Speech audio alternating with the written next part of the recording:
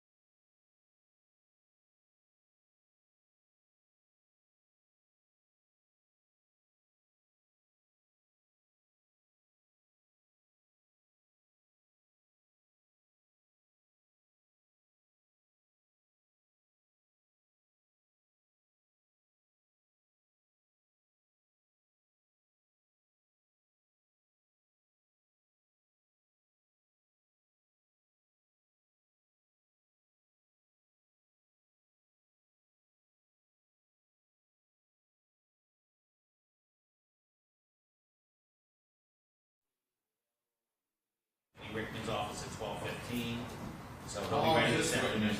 He said several hours. But yesterday, I mean, I just don't want to get done at like 10:45 or 11, and then we're all sitting in that. I see tab there. You would have this. We're not going through all of these, Judge, but I would guess maybe two. Yeah, I would probably get JOA arguments too, Judge. That'll be fairly lengthy. Judge, Mr. Lepresti is at our disposal. Why don't we just have him come down here at 10:30 and he can just wait there in the hallway until it's time to come in here, no matter what we're doing. And his time is our time. So I'm going down. He's available at 12:15 is what I was told, but whatever, Judge, that's fine. We're gonna need a lunch. We're gonna have a lunch break. I don't anticipate going on. They have a couple hours. I have cross of that. And then I have Lepresti, and I need to get in touch with Cosme and tell him to come down too. You guys know better than I do, that's why I'm asking. Well, he's got more stuff than he did yesterday, and yesterday's witness crossing the rep took 3.5 hours.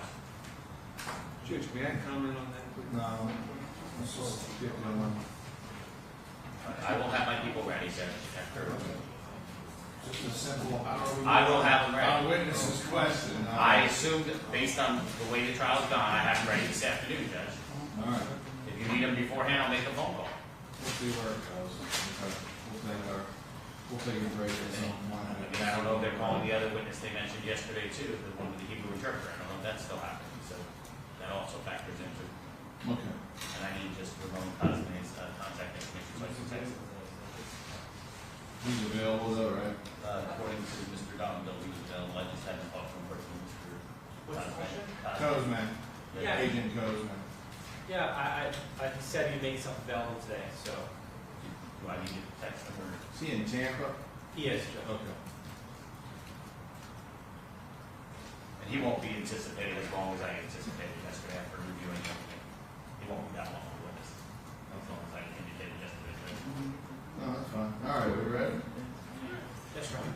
All right, why don't you bring your witness in and we'll get them set up. Yes, sir. Check the punches, guys.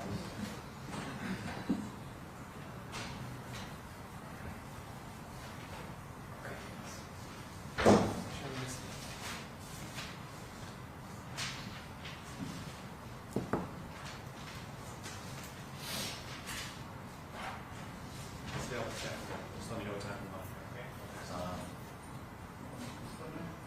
As soon as you want, we'll give me about an hour heads up. Oh, this sounds reasonable.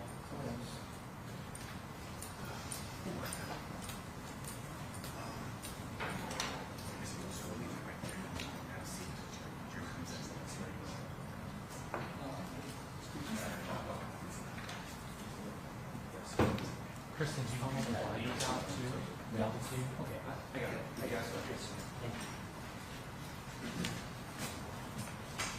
I'm gonna put everything in this screen. Okay. I want you to be very behind you though. So can I, is the first group? That's the second group? Yes, if you, that's what this one is. Okay. So this is chronological. Yeah, I just don't want to know because they get this in front of you. So can we just put, are you okay if I just put next to you? Mm-hmm. Okay. Is that all right? And then we'll move this up. Yes. Okay. So I'll just zoom out on the view on this side. Okay, thank you. All right, are you ready? Yes, Your Honor. All right, swing jury.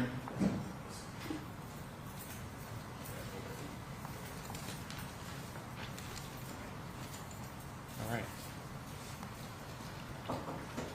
Business.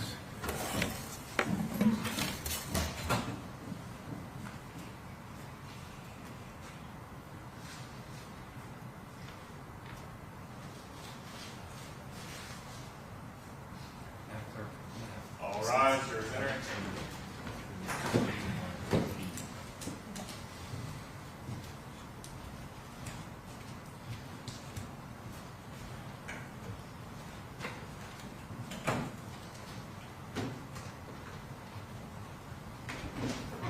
Everybody have a seat. Good morning. Let the record reflect jury's present parties are present, defendant is present. State, please call your next witness. Your Honor, state calls Kristen Vasilla. You raise your right hand for me. Do you swear to tell the truth, the whole truth, and nothing but the truth? Yes. All right, please state your name for the record. Kristen Basila. Understood.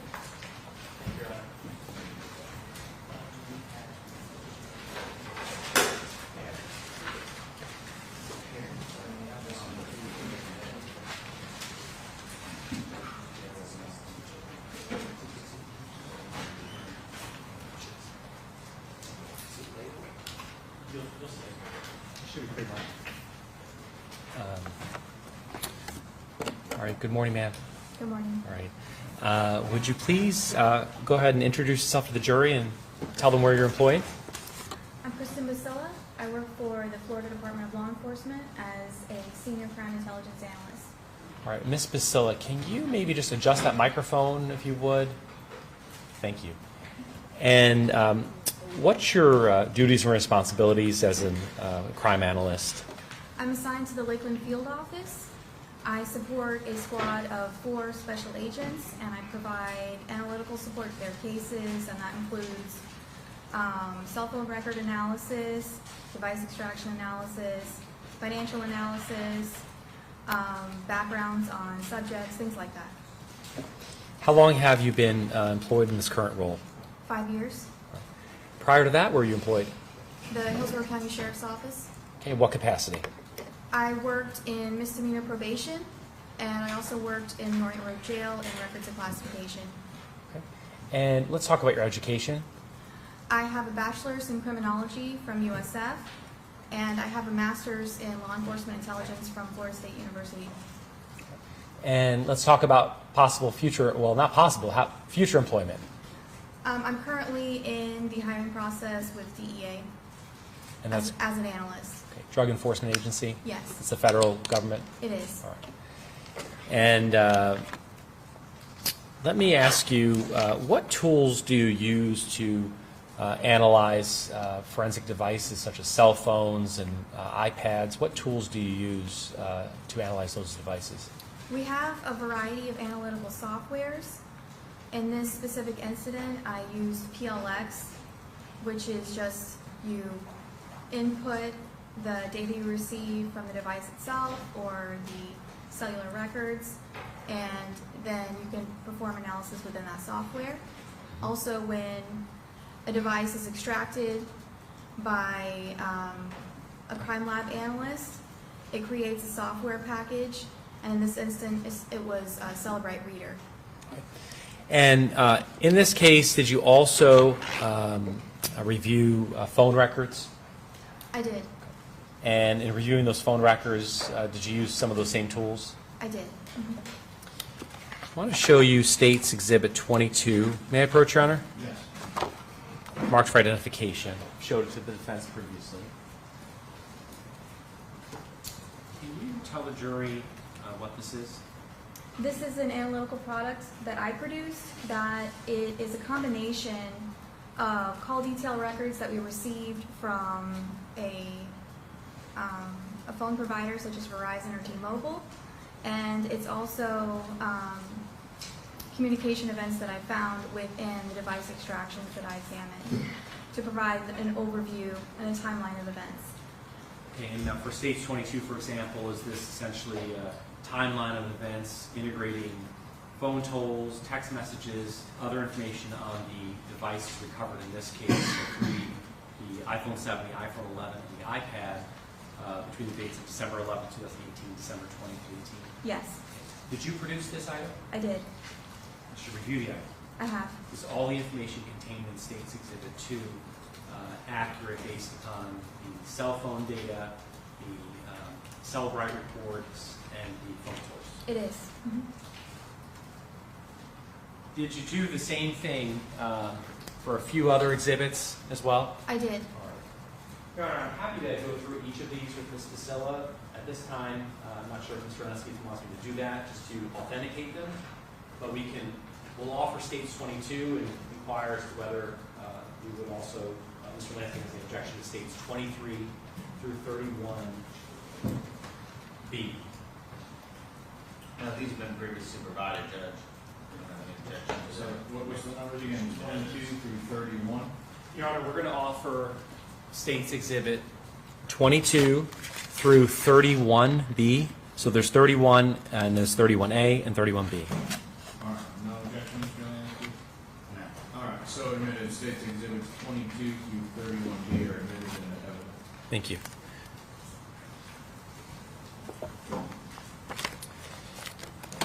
Now, for the other exhibits that I have here on the podium, 23 through 31B, did you follow the same process that you outlined for the jury? I did. All right. And you prepared all these reports? I did. Fair and accurate representations, summaries essentially of a lot of that data, a lot of the text message that's contained currently in evidence. Is that right? They are. All right.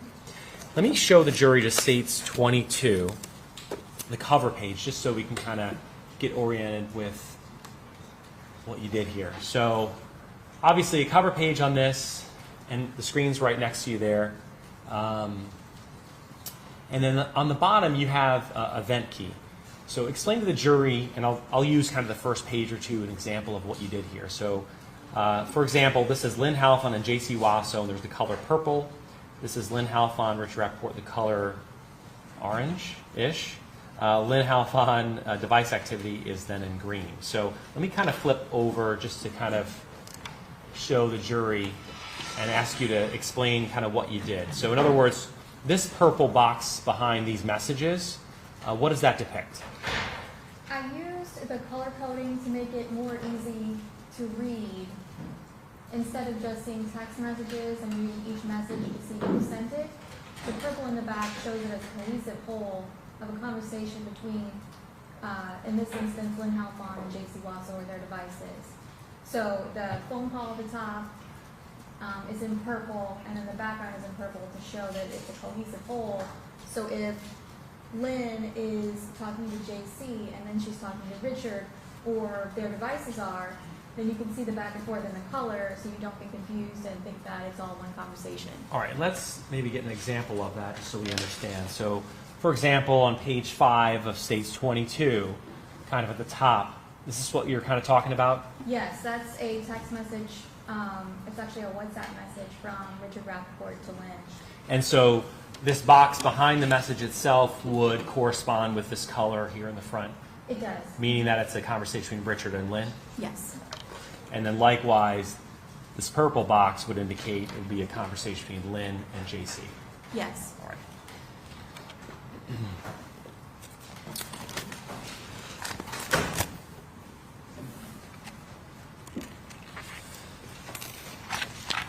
Now I want to go through States 22. I'm not going to go through the entire document on each of these, every single page, okay?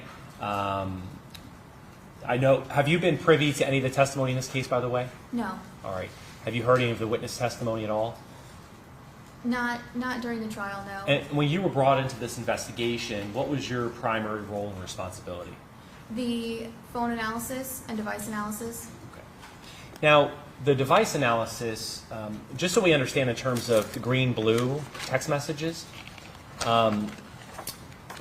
the only devices recovered here were the devices associated with Ms. Halfon, is that right? Yes. All right, so explain to the jury, in terms of the green and the blue color, what should they be looking for? In other words, is green always Lin, or is it always Wasso, or is it something else? So when I received the extraction, in this case I received it from analyst Karen Allen, but it was performed by crime analyst Greg Roberts. And when you go into Celebrite, which is the software package that the extraction is housed in and viewable, you can see these text threads, and this is exactly what it says in there. It's just pulled from Celebrite Reader and put into this document to be more readable. So there's a standard, I don't know if you've ever noticed on your phone, when you're texting someone, you are always green and they are always blue. So the only significance of the colors is that blue is not the device holder and green is the device holder. So these were from Lin's, I believe this was the iPhone 7 at this time. So if you see here above the actual text message content, it has Lin Halfon's phone number, and then I believe her name in Hebrew, and then over here is the number associated with Jaycee, and then the Jaycee here, this is actually from Lin's contacts. That's how this is labeled, because this was pulled directly from her device. All right. So then, because in this case there are 3 devices that belong to Lin Halfon, Ms. Halfon would always be in green in terms of messaging, text messaging? Yes. All right. The top portion of it, what does this represent on page 1 of States 22? This is a phone call, and as you can see with the arrows, it was Lin, or Lin's device, calling Jaycee's device, and the bottom shows the date of 12/11/18, the time of 12:49 p.m., and the duration was 1 second. Okay, so now, is it fair to say that every time in these exhibits where there is an arrow pointing from one photo to the other, it's a call from the kind of where the arrow is originating, and then where it's pointing is that that person is calling the other person? Yes. All right. And the duration, this was 1 second, is that correct? Yes. So, and when it says 12:49 and 13 seconds, so is that a phone call that started at 12:49 and 13 seconds or ended? Started. So that it would be 12:49, 13 seconds, and then it would have been 1 second, meaning the call ended at 12:49 and 14 seconds? Yes. Okay, well that's some good foundation. Let's kind of move through some of these messages, okay? And I want to start with kind of at the end of this, of your analysis in terms of dates in November of 2019. Let me pull up that.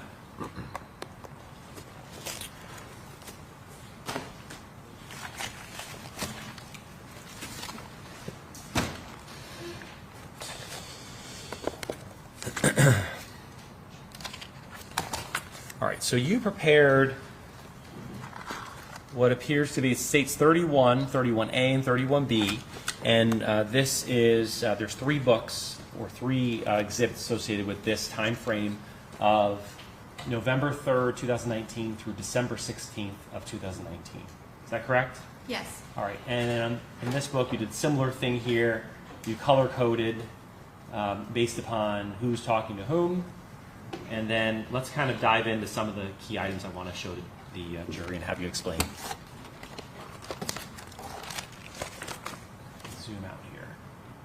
So start with November 3rd of 2019. Now, it's a situation where Miss Halfon is then calling Miss Wasso, Is that right? Yes. And that, what does this indicate? That means that the call was forwarded. It could have been forwarded to voicemail. It could have been forwarded to another line. But it just denotes that it was forwarded, that the recipient did not answer the phone. And Ms. Basso, can we explain to the jury why you included it was forwarded and then in voicemail? In other words, what do the records depict? They say that the call was forwarded, but in this instance, every carrier is different. In this instance, it does not say if it went to voicemail or somewhere else. So I can't say for sure one way or the other. For Lin's and Jaycee's call detail records, I had both. So I was able to see when they were calling each other if it was forwarded or not. I wasn't able to see that with everybody. I didn't have records for Mr. Shearer, for example, but I could see Lin's side of it. So when Rick called Lin, I could see based on Lin's records that it was forwarded. But if she called him, like if this was not answered and that 7 seconds was actually voicemail, I can't tell because I don't have those records. But for Lin and Jaycee, I could. And for call forwarding in this type of situation, is it possible that it was actually just a call forwarding to the Verizon or T-Mobile voicemail system? Yes. Okay. All right. So on this page, 11.3 of 19, there is a phone call from a Rick Shearer to Lin Halfon. And then there's a call from Lin Halfon to Rick Shearer. That was a 7-second conversation. Is that right? Yes. On November 3rd of 19. Then a call to Mr. Rappaport. Yes. Why say duration 0? What does that mean? That's what the record indicated. Okay. She might have hung up while it was ringing. It just depends on the carrier. Okay. I want to show you and jump over to page 16.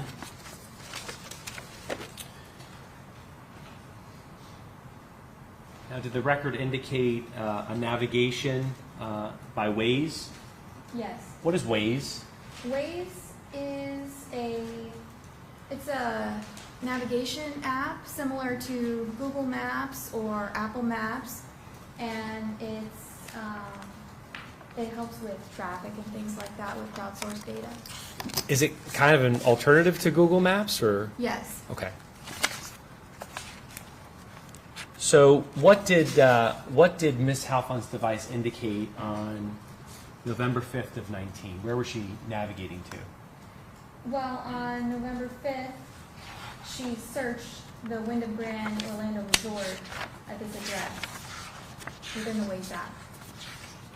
So it was a search. Yes.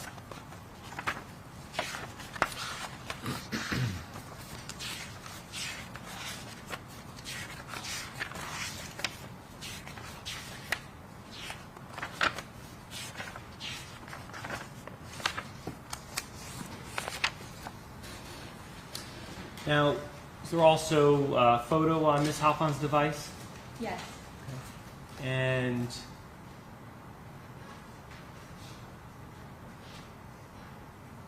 was there any indication on this location?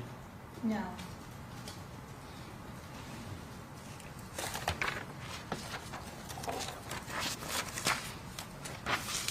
On 11/6/2019, let's look at that.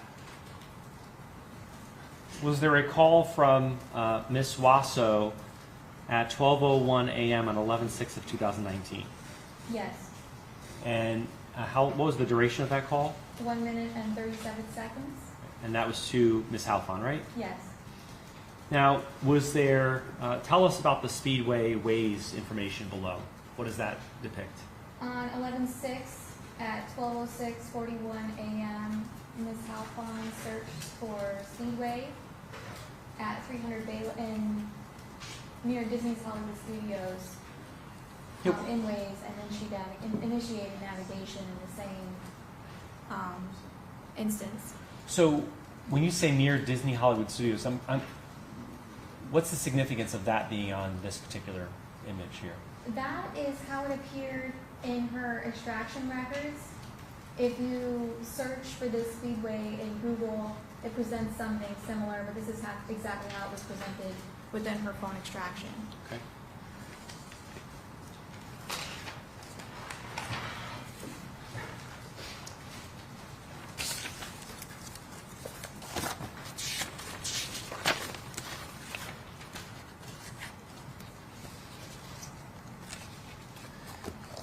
fast forward to page 29 of States 31.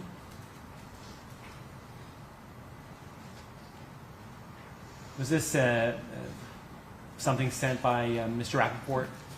Yes, that was a Wikipedia link sent by Mr. Rappaport in That was- WhatsApp. About Wells Fargo? Yes. And I want to move along to page 32. Page 32, I want to just, the box behind is this yellowish box. This would indicate a communication to Lynn and Richard, is that right? Yes. The blue box that I'm pointing to, dated 11/6/19, 3:32 p.m., that would be Richard Rappaport. Yes. And this message indicates if only the seller would take a wire, none of this problems. Yes. Is that right? Mm-hmm.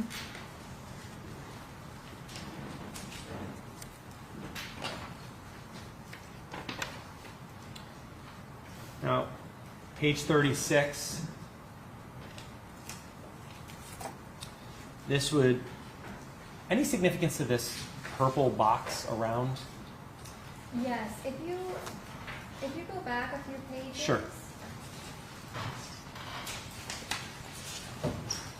Right here at Yes. the bottom.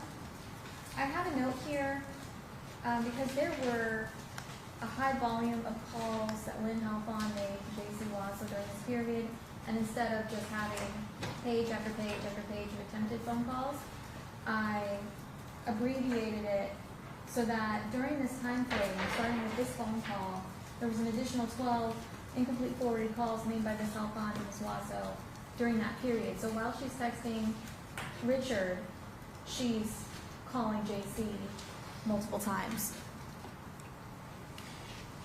Let me, that was on page 34, so let me fast forward then to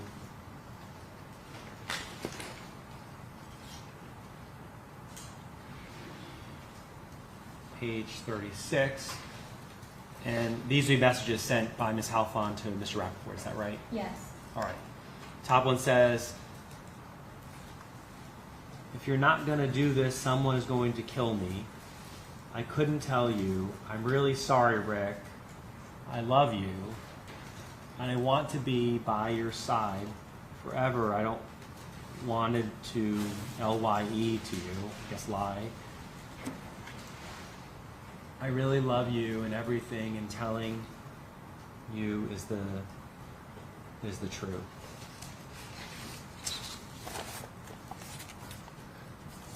Is that the messages Ms. Halfon sent to Mr. Rappaport on November 6, 2019 at 3:51 p.m.?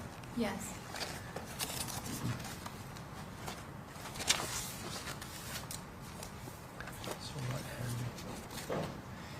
Page 45. Again, communications between Mr. Rappaport and Ms. Halfon. Is that right? Yes. All right. And Ms. Halfon, 11/6/2019 at 7:45 p.m. Oh my God, it really gonna be my end? Mr. Rappaport says, what end? Ms. Halfon says, the end of my life. She will get crazy. She don't know me. She will think the worst. Who will end your life? Mr. Rappaport's response. And then there's some phone calls to Mr. Rappaport, and then a voicemail left by Ms. Halfon to Ms. Wasso. Is that right? Yes. Turning to page 53.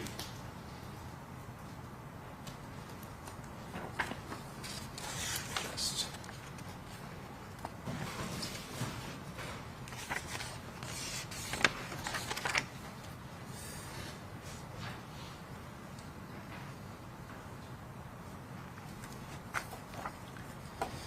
actually, I'm sorry. Turning to page 51. Top portion of page 51. What does this indicate? This is showing Lin Halfon using the Waze application. She initiated navigation to the speedway on Buena Vista Drive in Lake Buena Vista, and that's 11/6/19 at 10:46:20 p.m. All right, and then this next one on page 51, what does that indicate?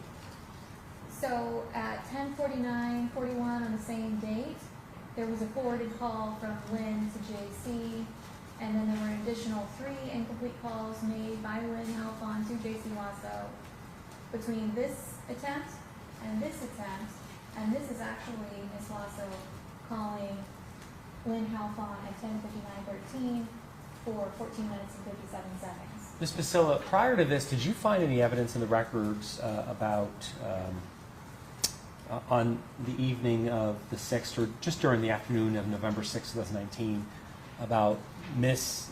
Halfon attempting to call Ms. Wasso? Did you find evidence that, in terms of an unusual frequency of calls between Ms. Halfon and Ms. Wasso on this date? I'm not sure if it was unusual. Ms. Halfon called Ms. Wasso quite frequently during this time frame. I know that there was a day that there was an increase of unanswered calls, and I'm not completely sure if this is the date. Understand. Now, 11/7/2019, bottom of page 51. This is again between Ms. Halfon and Mr. Rappaport. Mr. Rappaport says bank opens at 8:30, and Ms. Halfon says, LK, meet you there. Is that right? Yes.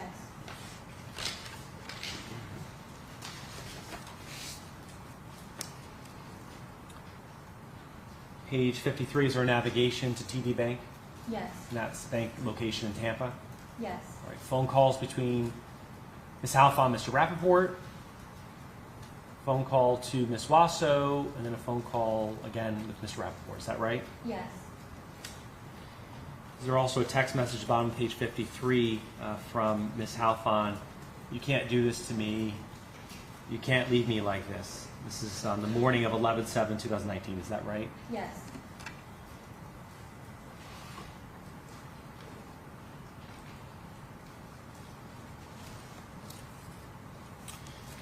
Page 69. These are, again, communications between Ms. Halfon and Mr. Rappaport. Is that correct? Yes. All right. Mr. Rappaport, on 11/7/19 at 10:28 a.m., he says, you must give me the check back. Is that right? Yes. 11/7/2019. Sorry, I couldn't hear the date. Yes, 11/7/2019 at 10:28 a.m. Mr. Rappaport says, you must give me the check back. Is that right? Yes. He tells Lin that. He does. She says, okay, let's meet. And he says later, and it kind of goes on from there. Is that right? Yes. All right. Page 70.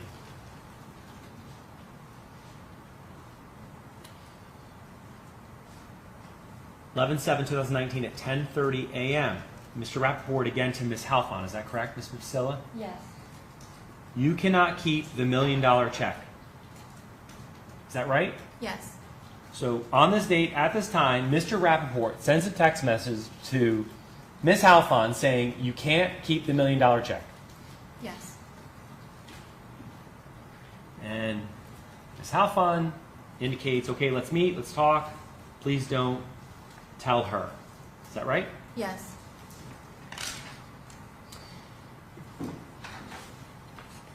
Now, that message from Mr. Rappaport is at 10:30 a.m. I want to look at page 71. I want you to explain this a little bit for us. Let me zoom out. Now, this appears to have that kind of purple outline to it again. Yes.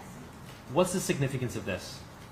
So this indicates that while Ms. Halfon is on the phone with Ms. Wasso, these text messages are taking place. So while she's on the phone, all these text messages, and it could be other events, occur. And this phone call is placed 11/7/19 at 10:30 a.m. Is that correct? Yes. And the duration of the call is 4 minutes and 16 seconds? Yes.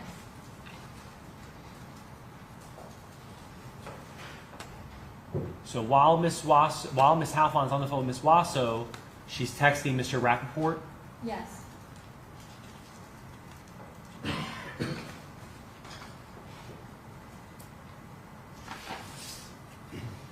Page 72. While she's on that call with Ms. Wasso, does Mr. Rappaport send a message, a text message, 11/7/2019, 10:34. I feel like I am being used very much. Scammed. This is on 11/7/2019 at 10:34. Is that right? Yes. So while Lin Halfon's on the phone with Jaycee Wasso, Mr. Rappaport sends that text message to Lin Halfon. Yes. Page 73.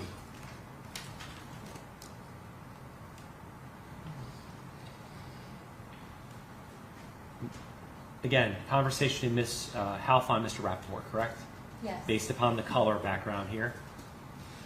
The yellow. Yes. Okay. 10/7/2019, 10:39. Yes, I will place the check in the bank and give you money, but not $1 million. Is that right? Yes.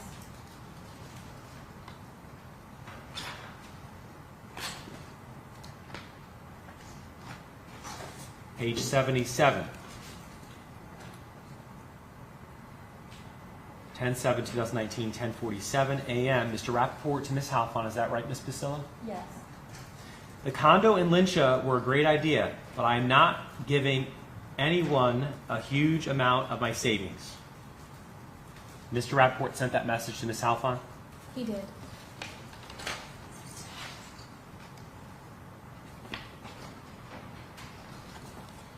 Page 84.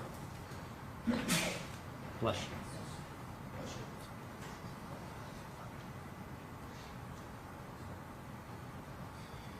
It's the message, 11/7/19, 10:55 a.m. The money we deposited at Chase, I mean.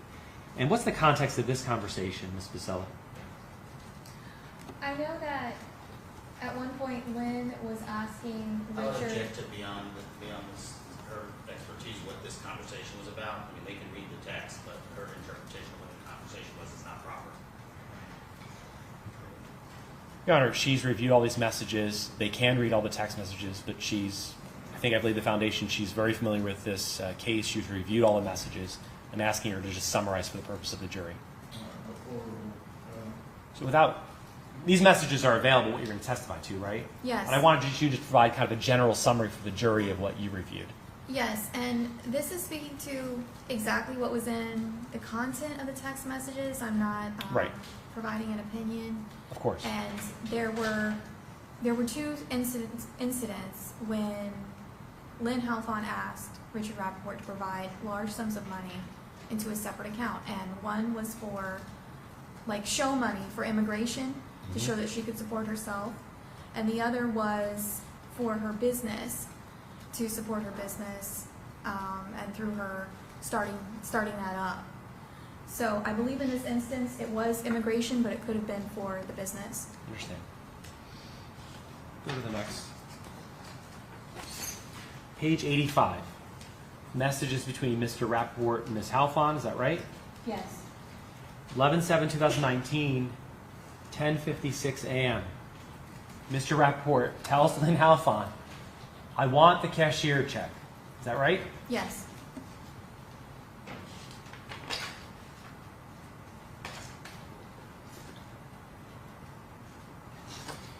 Page 89, 11/7/2019, 11:16 a.m. Mr. Rappaport to Ms. Halfon. Ms. Basilla, is that what it indicates? Yes. I believe, but I cannot live up to your needs. Be a father much, much longer than I have been a husband. And then there's a phone call after that text message, correct? Yes. Who's the phone call to? It's from Ms. Halfon to Ms. Wasso. Is there a message from Ms. Halfon after that call? Yes. What does that indicate? What does it say? I can't believe you are acting to me like this.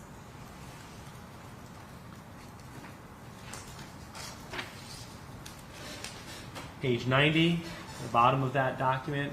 Additional phone calls on that day, Yes. and that would have been at 11:25 a.m. and around noon. Yes. The 11:25 call is about a 12-minute conversation.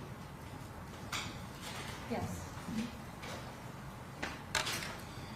Page 91. Additional phone calls between Ms. Halfon and Ms. Wasso here, correct? Yes.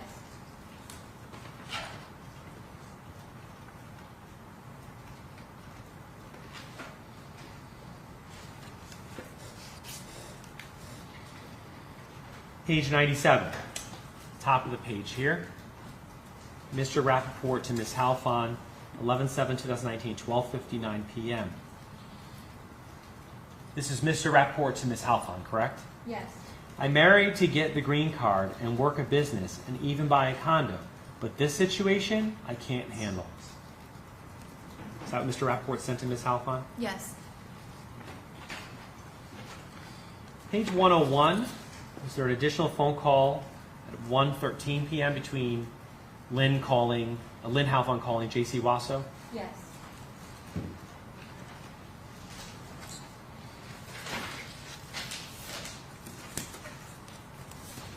Page 103. Shows there an image on Ms. Halfon's phone of this check, cashier's check for $333,000? Yes. All right. And down below that, I want to show you this, and I want you to explain this to the jury what we're looking at here. What does this indicate on the bottom of page 103? So if you look at the image above, Okay, In the the- image above, I'll do that. yes, in the corner of the check, right where it looks like Would it be a here? finger is, yes. Okay. There is a phone number for customer service to Wells Fargo, which is right here. And Lin Halfon called that number on 11/7 at 1:23:44 p.m. And she communicated with that number for 14 minutes and 48 seconds. While she's on the phone with this customer service number, she has an incoming call from Jaycee Wasso that Lin Halfon adds to the call with Wells Fargo, and Jaycee is included in that communication potentially for a minute and 2 seconds. It just depends on how long the phone rang before Lin added her. Okay. So on 11/7/2019 at 1:28 p.m., the defendant, Jaycee Wasso, is conferenced into a conversation that Lin is having with Wells Fargo. Yes.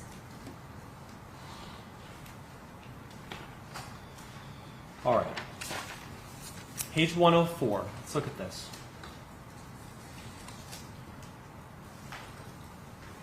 Bottom of 104, we have the Waze symbol again. So what does this indicate? This indicates that Ms. Halfon used the Waze app and initiated navigation to the Amscot on Armenia Avenue in Tampa. Okay. And then is there a call between Ms. Halfon and Ms. Wasso? Which direction here? Ms. Halfon called Ms. Wasso at 1:42:45 p.m. All right. So in terms of timing here, just so I understand this, Ms. Halfon starts navigation to Amscot on 6901 Armenia Ave in Tampa. Is that right? Yes. At 1:39 p.m. Correct? Yes. Then she makes a phone call to the defendant, Ms. Wasso, at 1:42 p.m. Yes. And prior to this, there was a phone call from Ms. Wasso to Ms. Halfon, and while she's on the phone with Ms. Wasso, Ms. Halfon does a search in Waze for Amscot.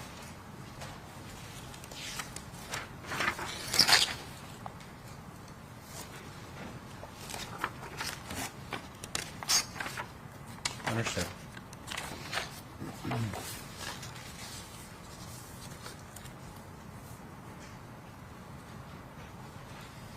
Page 105. First, it starts with a brief conversation there between Ms. Halfon and Mr. Rappaport, correct? Yes. All right. Then, 11/7/2019 at 1:52 p.m., that's a conversation from Mr. Rappaport to Ms. Halfon. Yes. And it says, okay, you already have the 60, which is okay. With me, as I said, it was, but more I will not do. Yes. This text message is actually part of a string. Previously, he was upset with Lynn because she cleaned out the bank account. So he said, I was going to use that money to pay back the Rolex. Now I want the Rolex. And this is a follow-up text message. To that. Yes.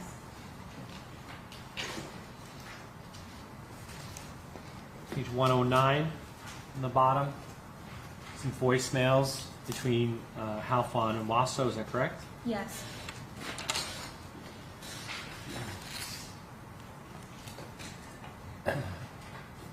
Eleven 2019, 2:39 p.m. What does this depict? Ms. Halfon did a search for Chase Bank on Northdale Mabry, and she initiated navigation, and it was at the same time. And then what about the Wells Fargo navigation? She initiated navigation to the Wells Fargo Bank on Southdale Mabry in Tampa. It looks like 10 seconds later. And then was there a phone call made by Ms. Wasso to Ms. Halfon on 11/7/2019 at 2:42? Yes.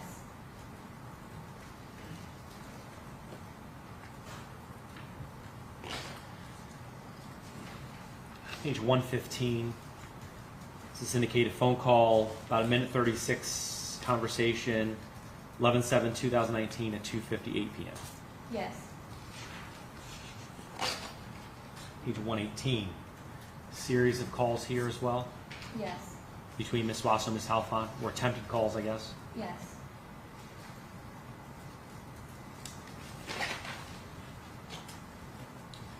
Page 119.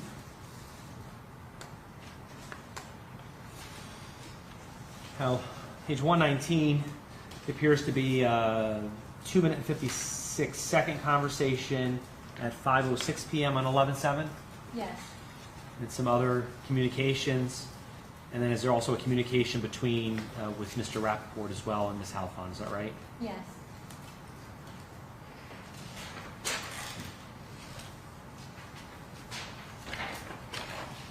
Page 122 on 11/7/19. Series of phone calls. It kind of starts with a 5-minute conversation between Wasso and Halfon, goes on to a 2-minute conversation, and then kind of ends with a further 2-minute conversation. Is that right? Yes.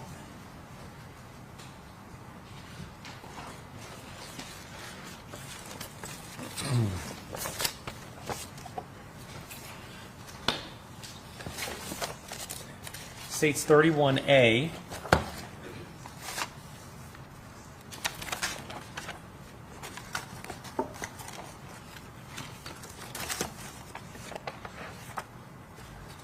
Page 130.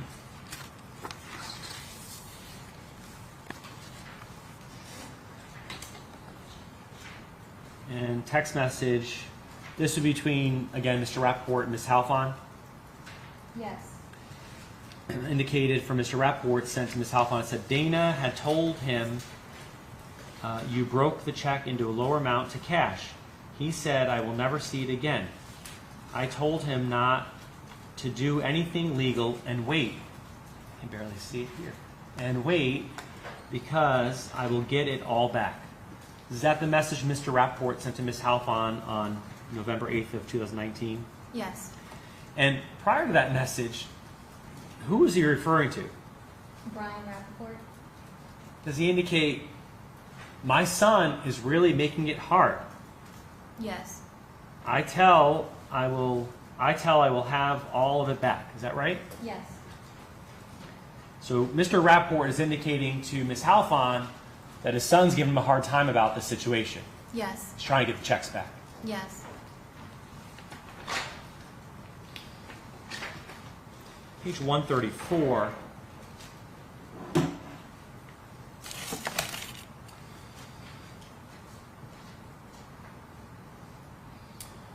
Judge, for the This- record, can we just make sure we're saying what dates these were sent out? Sorry, what? Can you state the dates, please? Sure. I'll try my best, of course. Yeah. Page 134, this is a message sent from Mr. Rappaport to Ms. Halfon, is that right? Yes. 11/8 of 2019 at 5:17 p.m. And it indicated, she told my son about the police, and he got very angry that I did not file a report and threatens to call immigration. Dana said she will never see him. Dana said she has never seen him so angry. Is that right? Yes. Okay. So this is a message sent by Mr. Rappaport to Lin, 11/8 of 2019. He's telling Lin, basically referring to she, told my son about the police, and he got very angry. So Brian Rappaport got very angry that Mr. Rappaport did not file a report. That's what this indicates? Approach.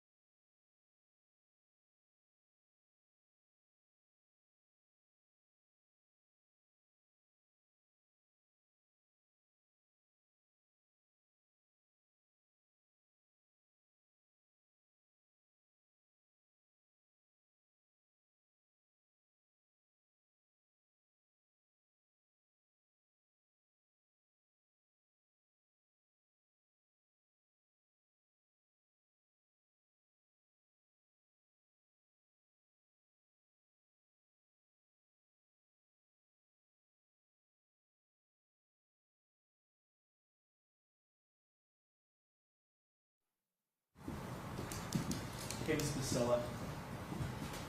So we're almost through this one. We move on to the next one. Mr. Rappaport is telling Lin Halfon that his son got very angry that he didn't file a report, right? Yes. Now, page 135.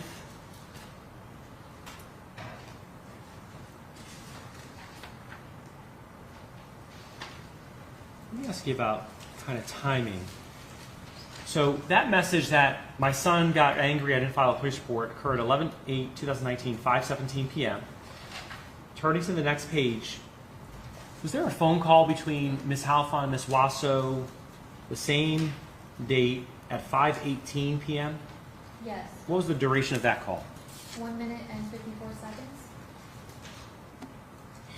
Does this box again kind of indicate that the two messages below were essentially received by Ms. Halfon while she was on the phone with Ms. Wasso? Yes. Turn to page 182. Skipping way ahead here, getting crazy. Now, page 182, tell us what the bottom of page 182 indicates in terms of the calls happening. On 11/12/2019 at 12:13:46 p.m. with a duration of 2 seconds, Ms. Halfon called Ms. Wasso, and the call was forwarded. And then between this call and this call, there was an additional 1 incomplete forwarded call made by Lin Halfon, Jaycee Wasso, and an additional 7 incomplete forwarded calls made by Jaycee Wasso to Lin Halfon. And then this last call was Ms. Halfon to Ms. Wasso on 11/12/19 at 1:11:49 p.m. with a duration of 10 seconds.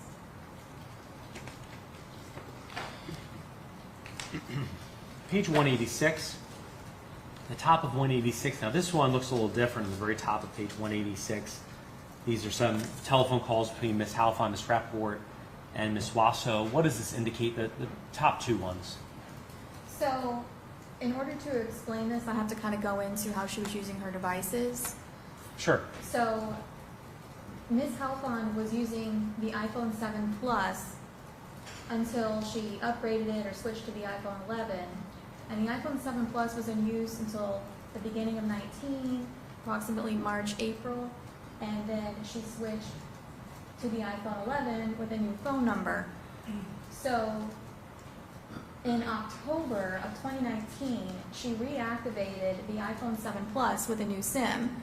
And the new SIM is this 813. This one? It's an eye test too, The so. one above. The one above, I'm sorry. 993-8301 is a new phone number as of Okay. October. And then this was the one that she had that was new, the iPhone 11 from earlier in the year. Okay. So in this instance, Lin called Ms. Halfon on the iPhone 7 Plus, and while she's on the phone with Ms. Halfon, she calls Richard Rappaport on the iPhone 11, so she's using both devices at the same time. Page 187. And this one, something I want to make sure we spend some time on. So, page 187, 11/12/19 at 2:06 p.m. There's a call between Ms. Halfon and Ms. Wasso. Is that right? Yes. And prior to that, there were a couple of calls, short calls with Mr. Rappaport and Ms. Halfon, correct? Yes. What does this depict on the bottom of page 187? This is an image of Mr. Rappaport's driver's license that was sent by Mr. Rappaport to Lin Halfon in WhatsApp. Now, there's a box here I see. So what does that indicate? Ms. Halfon was on the phone with Ms. Wasso when she received this message. And this message being a photo of Mr. Rappaport's identification? Yes. Page 188. What are we looking at here? This is just a larger image of what Mr. Rappaport sent to Ms. Halfon, Okay. and then at the bottom is just when information about when the image was officially created on her phone. Okay, and it was officially created on 11/12/19 at 2:08 p.m. Yes. Now, just below that, would this be a message sent by Ms. Halfon to Mr. Rappaport on 11/12/19 at 2:08 p.m.? Yes. What does it indicate? Send it clear again, please.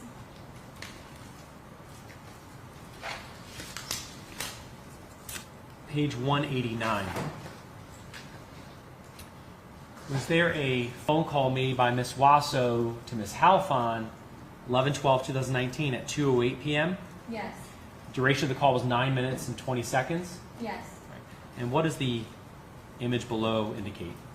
Mr. Rappaport sent another photo of his driver's license to Ms. Halfon. And I see a box around a lot of this material here. What does that Yes. indicate? Ms. Halfon was on the phone with Ms. Wasso when she received this image. That's kind of a blown up image. Yes. Now, page 190, I want you to explain to the jury the representations on this page and what you were able to determine or not determine based upon your review of the device. Okay, so some of the text messages and other outgoing things, like these images, were deleted by Ms. Halfon from her device. And these were all Apple devices, and how Apple works is if you delete a thread, like you're talking to your mom and you delete it, it goes to like a hidden recycle bin, and what immediately happens is the thread that connects these messages to a contact is deleted, and the thread that connects the messages to each other is also deleted. So instead of them all being together in a single line, these are all your communications with your mom, now they're all orphan messages sitting in the recycle bin, and that's how we view it if they still exist on the device when we extract it. And depending on how, on the device itself, the operating system and things like that, Apple's secret algorithm is how long between when you delete it and when it's really deleted from the recycle bin. So when I viewed this, this was Ms. Halfon sending these images to an unknown device. And she did it twice. She sent the first two together on 11/12/209/27, and then she sent them together again on 11/12/19 210/03. And then while she's also on the phone with Ms. Wasso on the iPhone 7, she uses the iPhone 11 to call Mr. Rappaport. So, just so I'm clear, there's that box, that purple box around this. Okay? Yes. So, let's go back one page just for a second. This phone call. So, 11/12/2019, 2:08 p.m., a 9-minute conversation. Is Miss Halfon still on the phone with Miss Wasso when these images are sent? Yes. So, Miss Halfon's on the phone with Miss Wasso. She's receiving images from Mr. Rappaport, Yes. the identification, right? Yes. And then she's sending those images out to an unknown device. You weren't able to determine which phone number, right? No. But while she's sending it out to a device, she's on the phone with Miss Wasso. Yes. And while she's on the phone with Miss Wasso, she also uses the other phone to call Mr. Rappaport. Yes.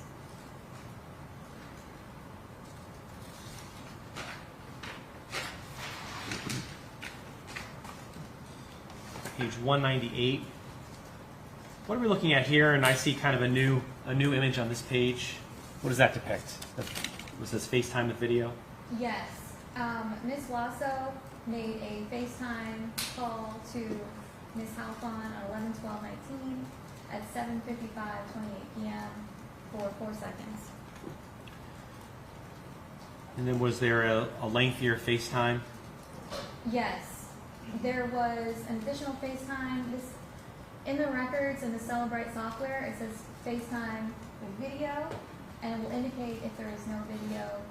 And this one actually has video, and it was for 49 seconds on 11/12/19 at 7:56 p.m. And so, just so we're clear, even I know this one, but I want to be clear. So FaceTime with video means what? Could you describe that to the jury? So there's 2 ways you can FaceTime if you're familiar with it. You can do a FaceTime call where they see your face and you see theirs, or you can just do audio. And it was reported in Lin's device that this actually had video. Meaning that they could see each other. Yes.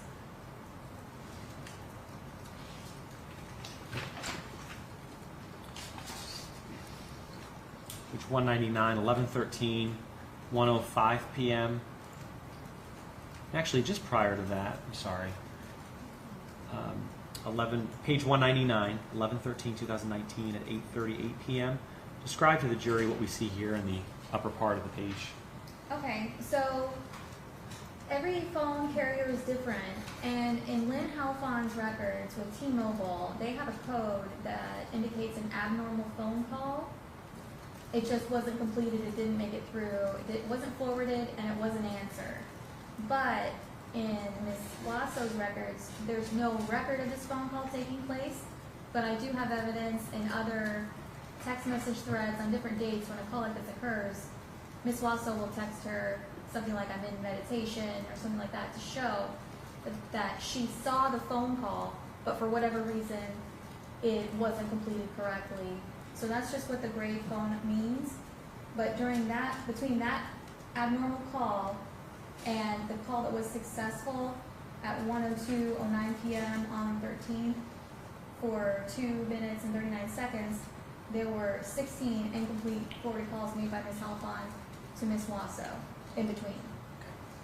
And eventually there was a lengthier conversation here on November 13th, 2019, 6 minutes and 33 seconds. Yes.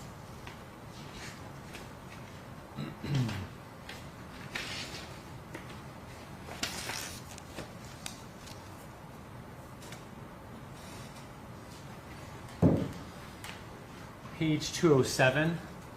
What does this reflect here? What are we looking at? This is an image that was created on Ms. Halfon's iPhone 7 Plus. Okay.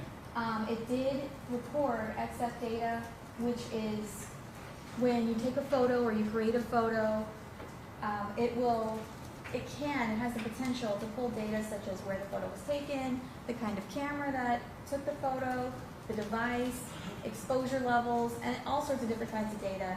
And for this particular image, the XF location data that was recorded was approximately Monte Towers on Bayshore Boulevard in Tampa, which is Mr. Rappaport's residence.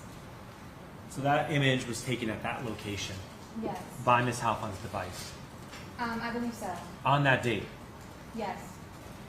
And there's a name at top here. You see that? Yes. What does it say? Dana 7919. Okay. And then there's a message. Within this message it says, I wish you had not gotten involved. It's a scam that goes on all the time with the kiosk girls. I've heard the same story again and again in the past week. And so is that image, that screenshot or photo sent to an unknown device again? Yes. All right. And then is there an attempt to call Jaycee Wasso about 30 minutes later? Yes.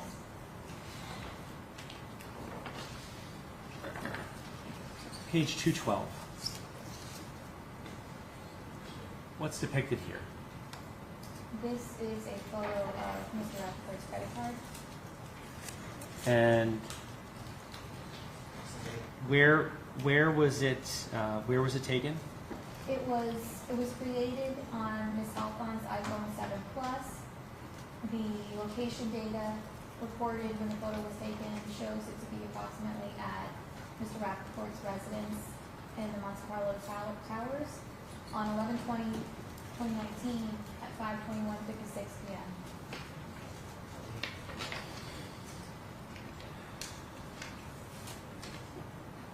Page 218. Does this page indicate some images of text messages sent to an unknown device again? Yes. And that's on 11/20 of 2019. Yes.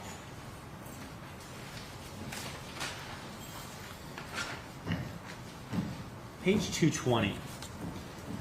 On 11/21 of 19. What does this indicate in the bottom portion of page 220? On 11/21/19 at 4:08:29 a.m., there was an abnormal call from Lin Halfon to Jaycee Wasso. There was an additional 7 incomplete forwarded calls made by Ms. Halfon and Ms. Wasso. And then at 11/21/19 at 11:07:08 a.m., Ms. Wasso called Ms. Halfon for a duration of 14 minutes and 28 seconds. So on 11/21/2019 at 11:07 a.m., Ms. Wasso called Ms. Halfon and spoke for a little over 14 minutes. Yes.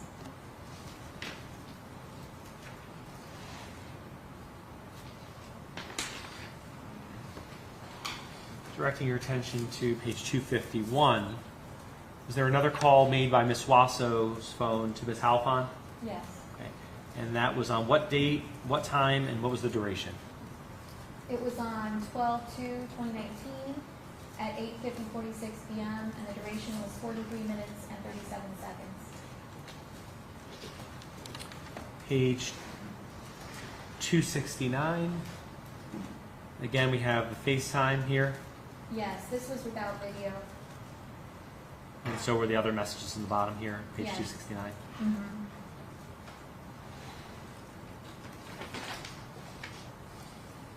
And page 270. On December 4th of 19, 8:07 p.m., was there a call placed by Ms. Wasso to Ms. Halfon that had a duration of 22 minutes and 4 seconds? Yes.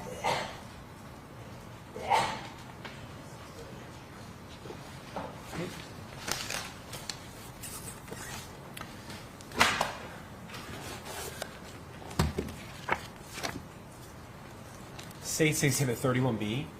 We're not going to go through any of this actually, but I do want to show this to the jury so they understand what you did here. Was there also kind of an appendix that you did to the exhibits? In other words, any of the images that were smaller, did you have those blown up and include them in your exhibit? Yes, I had images that were the full page size so they're more readable, and I also had a complete listing of all the calls that were included in the exhibit. All the call details. Yes. Okay. And I'm going to show you, just for example, on 31B, page 349. This was just an image of Mr. Rappaport's identification, right? Yes. Okay. And then when it says Appendix A-33, so if the jury's looking through these documents, would that refer back to, would you have that somewhere else in your exhibits so they could look for it? Yes, it's indicated under the image as it occurred in the exhibit itself. So it'll have a notation, is listed in the appendix A-33, and so you can flip to this page. Excellent. Thank you. Now, I want to walk you through.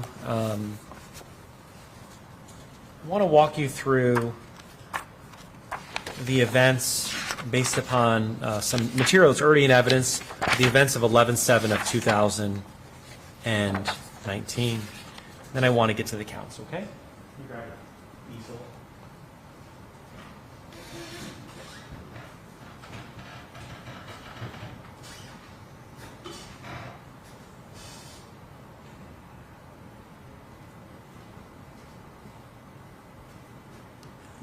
It's right in front of you.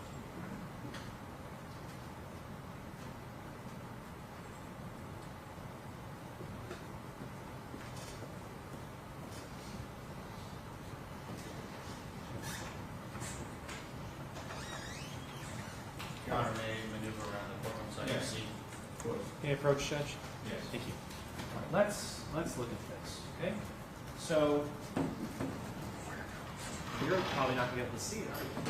How about that? Are you able to see it? Yes. Great. All right, so this board indicates November 7th, 2019, 9:37 a.m. to 11:25 a.m. The phone calls, depictions that are in here, is that all of your work? Yes. And there's some images in here that have already been admitted into evidence. I just wanted to walk through this with you for the purpose of the timeline. At 9:37 a.m. on November 7th of 19, did Ms. Halfon attempt to make a call and reach Ms. Wasso? Yes. After that, what did you find in the records related to phone calls by Ms. Wasso? There was a phone call from Ms. Wasso's device to Advance America in Orlando. And then after that call, did Ms. Halfon again try to reach Ms. Wasso? Yes. Then what happened next? There was a call from Ms. Wasso's device to the AMSCOT in Tampa on Armenia. And that was the AMSCOT we saw the text about? Yes.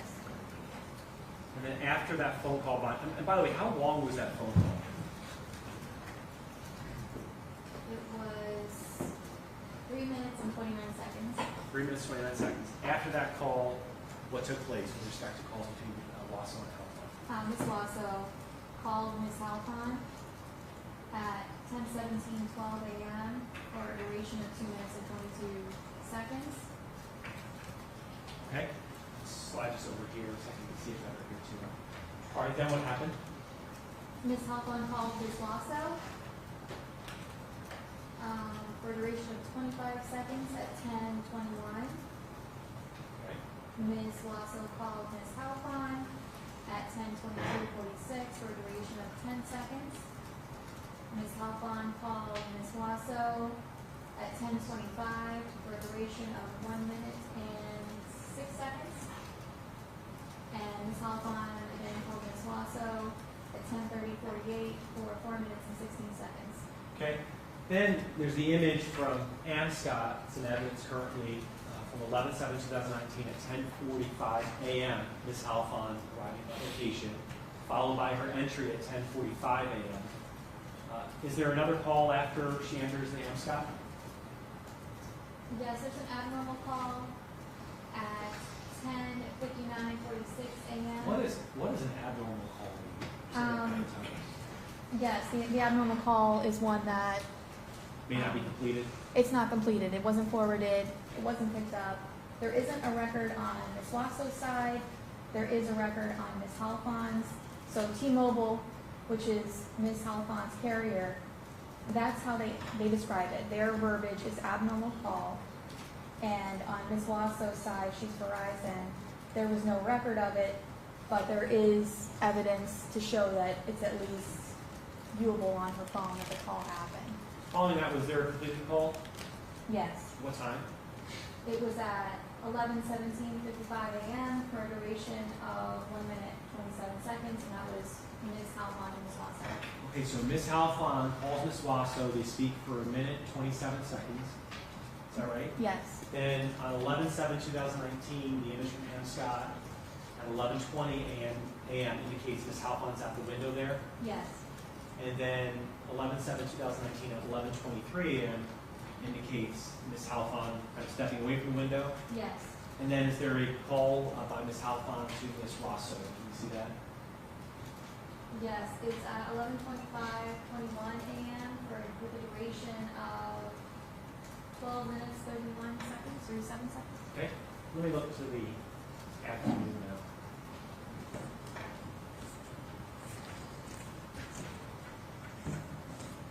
Now this represents the time period from noon until 4:16 p.m. And kind of walk us through the phone calls here before we get to the images. Okay, Ms. Halfon called Ms. Wasso at 12 noon, and the duration was 3 minutes and 5 seconds.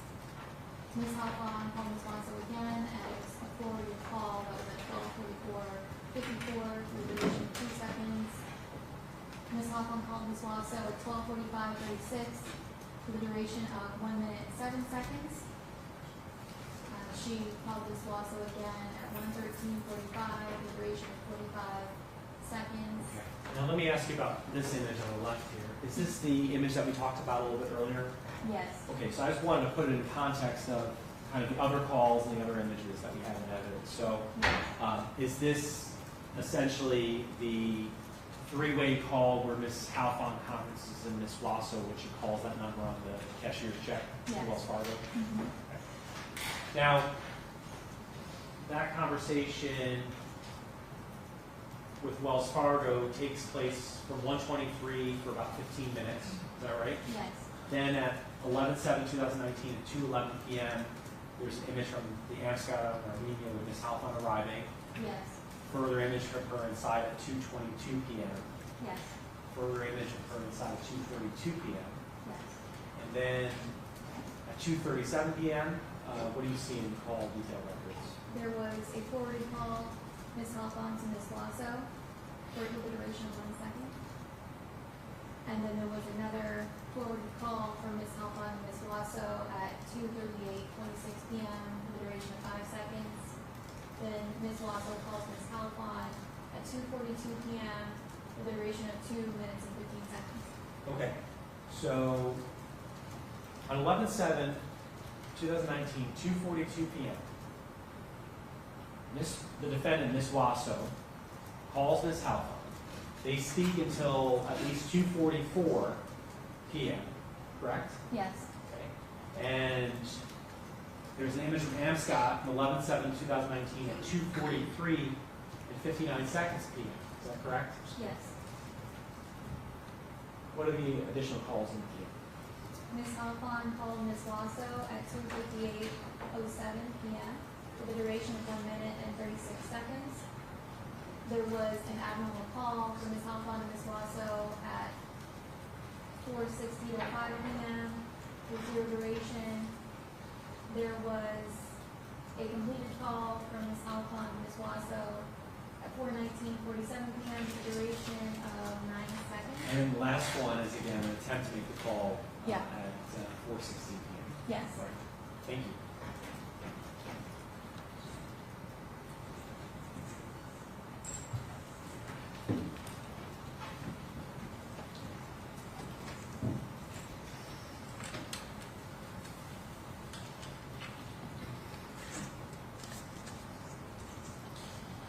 Now, I want to turn to go back to the beginning. I want to turn to count 2 in the information, State's Exhibit 22. This was for a date range of December 11th, 2018 through December 20th of 2018. Is that correct? Yes. I'll go through some key items in this exhibit as well, okay? So it kind of started at the end, but now we're going to go back a little bit to the beginning-ish. So I want to go to page 21. And I'm referring you to a text message on 12/12/2018 at 2:35 p.m. Was this a text message that was sent to Lin Halfon? Yes. And that was a message sent by Jaycee Wasso's device? Yes. Right. And I'm not going to read this because you've heard a little bit about this, but this is essentially, Lin, the spirits want me to tell you, your mother's going to die, and really a bunch of really bad things are going to happen, essentially, this text message says. Now, this was on December 12th of 2018, is that right? Yes. Okay. And just prior to that, there was a 3-minute phone conversation. So just so we're clear, on 12/12/18 at 2:18 p.m., Ms. Wasso calls Ms. Halfon. They speak for 3 minutes. Is that right? Yes. And then, let's see, by 2:35 p.m., this message is sent. Yes.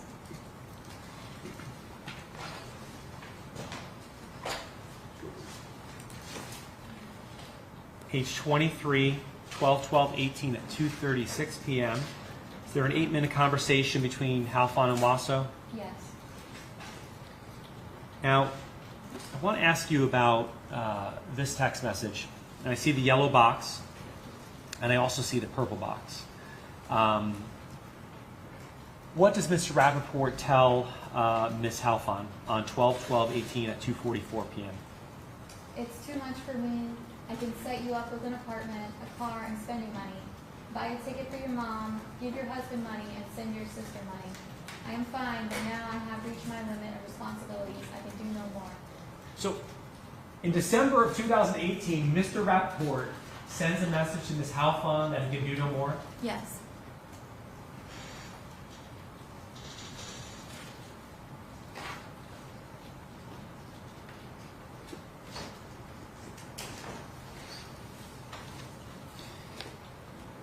Page 24. It's a message. These are messages between Jaycee and Ms. Halfon. Yes. And the defendant says 12/12/18 at 2:51 p.m. Call him.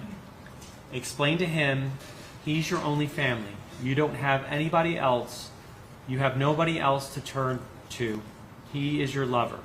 He's the only man you know. He's only one you love. Of course you would turn to him for help. Is that what she says? Yes.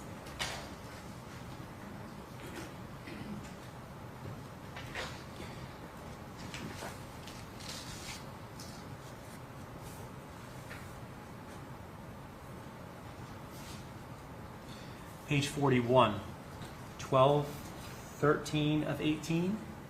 This is a message sent by Mr. Rappaport to Ms. Halfon. Yes. Mr. Rappaport says, "You have the right to be upset. It is too hard for me to come and see you that way. But money is way too much for me at this time." Is that right? Yes. So, on December 13th of 2018, Mr. Rappaport is telling Lin Halfon at this point that money is way too much for me at this time. Is that correct? Yes.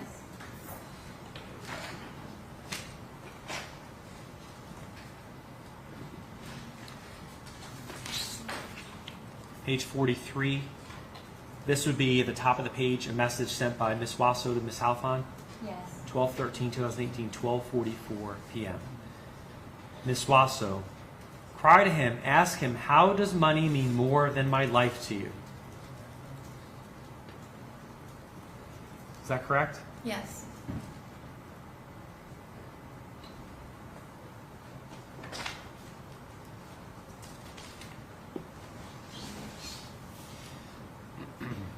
Page 44. This is 12/13/18 at 2:44 p.m., the top of the page. This is a message sent by Ms. Halfon to Ms. Wasso. Yes.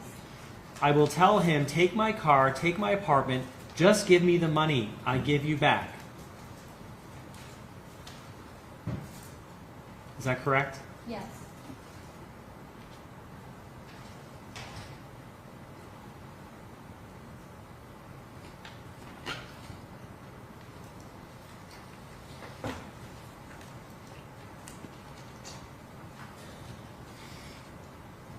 turning to page 46. Ms. Halfon to Ms. Wasso, is that correct here? Yes. JC, I want him to say yes. This is at 12/13/2018 at 12:47. I want him to say yes. I really want this. But he show me like he is very stubborn, don't care about anything, only about his money. He don't care when I tell him I go back to Israel. Ms. Wasso to Ms. Halfon. Yes, we need him to. That's why you need to do everything to get him to say yes. That's the devil attacking him. Is that what Ms. Wasso says to Ms. Halfon on 12/13/18 at 12:49 p.m.? Yes. Page 47. Again, messages between Halfon and Wasso here. The messages on the right in green are Ms. Halfon's message, Yes. and the left in blue, Ms. Wasso's. Yes. 12/13/18, 12:49. What should I do to prove him that I really need it, and money doesn't matter for me? He don't trust me. I told you.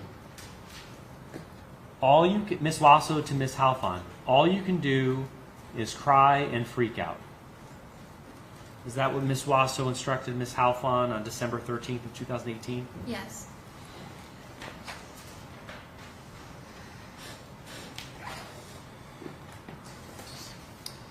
Page 51, the bottom, on 12/13/18, 2:14 p.m. There's some phone calls here. There's a lengthy phone call, about 9-minute, 51-second conversation, and a 5-minute conversation. Is that right? Yes.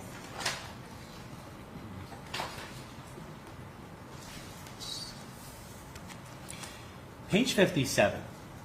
Direct your attention to this conversation. This is between Richard and Lin.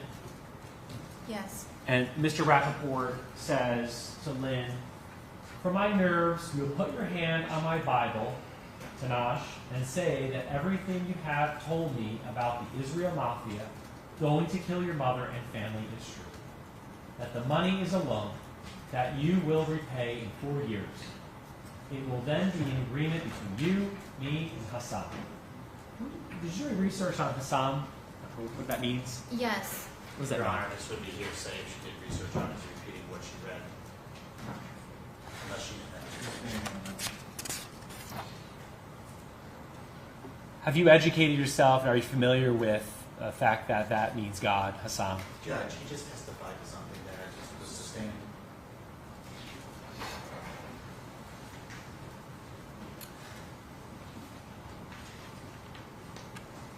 So that's a message between Mr. Rappaport and Ms. Halfon, where he is indicating that he wants her to swear to the fact this is all true. Is that correct? Yes.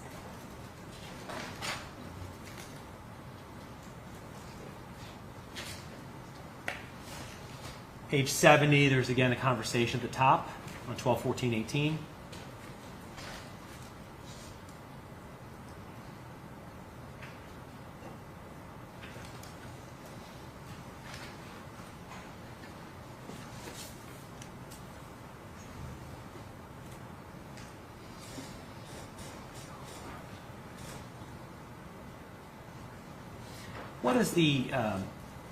What does the top of this page indicate on page 72 in terms of that red box around these messages in this phone call? While Ms. Halfon is on the phone with Mr. Rappaport, she is texting Jaycee Wasso. And Ms. Halfon is sending the text messages below that to Ms. Wasso while she's on the phone. Is that correct? Yes. And then they have a conversation a little bit further at this time for 2 minutes. Yes.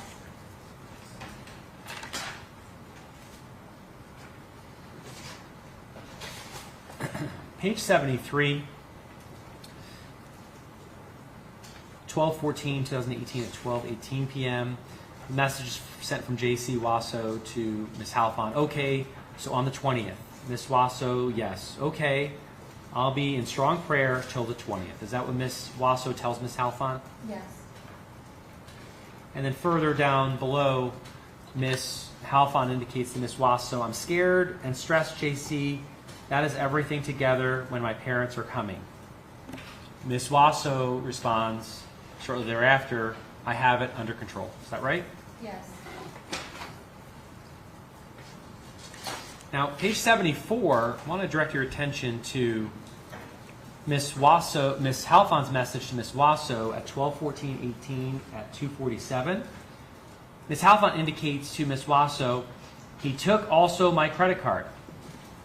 And then Ms. Wasso responds, why did he take it? Did you give it to him? Ms. Halfon responds, I'm not going to be calm till I get this. Is that right? Yes.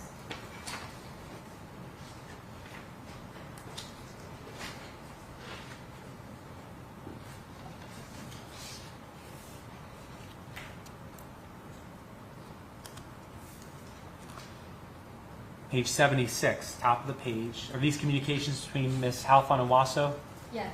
And Ms. Halfon's in green, Ms. Wasso's in blue? Yes. Ms. Halfon, 12:14:18 at 12:49 p.m. And he say, give me my card, and I gave him. And then Ms. Wasso indicates, he will give it back to you, don't worry. Ms. Halfon indicates, I told you I don't care. The most important to get this money for the work. And Ms. Wasso indicates, I care, Lin.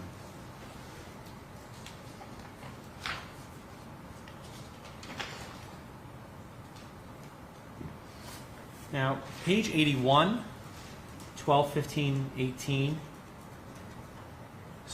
Again, between Halfon and Wasso, Yes. and the green and the blue, same.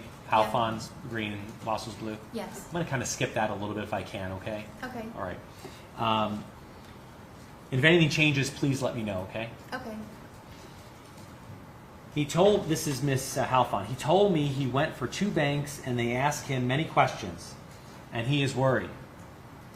Miss Wasso, don't worry, Lin. There's nothing they can do. It's his money. He can say he's doing whatever he wants with it. Objection. These exact texts and many of the ones that he's reading again were already put into evidence and read by Mr. Castillo or another witness. At this point, they'd be cumulative. These for sure were read before Judge.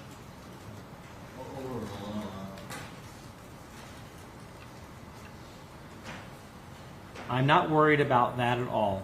It's his. Is that what she says? Yes. Let me skip ahead here.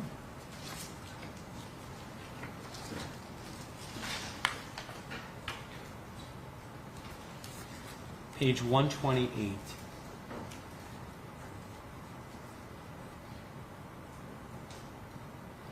Again, the communication between Wasso and Halfon here. Is that right, Ms. Basile? Yes. Ms. Wasso, what would the rain have to do with money, though? Ms. Halfon, I have no idea. He say if it will be before, he will let me know. Ms. Wasso, okay, Lin, because I leave today, my checkout is 12. I need to book the room for another night, even though I do not stay. Let me know it sooner. And then Ms. Halfon indicates, do you want to meet before? And this is on December 20th, 2018, correct? Yes.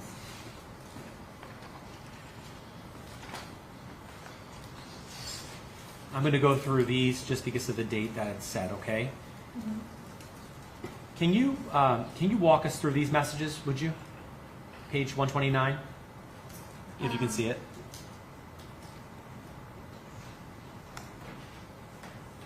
I'm not sure what she's trying to text there. And the middle, just to bring it, Jaycee says, until you get the money, I need to be in meditation, working through his energy. Lin says, okay. Jaycee says, so the negativity does not interfere, but I can't wait to see you, Lin. I'm very excited. Let me know if anything changes. Lin says, me too, I wish we will have some time together. Page 130. Lin says, cause 3:30 is too late for your flight. Jaycee says, yes, but let me know if it comes sooner. Love you, Lin. Lin says, yes, I'll send him a message at 10. I'll tell him to call him again to ask. Love you. Jaycee says, love you too. Objection. Is there a question, Judge? And then page 131. Jaycee says, make sure you go with him to the bank and get down with him too. Okay, I'll call him at 10. Okay. Page 132. Lin says, I have not called. I'm too stressed and I'm afraid to push him too much. He told me in the morning if they will call before, he will let me know. Jaycee says, okay, let me know. Lin says, I will. Jaycee says, how's everything going, Lin? And the difference in time there between that I will and how's everything going check-in is that message sent was at 11:56 a.m. The other one was sent at 2:28 p.m. Is that correct? Yes. Page 133. Lin says, I'm sitting in the car and waiting. I don't know if to call him. The bank already told him 3:30 around. Jaycee says, call him. Lin says, what to say? Page 134. Jaycee says, just talk to him. Ask him, should I come to you at 3? Lin says, okay. Jaycee, okay. Lin, he told me to meet him at 3:13, 3:15. Jaycee, okay, good. Page 135. Lin texts, and we go together to the bank. Jaycee says, make sure you get down at the bank. Lin, do you think so? I think it's not good. I want outside. I missed the end of that. Oh, I was too fast? Yeah. Sorry. That was to me. I think it's not good. I want outside is better. Jaycee, yes. Lin, I will look very bad, Jaycee. Page 136. Same objection, Judge. Jaycee, no, because I don't want him to try to lie to you. It won't, I promise. Lin, I don't really like it, but okay. Jaycee, okay, Lin, love you. And then 137. Jaycee, see you soon. Lin, okay, love you too. And there's a phone call. Yes, at 3:04:13 p.m. Okay. And then there's some indication below. That's sent. The below portion is sent from Richard to Lynn. Yes. And Lynn to Richard. Yes. All right. There's some indication about the car, correct? Yes. One second.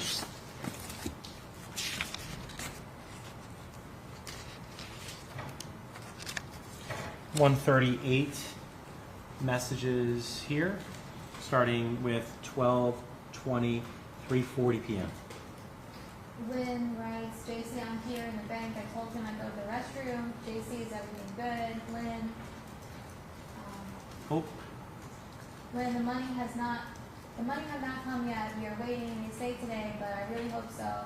He was like upset with the situation, but I try to talk a lot and make him feel good. page 139. Jaycee, they say 3:30. Why is it not in? The bank closes at 5. How could it be today? Lynn says, I will tell him now. The cash is here. Jaycee, okay, good. And then page 140, top of it. Jaycee writes, call me when you're done. And then it goes into an address. Jaycee, 298 Northwest Shore Plaza, 33609, Tampa, Florida. Come to the Macy's. Okay. I want to just skip a little bit ahead here. And page 141, was there any navigation started to the Macy's at West Shore Mall Yes. from Lynn's device? Yes, Lynn's device did a Waze search for Macy's and a navigation to Macy's at West Shore Plaza in Tampa. And that was on 12/20/18, approximately 4:31 p.m.? Yes.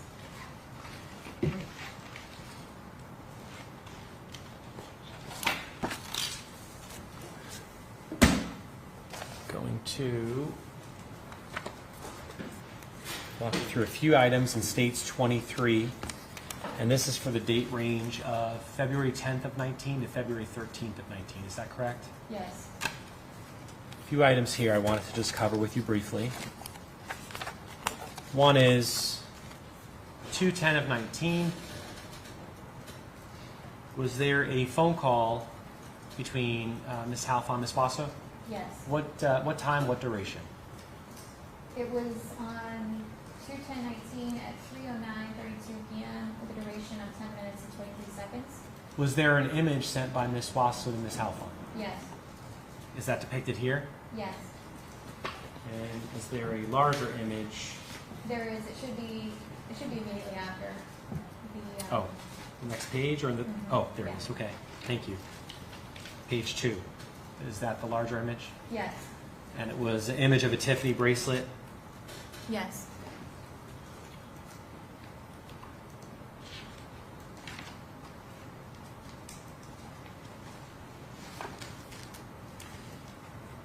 Bottom of page 8, 2:10 of 19. There's a call between Halfon and Wasso for 22 seconds. Yes.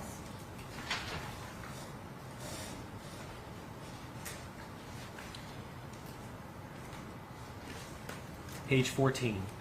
Was there any navigation information found on Ms. Halfon's phone related to a Michael's store in Southdale Mabry Highway here in Tampa? Yes. What did you find? There was a search and a navigation initiated for Michael's at 3804 Southdale Mabry in Tampa, and it was at 4:26:11 p.m.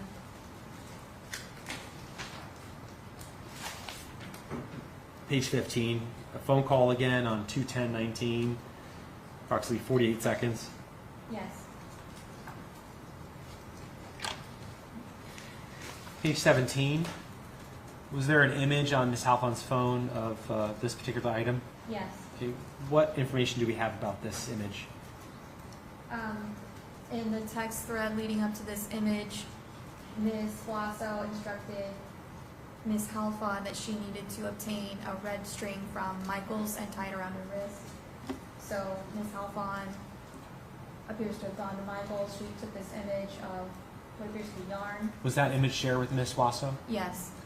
via this text message below? Yes.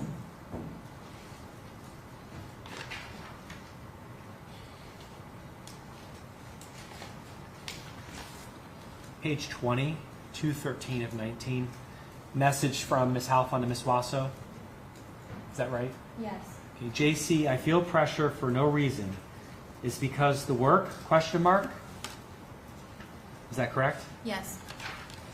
Next page, page 21. Jaycee to Lin. Yes, is because of all the work I'm doing. Next text from Ms. Halfon and Ms. Wasso. Yes, I feel very weird. Is that correct? Yes. Move on to the next. Stage 24. This is for a date range of July 16th through July 23rd of 2019. Is that correct? Yes. I'll ask you some key points from this exhibit as well.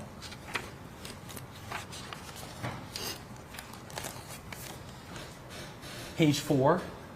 Describe to the jury what we're seeing here, please. Ms. Wasso calls Ms. Halfon on 7/16/19 at 6:50:02 p.m. with a duration of 7 minutes and 32 seconds. Ms. Halfon then calls the Mayor's Rolex store at the Mall at Millennia in Orlando on 7/16/19 at 6:59:08 p.m. with a duration of 2 minutes and 32 seconds. And where does this image come from below? This image was created on Ms. Halfon's phone.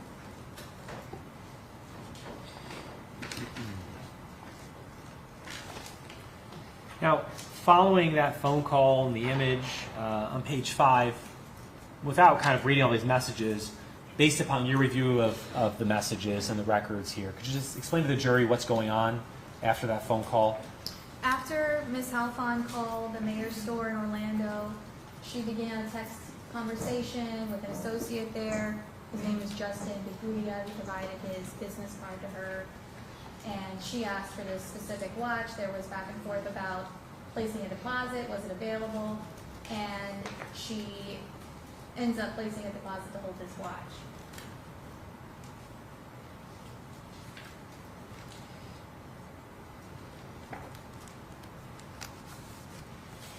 Page 14, could you explain to the jury what we're looking at here in the middle of the page, the 7/17/2019 at 4:31 p.m., along with the message below?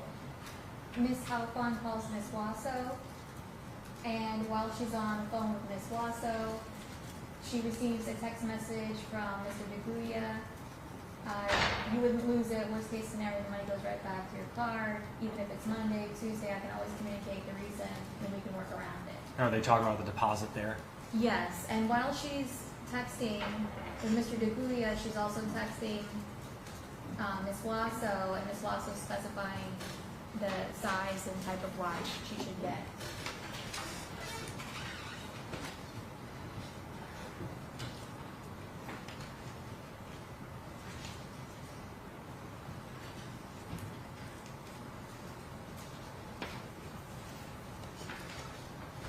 Page 20. What are we looking at here? This is a photo of the watch that was being held for Miss Halfon. That was taken by Mr. DeGuia and sent to her. That was the Rolex employee? Yes, You actually sent it to Miss Wasso. He I did. mean, Miss Halfon. yes, yes.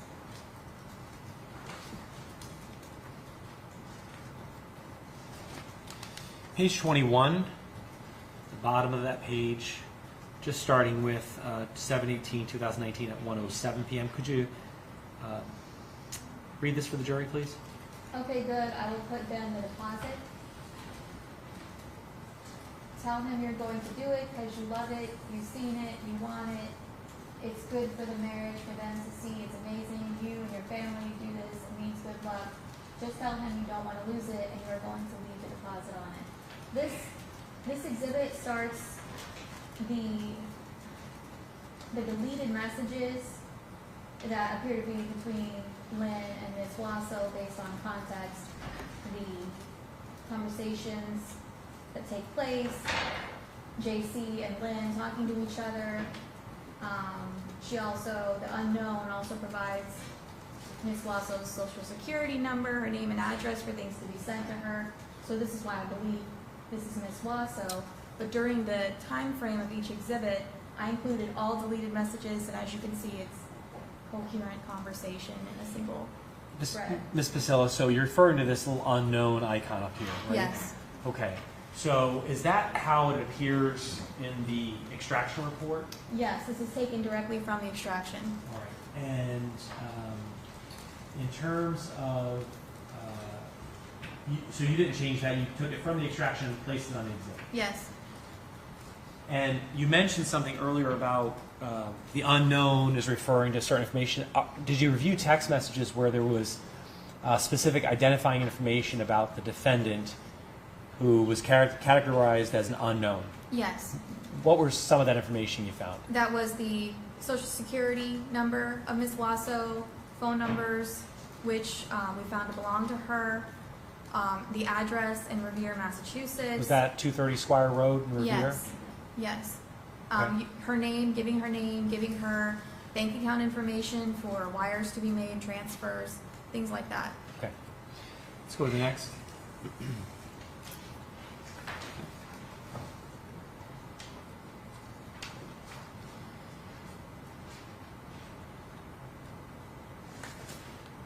Page 23, the bottom.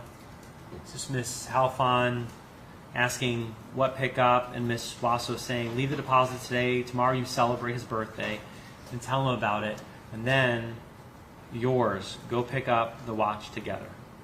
Is that what Miss Wasso tells Miss Halfon? Yes.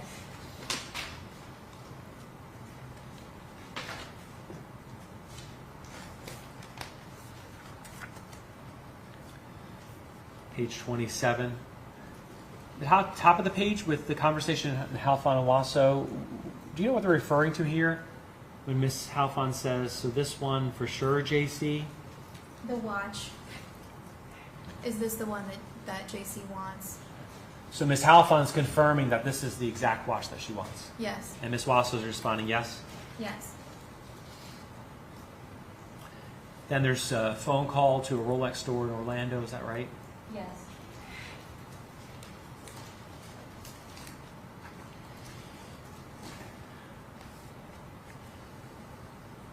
Page 31, phone calls here between Wasso and Halfon, Yes. and then phone calls also between Halfon and Rappaport.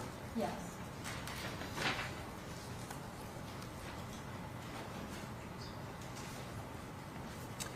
Page 37. And I know you've reviewed all these messages, but can you give us some context about kind of what they're talking about here? This begins a thread of what she should tell Richard, and she doesn't know what to tell Richard. She who? I'm sorry, Ms. Halfon. She doesn't know what to tell Richard, and she's asking an unknown contact, likely Ms. Wasso, what she should tell Mr. Rappaport, and there's back and forth about, Lynn says she told him it was over 10,000 when he asked if it was, and at first Jaycee recommends hiding it until they're on their way to get the watch, and things like that. Okay, so Ms. Halfon's indicating to Ms. Wasso, should I tell him on the way the price, question mark, question mark, and Ms. Wasso says, no, just take him tomorrow. So she's saying, don't tell him the price. Yes. Okay.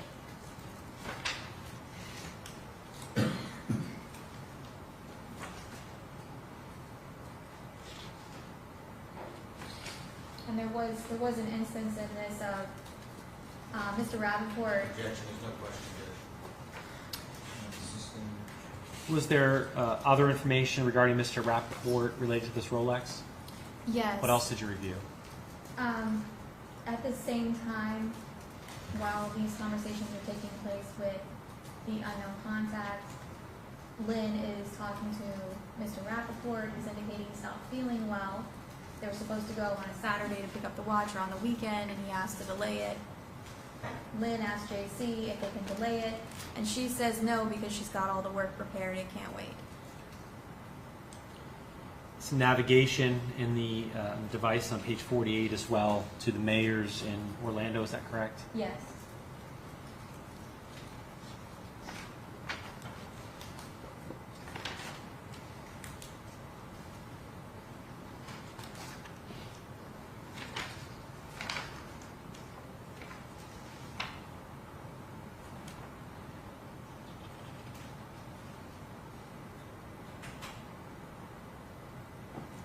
Page 67. These messages again between Ms. Halfon and Ms. Wasso. Is that right? Yes. Ms. Halfon says, OMG. Ms. Wasso says, what, Lynn? Ms. Halfon, he asked me when I wear it. Is that correct? Yes.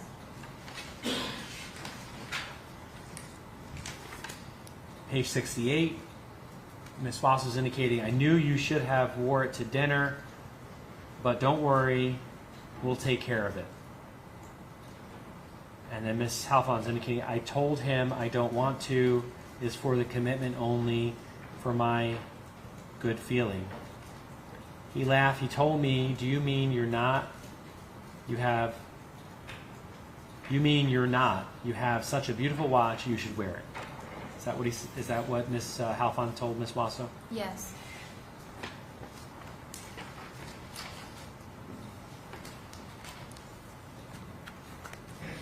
Page 70. It's a message from Ms. Wasso to Ms. Halfon on 7/22/19 at 7:31 p.m. Yes. And Ms. Wasso indicates, I'm so happy that we got this done. Thank God for our work. Is that right? Yes. She says that to Lin Halfon. She does.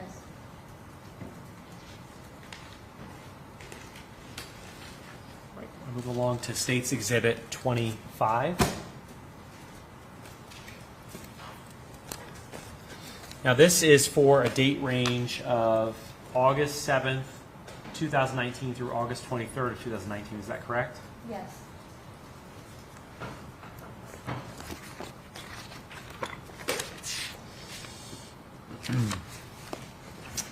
This one kind of start in on page 27. Top of page 27. 8/13/2019, 4:21 p.m. Ms. Wasso, can you Uber to Orlando when you get the cash? There is work I need to do there. Is that what Ms. Wasso tells Ms. Halfon? Yes. Ms. Wasso's asking Ms. Halfon if she can just Uber to Orlando when she gets the cash, because but she has work to do there. Yes.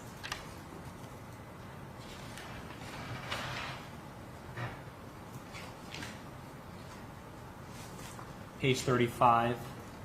Phone number at the bottom. What's the significance of that? This phone number is tagged to the account that we believe is owned by Ms. Wasso. The cellular provider account with Verizon. Understand. Page 45. 8/13/2019, 11:11 p.m. Wasso, I'm going to leave tomorrow to Orlando. I have to do work there anyways. Is that what Ms. Wasso told Ms. Halfon? Yes. And then Ms. Halfon says, OMG, so I need to rush with the cash? I really hope so, Jaycee. I don't know, and it's scared me. Is that what she said? Yes.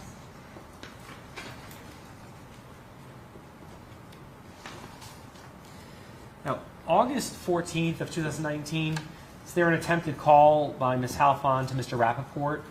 Yes.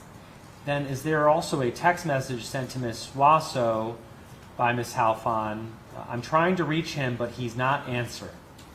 Is that right? Yes. And then there's another attempted call to Mr. Rappaport, right? I'm sorry. How about now? Yes. Okay. And then there is a message after that, again, from Ms. Halfon to Ms. Wasso. I'm worried. I don't know why he's not answering. Is that right? Yes.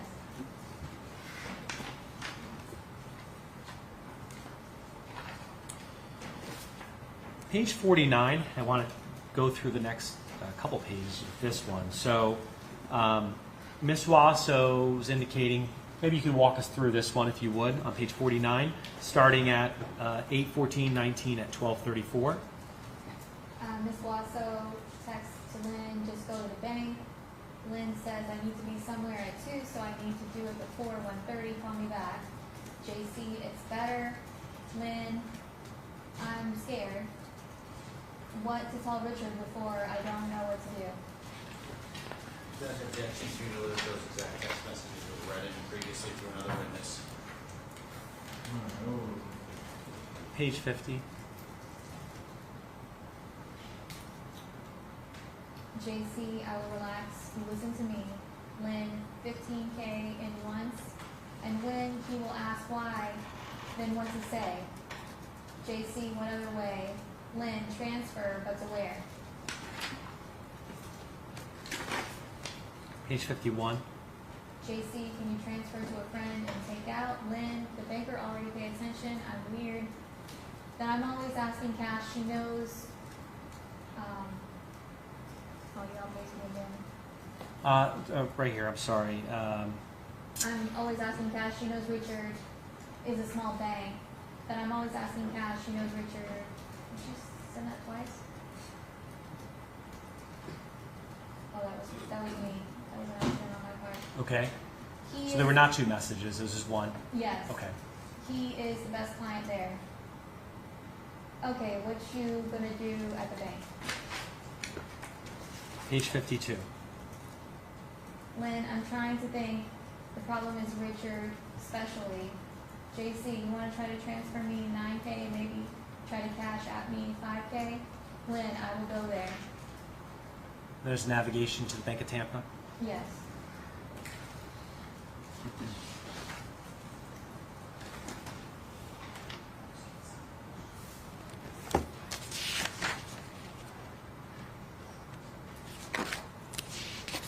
And then what, the next couple of pieces of the conversation, what, can you summarize that for the jury in terms of what was going on? I'm going to kind of start on page 54. Maybe you can summarize for them the context of all this.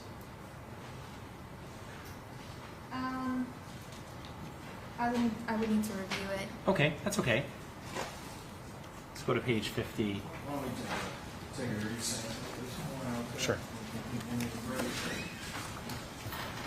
All rise.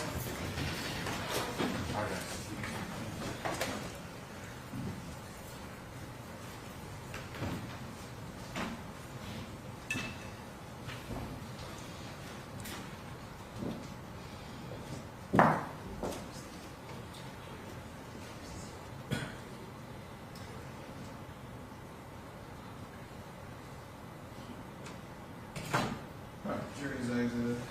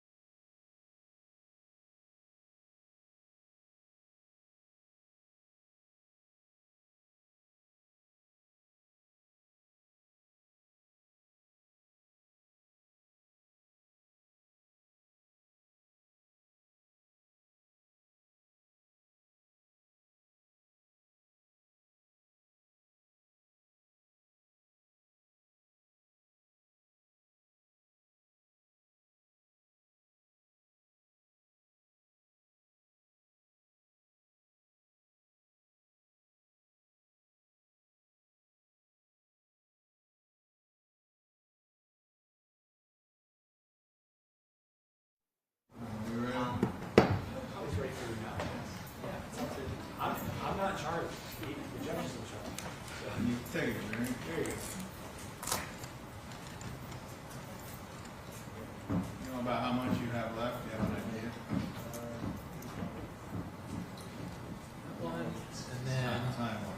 but I mean, now I did the bigger stuff. I mean, this is kind of what I have left. So I wouldn't say probably an hour, maybe 45 minutes. I'm gonna send my girl that's out there to lunch then. You were right. I got the Presky 5 minutes away. Is this Mr. Lansky's? Rickman's office. Yeah, so he's already at Rickman's Fisher. office, and the only one would be oh, those. I thought those. I didn't remember you having any, but these don't look like mine either. I think they might be Cass's. Oh, yes. Awesome. I got 12 pairs. My wife put one in each pocket because I lose them all the time. I don't have any yet. You got readers, right? I just have the readers. I can see a mile away. I just can't see 2 inches in front of my face. I'm texting. I can't see you. It was this big. I got the LASIK 25 years ago, and it's held perfect. Oh, no, I didn't do it. So you had astigmatism or something? That's usually why they say that. It's a long story, you don't want to hear. Your wife put her foot down and said, "You're not going blind, honey." Ah, I can care about that.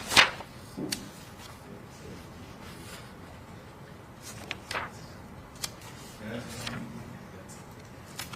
You want to wait on Cass, or what's he doing? I think they're trying to print out something that. I think he's not aware that they're in the shop right.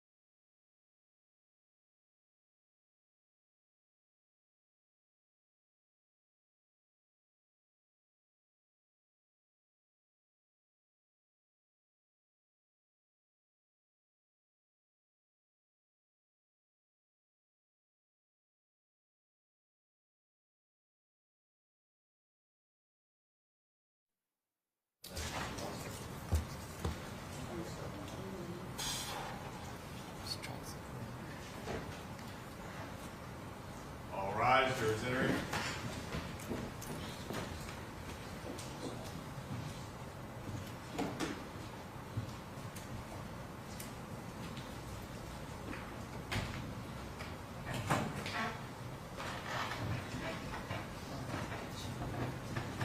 Everybody have a seat. Jury's present. Parties are present. Defendant's present. Go ahead, Mr. Donovan. Thank you. So I'm going to show you, to kind of frame this up a little better, State's Exhibit 21, starting in evidence, references count 5, references the date of 8/14/19, and some transfers, okay, Ms. Basilla? Okay. Just wanted to kind of frame that up before we go into our next set of chats. Page 54 of State's Exhibit 30, State's Exhibit 25.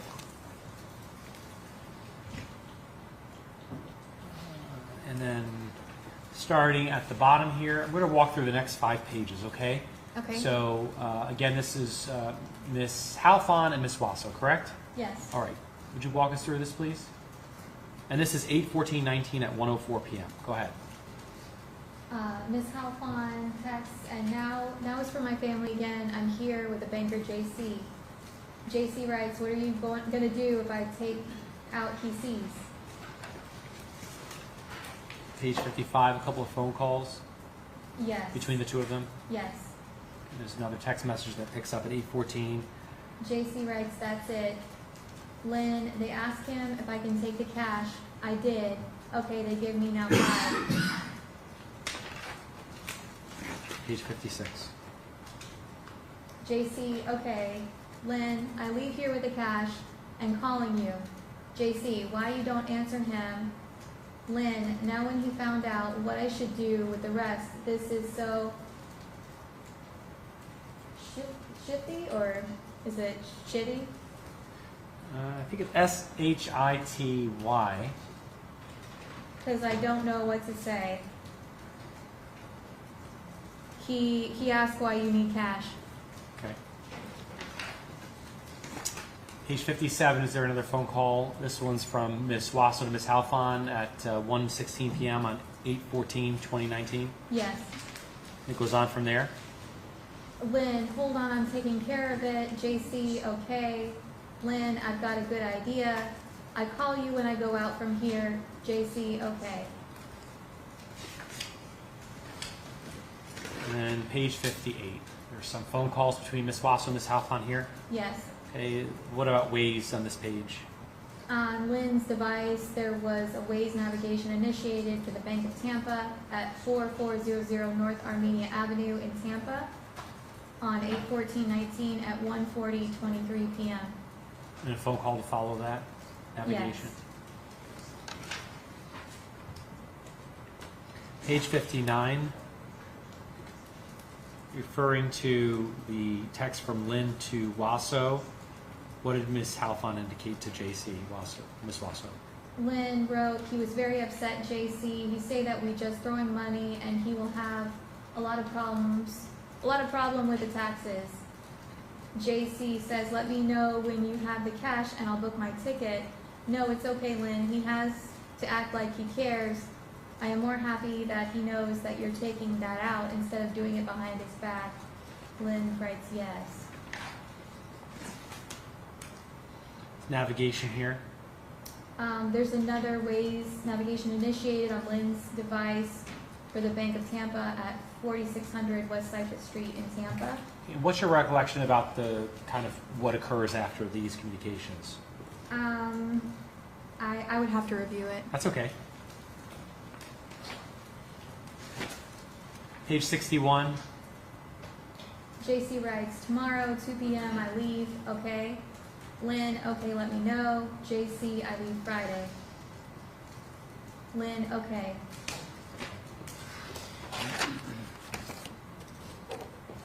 Page 62. JC, okay, Lynn, I arrived 5:30 p.m. Lynn, okay. JC, did you get the cash? Lynn, she is printing it. JC, okay. So Lynn texts Ms. Wasso on 8/14/2019, 3:27 p.m. that she is printing it. Yes.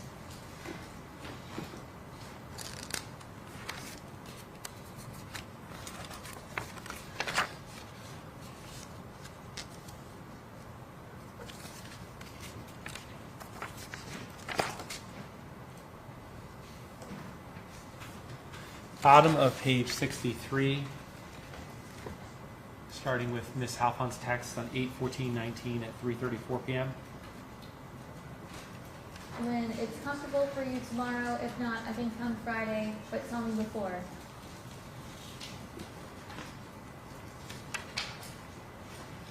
Page 64. JC, I leave Friday, so I'll see you tomorrow. I can just come to you on an Uber if it's better for you. Lynn, no JC for what? Of course. And then page 65. JC to Orlando. Lynn, yes, I like long drive. Don't worry about it. JC, okay, thank you, Lynn.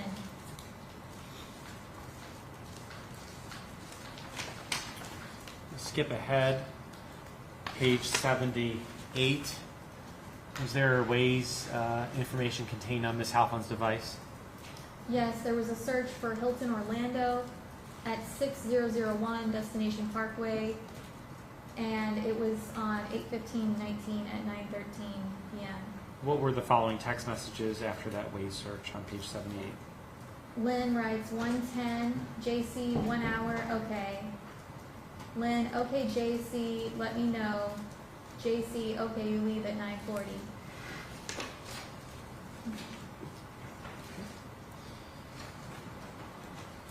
I want to then direct you to page 83, top of, starting with Ms. Halfon's text to Ms. Wasso on 8/16/19 at 12:33 a.m. Lynn writes, count the money, tell me it's all good. I count it a few times just to make sure. Jaycee, okay Lynn, it's all here Lynn, thank you. The spirits want me to buy this for your work, $4,500, so I'm buying it now, but you need to put it in the account. They heard us talking last night. They want me to add it in the work. Very important. Okay.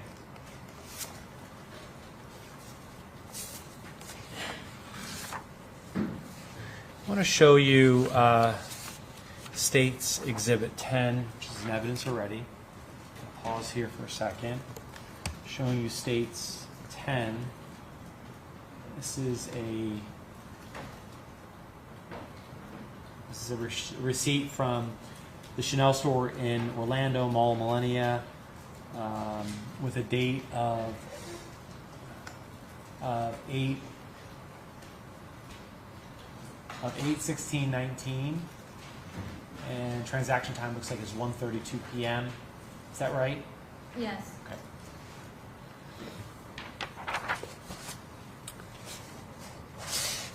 And going back to page 83, that text message you read regarding the spirits want me to buy this for you, $4,500, so I'm buying it now. That was on 8/16/2019 at 1:27 p.m. Is that correct? Yes. All right.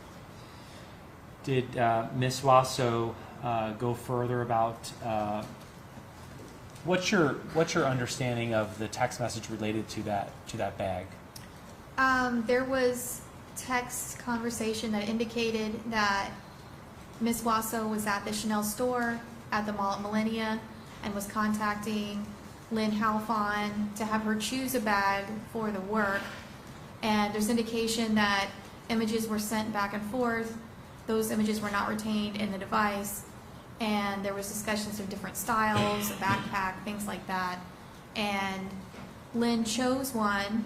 Jaycee told her at one point it was $4,700, and when that text was sent where Lynn had chosen one, Jaycee had already purchased a different bag.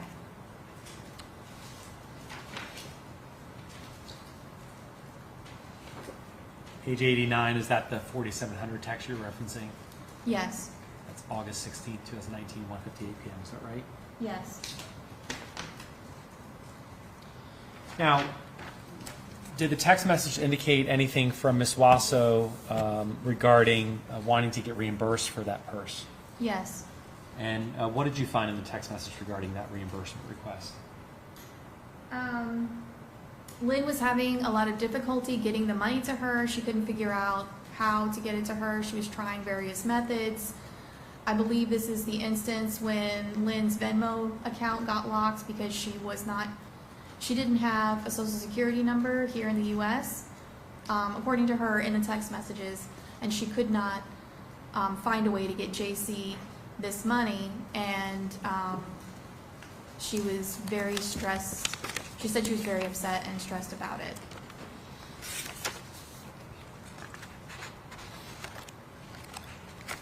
Going to move on to States 26.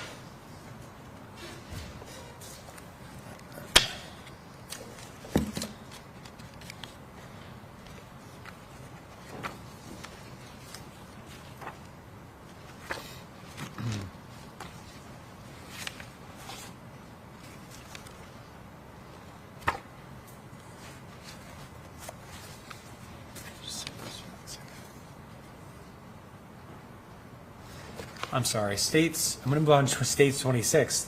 That's the good news. The bad news is that is a continuation of the same date range of August 6th through August 23rd, okay, Ms. Priscilla? Just in the second book. All right.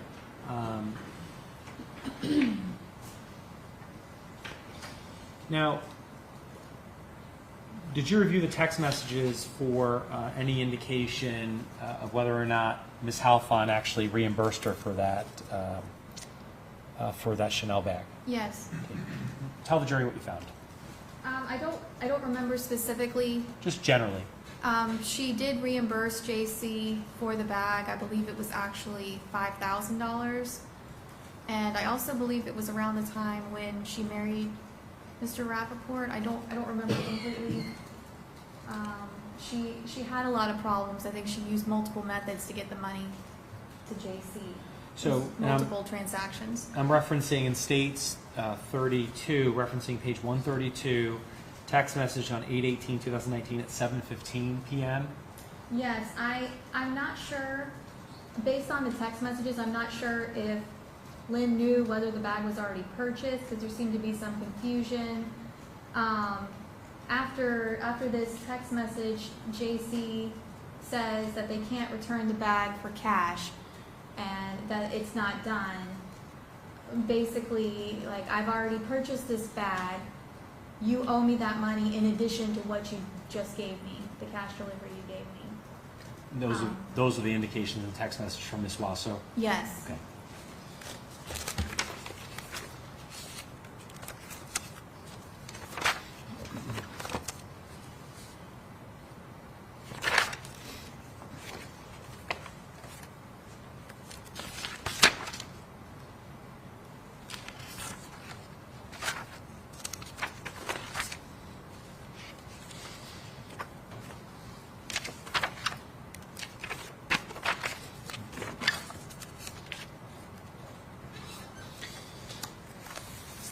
Was there also, directing you to page 166, was also conversations related to Ms. Halfon's marriage to Mr. Rappaport? Yes. Okay. I want to walk through some of these and then get you at some point to describe other messages that you read. Okay? Okay. So starting at page 166, 19 of 19, 10:52 a.m., the message from Ms. Wasso to Ms. Halfon. Start there, would you? No, it's very important that you get married Wednesday. If we mess with the date that I added into the work, the negativity will come attacking and make Richard not marry you. You need to get married on Wednesday. This text message occurred right after Lynn said she wanted to delay it because she didn't have the money to send Jaycee to reimburse her for the purse. She said she's running out of money, and if she needs the money for the purse now, she's got to delay the wedding, and this was Jaycee's response. Okay. Page 167. Lynn writes, okay, I hope everything will go smooth with no problems. Jaycee, it's very important that I get the work finished before the wedding. Lynn, this is so important. Jaycee, I haven't finished it because the amount.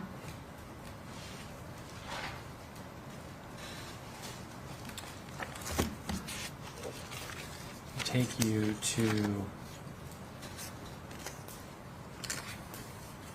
page 172. Some conversations in here starting with Ms. Wasso and Ms. Halfon, 8/20/2019 at 10:37 a.m. Maybe just transfer like you did before. Lynn writes yes. Jaycee, transfer $5,000. Lynn, oh Jaycee.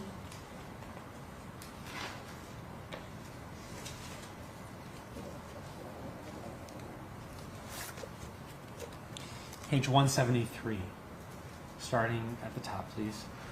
Lynn, okay. Jaycee, let me know if you need any information. Lynn, are you sure though? This is the easiest way.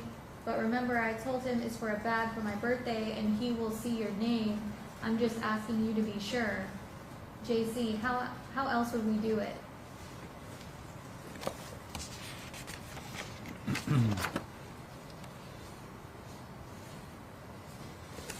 Page 174 from the top, please. Lynn, there is no way. Jaycee, if there is another option, I would do it. Lynn, just try to put protection over it because he can see it and he can see your name. Jaycee, did he see last time?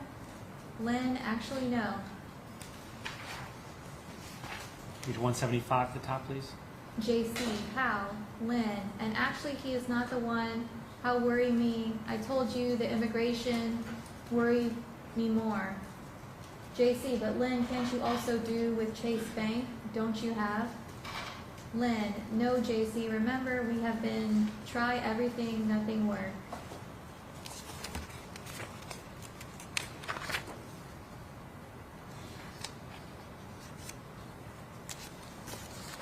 Page 176. Lin, the best solution could be Venmo, but they blocked me. They not letting me add any card. Jaycee, yes, I don't know why. Maybe you want to try Venmo one more time. Lin, OMG, Jaycee. I tried a million times. And actually today is released to 25. But you know what? Maybe before I go to the bank, I'll call to the customer service.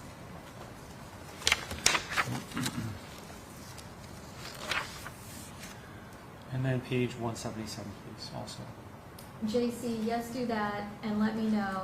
Lin, okay. Jaycee, emergency. What was the phone number you gave me to use one Venmo? Jaycee, 781-854-8587. Is that a phone number associated with Jaycee Wasso? It is. All right, I want to skip ahead. I wanted to skip ahead to page 205, and I wanted to ask you about the call on 8/20 of 2019 at 9:19 p.m. What was the duration of that call? 1 hour, 41 minutes? So 1 hour and 40-minute phone conversation. Yes.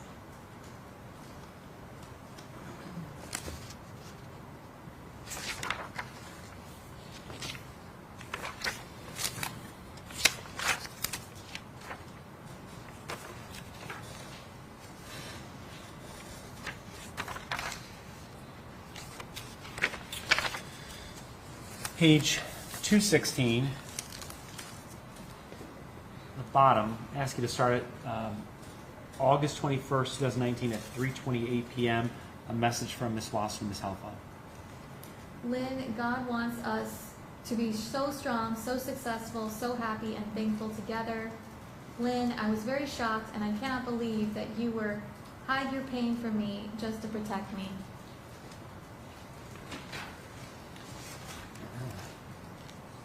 Page 217 at the top, please. Jaycee, there is so many big plans and big opportunities on the way. So many things are already in progress. Lin, yes, Jaycee, like your mom told me before, only tears of happiness. Jaycee, yes, I'm always going to protect you no matter what, of course. Lin, you are my number one, and you are my blessing and my angel everything, and I will always pray for your happiness. I promise you that is even much important for me than my happiness.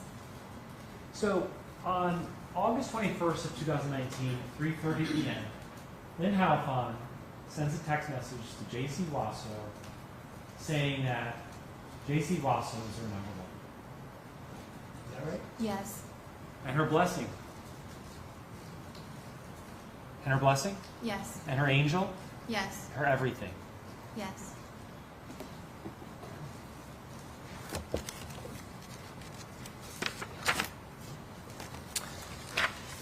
I want to move ahead to the count 6. And just for the jury's purposes, this is Exhibit 21. And count 6 references this Cartier ring. And there's some details there that is already in evidence that Ms. Allen testified to yesterday, okay? I'm showing you now states 26, page 218. What does this indicate? Ms. Wasso sent Ms. Halfon a URL web address to Cartier.com, and on the far right you can see it's specifically for the style number B4084800 Love Ring. Meaning the style number which is listed here? Yes. So it's referencing this exact ring. Yes. Okay. And Ms. Wasso sent that to Ms. Halfon. She did.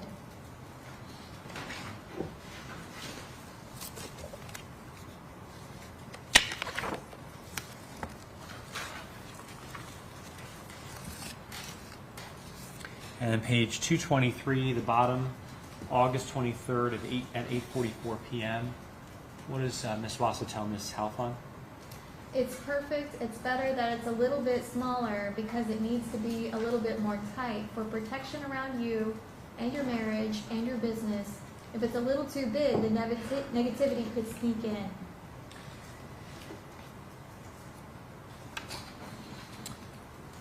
Page 225, is there an address provided by Ms. Wasso regarding this ring request? Yes. Okay. What does she send Ms. Halfon on August 21st, 2019 at 8:52 p.m.? It's 230 Squire Road, Revere, MA. What's the next text message? You spelled Revere wrong the first time. Page 226, was there a text message on August 21st of 2019 at 8:54 p.m. with an email address? Yes. What was the email address sent? jcmitchell@yahoo.com. And the next text message? And do fast shipping. Those are messages sent to Ms. Halfon as well? Yes. I want to fast forward to page 234 and tell us what we are looking at here, please. Lin Halfon made 2 phone calls to the Cartier customer service number. It's just a general customer service. The first one was on 8/23/19 at 10:55:13 a.m. for 4 minutes and 38 seconds. The second call was at 11:03:12 a.m. with a duration of 12 minutes and 43 seconds. And while she was on the phone with Cartier, she was texting Jaycee. And so again, here we have this kind of box around these messages below. Yes. And that indicates that she was on the phone at the time that Ms. Halfon sent these messages to Ms. Wasso. Yes. And what were the messages sent by Ms. Halfon and Ms. Wasso? Jaycee, you will not going to get it today. They make me a problem because I use the Richard card.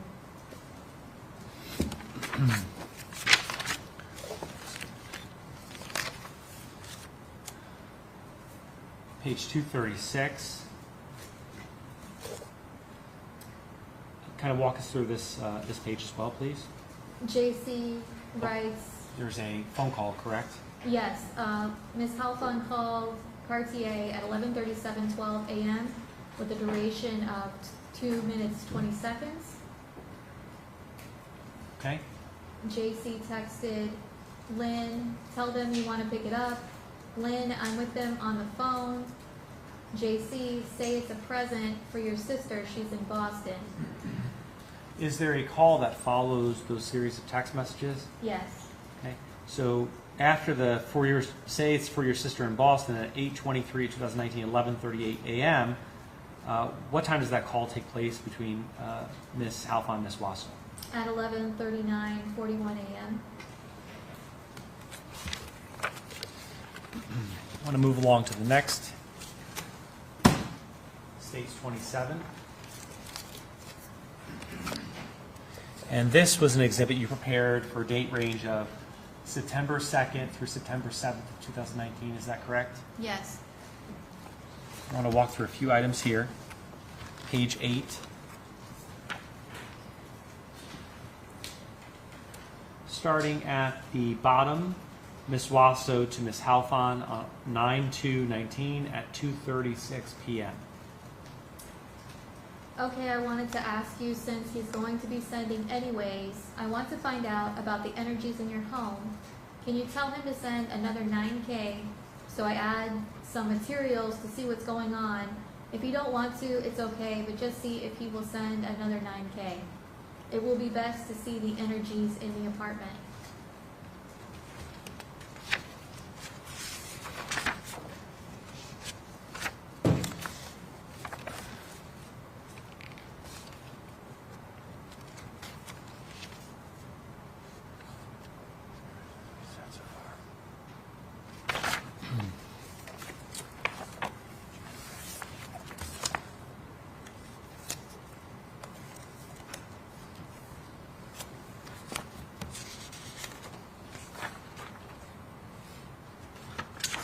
Page 40, starting at the top.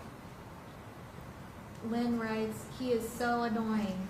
JC, what happened? Lynn, he gave me only 10. I argue with him. JC, why? Lynn, and tomorrow morning he will give me another 5. Next page, page 41. Lynn writes, he told me very clearly, never again, you don't ask me cash. So this is really the last time.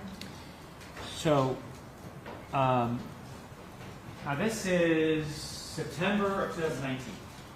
Yes. And this is another comment here by Mr. Rappaport to Ms. Halfon that this is really the last time. Yes.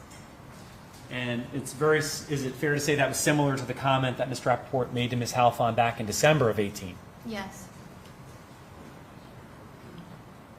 What was Ms. Wasso's message to Ms. Halfon? Next. Of course, but I don't know why he couldn't just give the other 5. Lynn writes, he told me like next month the rest, but I told him no chance now.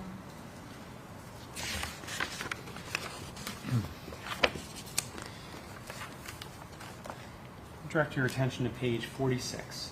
Was there a phone conversation, and tell us the time and duration, if you would? Ms. Halfon called Ms. Wasso on 9/5/19 at 9:36:20 p.m. The duration was 15 minutes and 55 seconds.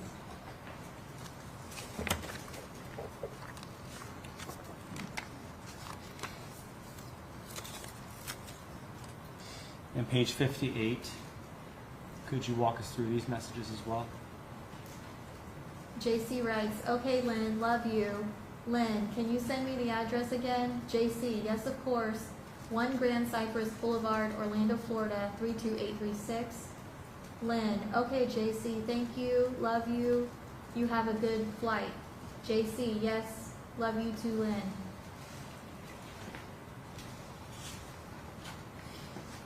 Page 59, were there some Waze information you found on the device?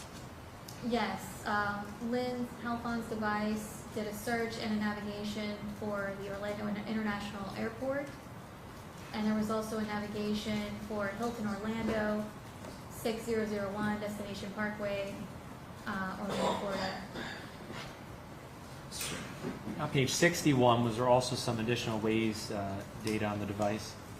Yes, there was a search for Hyatt Regency Grand Cypress Resort on 1 Grand Cypress Boulevard, Lake Buena Vista, Florida. That was on 9/6/19 at 4:35:57 p.m. And I want to, let's take that away for 1 second. I'm going to show you States 21, which is in evidence. Page 47, referencing count 7. And Ms. Basilla, this reference, a delivery by Ms. Halfon of $15,000 to Ms. Wasso in Orlando on 9/6/2019. Is that correct? Yes.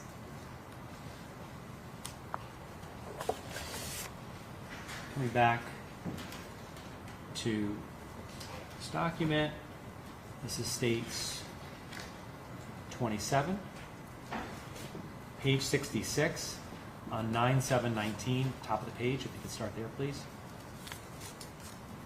Oh, I'll zoom back in, sorry. Lynn writes, hi JC, did you count the money? Is all there? JC, hi Lynn, yes, it's all there. How are you? Lynn, I'm good.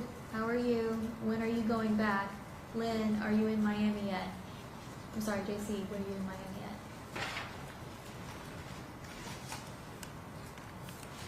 And page 67 at the top. Lynn writes, no, I will live now. Do you want me to drive from Orlando and take you to the airport? And the bottom of 67, the message from Wasso to Halfon. It's okay, Lynn, you go to Miami. Now, during the course of these text messages, you reviewed all of them, correct? Yes. All right.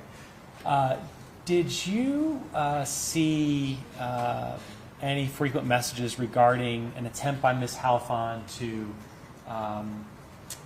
have some personal time, coffee time, girl time with Ms. Wasso? Yes. Describe for the jury what you saw in the text messages regarding that topic. Lynn would try to spend time with Jaycee. She offered to have Jaycee stay with her. She offered to pick her up from the airport, take her to the airport, things like that. And Jaycee would try not to do that. It appeared as though she didn't want to spend time with Lynn. Judge, it's speculation, Judge. She would. What specifically do you recall about she appeared not to do it? Do you recall any messages where what Ms. Wasso said to Ms. Halfon?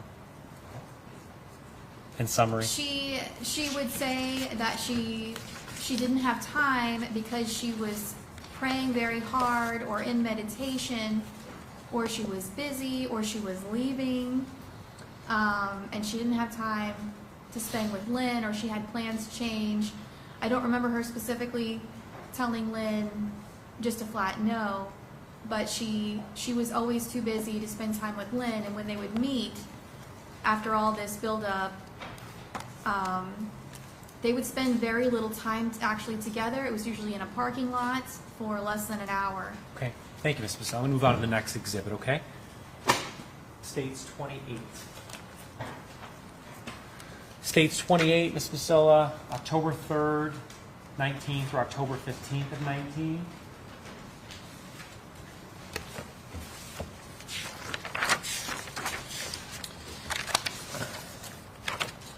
And I'm also going to then reference the jury to States 21,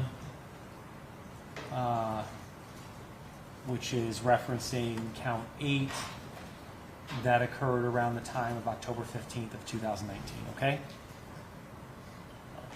And that was an $80,000 cash withdrawal and delivery to Ms. Wasso. So let's go through this exhibit as well, States 28.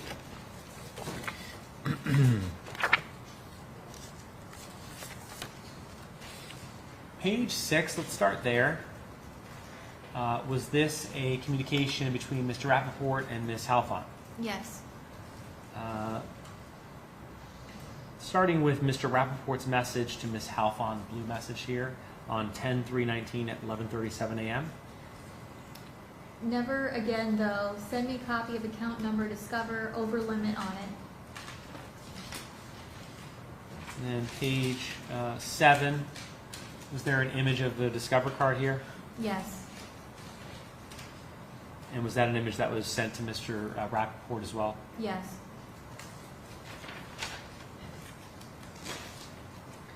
Page 8, were there some communications here, phone calls between Mr. Rappaport, Ms. Wasso, and Mr. Rappaport again? Yes. And those were all around the same time, 11:42, 11:59, and 12:11? Yes.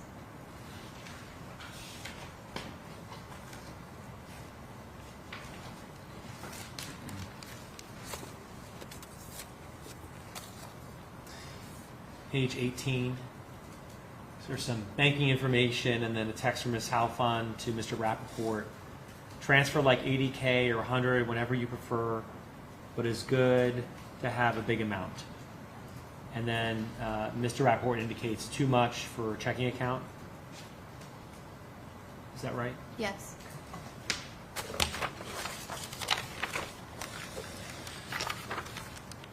Page 21. Some navigation here, or is this just basically searching? Is there actually navigation? There was navigation initiated for the Bank of Tampa on Bayshore Boulevard. Now, when navigation was initiated, did that follow some phone calls from Ms. Halfon and Ms. Wasso? Yes. Further navigation to another banking center?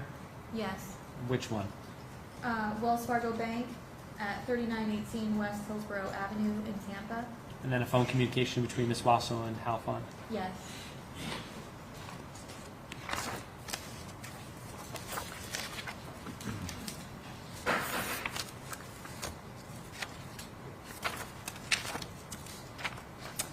Page 31, October 15th of 2019.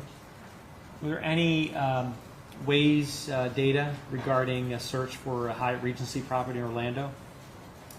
Yes, there was a Waze search for Hyatt Regency Orlando at 9801 International Drive, and that was at 3:26:03 p.m.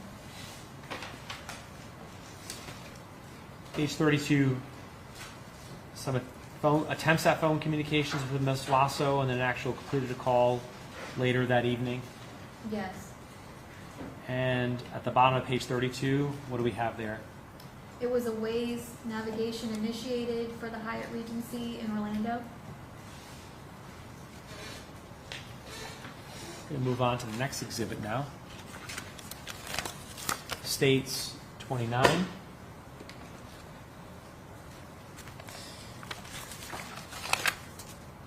And this exhibit references the date range of October 21 through October 23 of 2019. Is that correct? Yes. All right. The good news is that we're going to go through the whole, well, the good news is we're going through the whole exhibit, but it's not very big. So let's walk through that, okay? October 21st of 2019. Let's go through each page and just describe for the jury what we're looking at, okay? Okay. Ms. Halfon makes a phone call to Ms. Wasso. It's forwarded. This is at 2:26:47 p.m. on the 21st. Ms. Basilla, can I just get clarity on this whole forwarded thing, just so I understand? Because I hear the forwarded, and I think that means I'm sending a call to someone else. Is that what it means?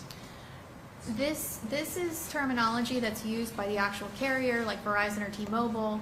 They indicate it as forwarded, and forwarded could be they have to step in and decide if a call is being sent to voicemail or not, or somewhere else. But when they indicate it on the records, it only says forwarded. So it could go to voicemail. It likely went to voicemail just based on common usage, but I can't say that for sure. Okay. It could also have been sent to another number. So anytime you're saying forwarded and you have a little voicemail symbol on the exhibits, is it fair to say that, in your opinion, based upon your training experience with these types of records, it's likely to voicemail? Yes. But you can't say 100%. No. I understand. So walk us through the next phone calls here. Ms. Wasso calls Ms. Halfon at 6:10:56 p.m. and they talk for 7 minutes and 59 seconds. Then at 6:44:45 p.m., Ms. Halfon calls the Cartier store in Boca Raton, Florida, and she's on the phone for 6 minutes and 1 second. And then at 6:58:15 p.m., Ms. Halfon calls the Cartier store in New York City. She's on the phone for 32 seconds. She places another phone call to that location at 7 o'clock, and the duration is 11 seconds. Okay. Page 2, October 22nd of 19. What do we see here? So the following day at 10:26:17 a.m., Ms. Halfon calls the New York Cartier store. She's on the phone with them for 2 minutes and 22 seconds. And then a few minutes later, at 10:39:14 a.m., Ms. Halfon's device initiates navigation for the Cartier in Boca Raton. And this image? This image file was created on Ms. Halfon's phone. There was no location data recorded, and it was created at 3:35:41 p.m. And so the navigation to the Cartier store in Boca started at 10:39 a.m.? Yes. Meaning like someone hit like go, basically? Yes. Mm-hmm. And then the image was taken, the photo that's depicted here of this necklace was taken at 3:35 p.m.? Yes. All right, page 3. Walk us through what we're looking at here, please. Lin called Ms. Wasso. It was an abnormal completion at 3:39:37 p.m. A few minutes later at 3:41, it was another abnormal call. And then there was Ms. Halfon calling Ms. Wasso. It was forwarded again at 3:55:44. And then the following day on 10:23, there was a Waze navigation initiated for Cartier in Boca Raton again at 12:23 p.m. Was there an image also captured on Ms. Halfon's phone? Yes, this image actually had location data and it gave the approximate location of the town center at Boca Raton Mall in Boca Raton, Florida. And it was the timestamp was 12:39:07 p.m. And just briefly, give the jury a sense of like location data versus not location data. And are you indicating kind of this EXIF location information here? Yes. What does that indicate? This What does that mean, those numbers? This is just, this photo is retaining data about, it could be a number of things, and it's based on the settings of your phone or your camera and whether this data is collected or not, what camera took it or device, the location, the settings on the camera, any number of things. It just depends on the setting and the type of device and all that. Okay, let's go to the next call. Lin calls Jaycee at 1:03:12 p.m. and the duration is 12 seconds. At 2 p.m., the New York Cartier location calls Jaycee Wasso and it was forwarded. They call her again at 2:10:03 p.m. and the duration is 41 seconds. So on October 23rd of 2019, there is a completed phone call from the Cartier store, the Cartier mansion in New York, to Ms. Wasso, and the duration of the call is 41 seconds. Is that correct? Yes.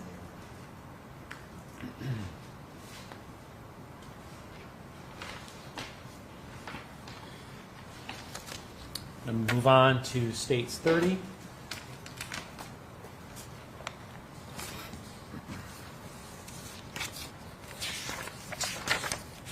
And just for the purpose of records, before I move on to States 30, I'll just publish, again, States 21. This is referencing count 9, which Ms. Allen testified to yesterday with the purchase date of 10/22/19 regarding a Cartier necklace. So States 30. Now, States 30 is a date range of August 25th of 19 through August 28th of 19. Is that correct? Yes. Now, what was the significance of creating this particular exhibit?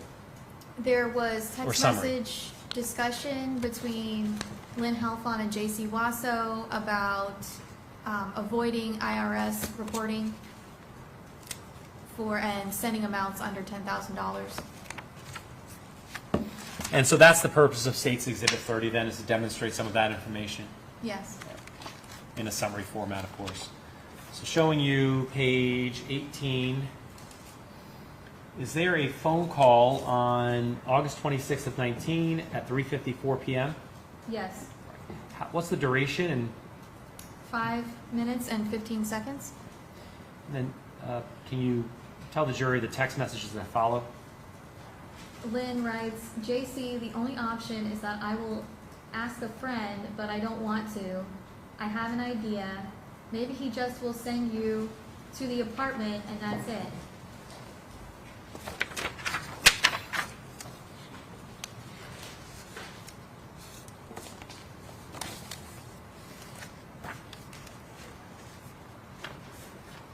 Page 20. Directing your attention to the text from Ms. Wasso to Ms. Halfon on August 26th of 19 at 6:49 p.m. Jaycee writes, tell him you said that you are giving me the money so that I don't feel it's coming from a stranger. It's better if you do it, you need to send the money to me. Oh, I'm sorry, and I missed the top of the page. Before that, was there conversations from Ms. Halfon to Ms. Wasso? Lynn writes, I told him that she is helping to children's, so I don't want negativity, so the Wells Fargo isn't an option.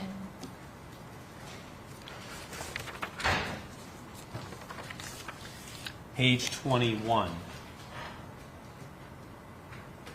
Jaycee writes, okay, you can't transfer $15K at once, so it will be $9,990, and then the next day, $6K. Because if you do... Cumulative, these exact messages were read into before. Twice.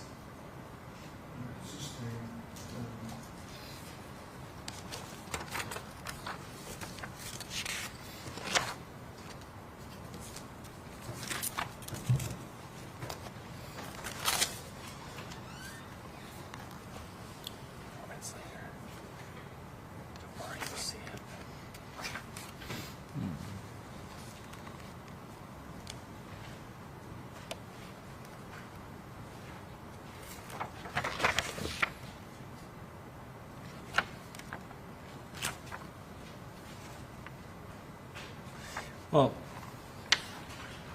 Judge, the state would offer this. I know it has been read, but the state's offering this published at this time to correspond with the telephone call I'm going to ask Ms. Basila about. So that's we're asking just to publish it for that purpose. So we have one more question, Judge, with permission of the court.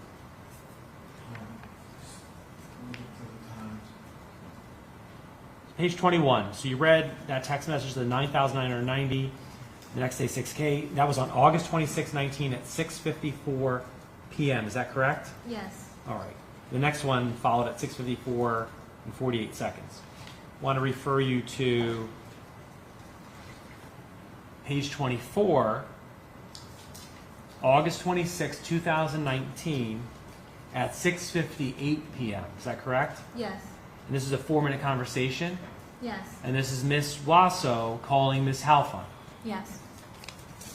And that would have been approximately 4 minutes after this text was sent. Is that correct?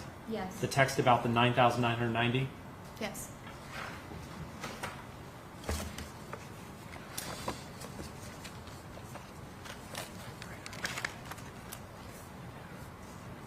And page 46, the top of 46, if you would. Lynn writes, I pray very strong, Jaycee. I thank to God for all the miracles he did for us, and I pray that you will get the apartment and everything will be okay.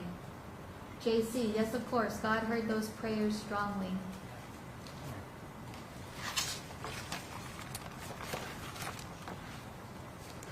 Thank you. Ms. Basila.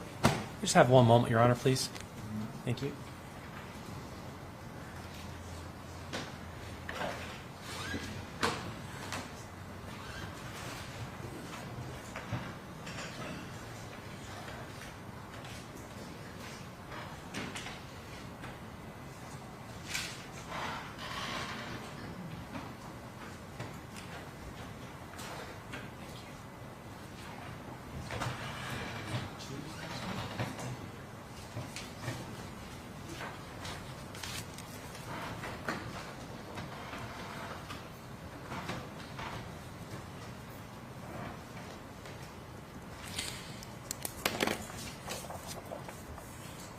Your Honor, may I approach? Previously showed Mr. Lansky, State's Exhibit 32, marked for identification. Ms. Basila, I'm going to ask you if you recognize this exhibit. Yes. What is it? It's phone calls using the call detail records of Ms. Wasso and Mr. John Granser and their communications with John Evans Marino and Joseph Lepresti. And it is a fair and accurate representation of the work and your review of the phone tolls in this case? Yes. Now, at this time, I'll offer State's Exhibit 32. No objection. Any One objection? second.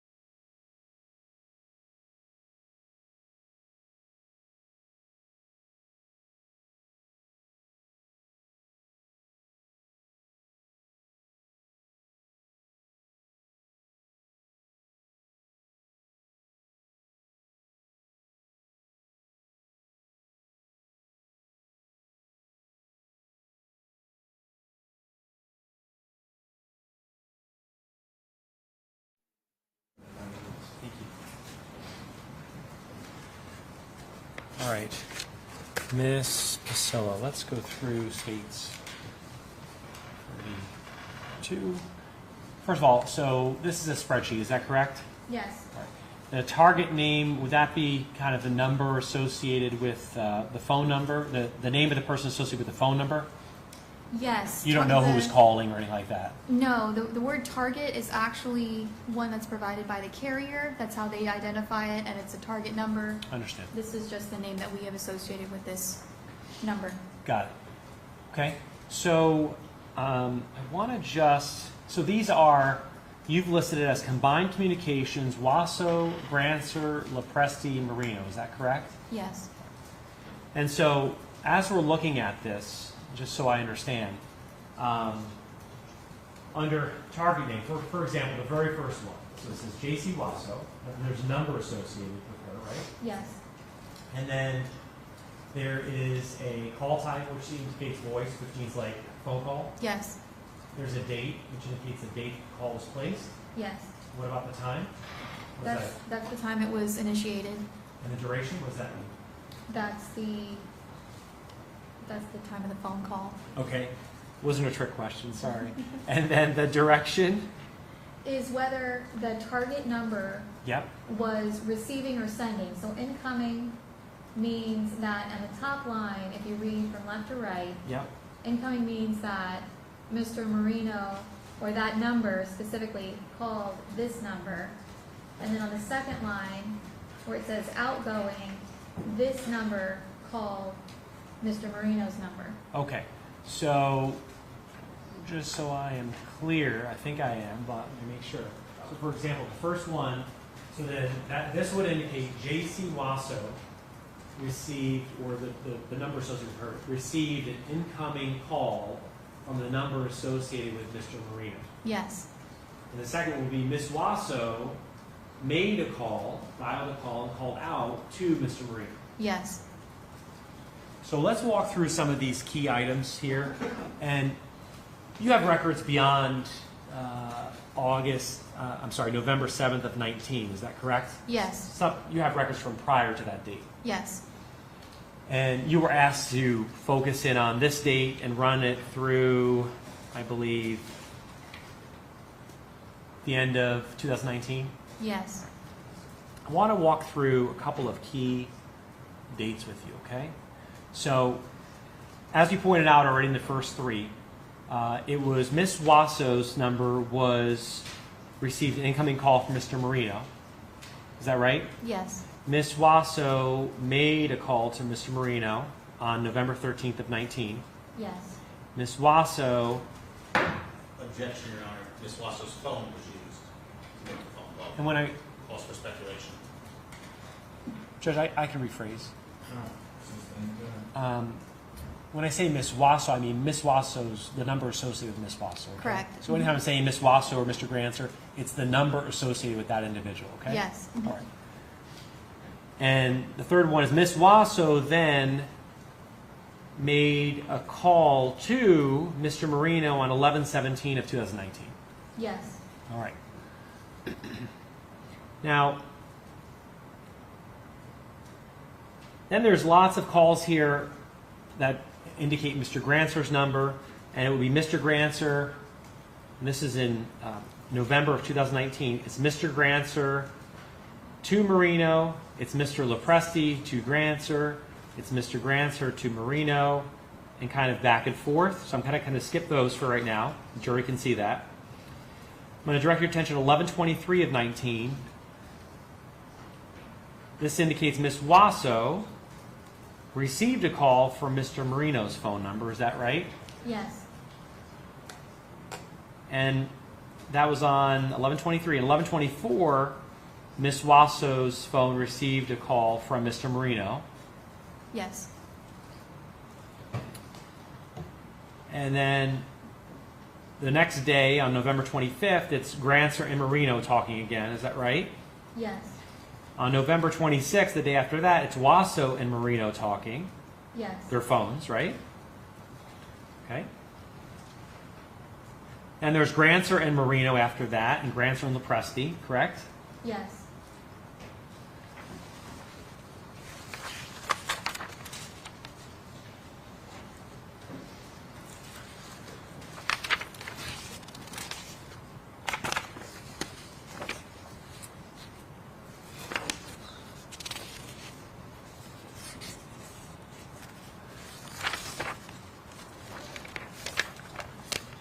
And then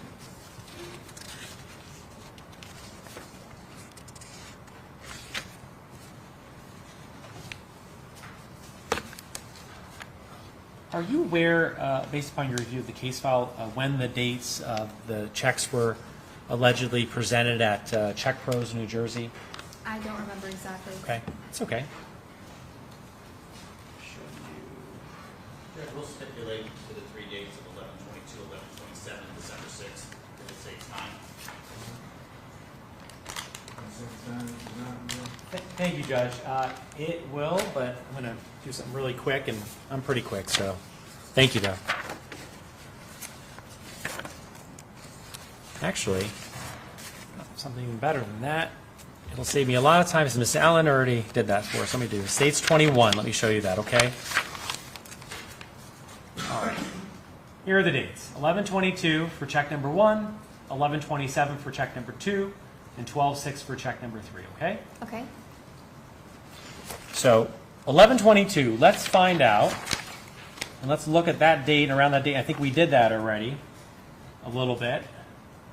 These are the individuals talking to one another. It was Grancer, Marino, Lopresti, and Wasso, correct? Yes. 11/27, let's do that as well, in and around 11/27. On 11/27, what did the records indicate with respect to Ms. Wasso's phone number? Her phone number was receiving and sending calls with John Evans Marino's number. Okay. And let's also look at around the date of 12/6.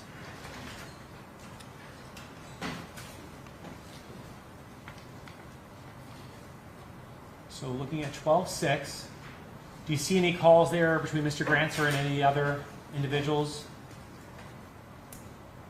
Yes, it looks like Mr. Grancer his phone number was communicating with Mr. Marino's phone number. How about the very next day? Was Ms. Wasso phone number communicating with anyone?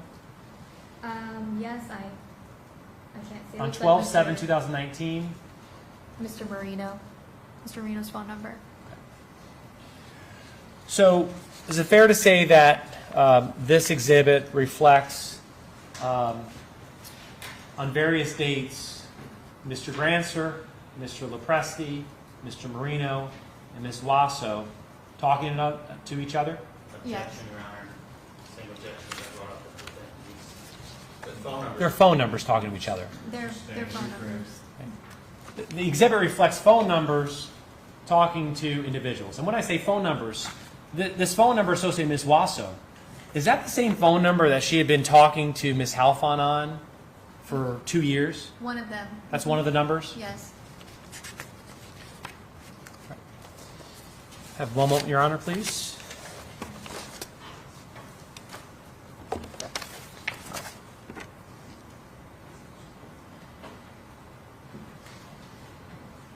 That's all I have, Your Honor. Thank you.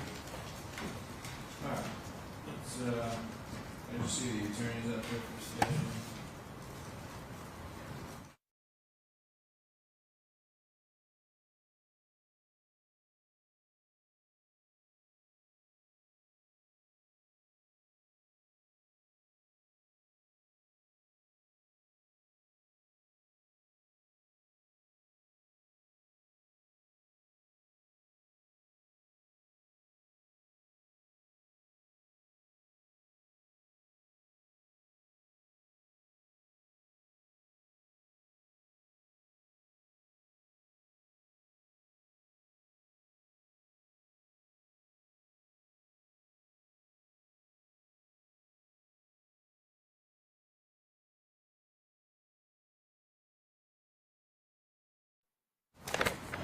You did a phone dump on, you did a phone log on Wasso, a phone number that belonged to Wasso. She was the registered owner, that means, right? Yes. Grancer? Yes. He would have been the registered owner. Lopresti Yes. and John Marino. Yes. Where's Joey Evans on this? He was one of the co-conspirators that was indicted.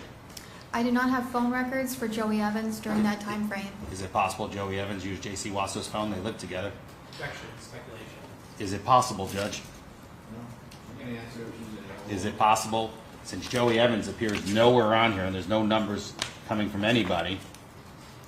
There are calls from Jaycee Wasso's phone number, 2 phone numbers that we have found to be associated. Okay, I'm talking about this document right here that you That prepared. specific document does not include calls made to Mr. Evans. Okay, well, then you had Mr. Evans' phone number. I had his phone number. So why didn't you dump it? It just wasn't in that report. Okay, so you didn't dump Joey Evans' phone during this period of time from 11/7 through 12/31. Not in that report. And you did not include him in this report, even though he's one of the co-conspirators, allegedly. He's not in that report. Okay, and you've already testified, it's possible he was using Jaycee's phone. Yes, those are just phone numbers. Those are just phone numbers, and it's possible that Jaycee Wasso has more than one phone registered to her name. She does. And just like all the text messages that you testified to, you cannot sit here and tell this jury who sent those text messages. I cannot. You can just say what phone they came from. Yes. So if somebody hypothetically had access to Ms. Wasso's phone, they could text from her phone, they could call from her phone, correct? Yes. And you can't tell this jury at all whether that happened or not. No. Okay.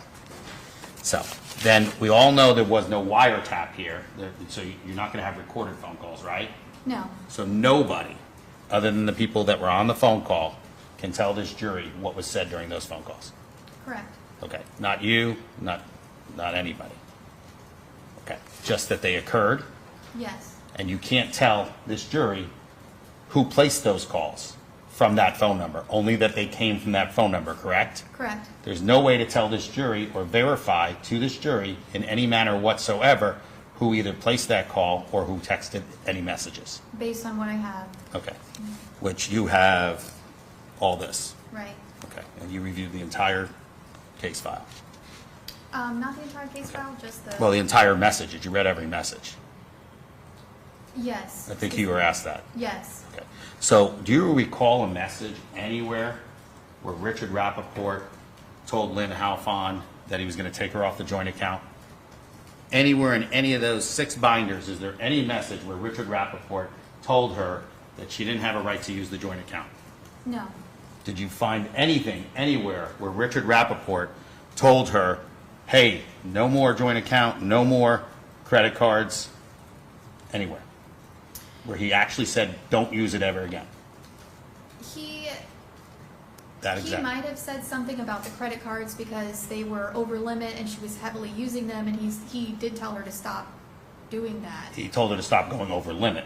Do you have a text that you can refer to in any of these binders where he said, you're not allowed to use my credit card anymore? I'm not sure. I'd have to look. He may not have specifically used that wording. Okay. So you don't have any instances that you've reviewed where you can remember where Richard Rappaport withdrew his permission for her to use his credit cards? He did take some credit cards from her, things like that, but not specifically that. Does taking a Verbiage. credit card from her withdraw his permission for her to use it? I would think so. Well, what happens if there was a second copy of it?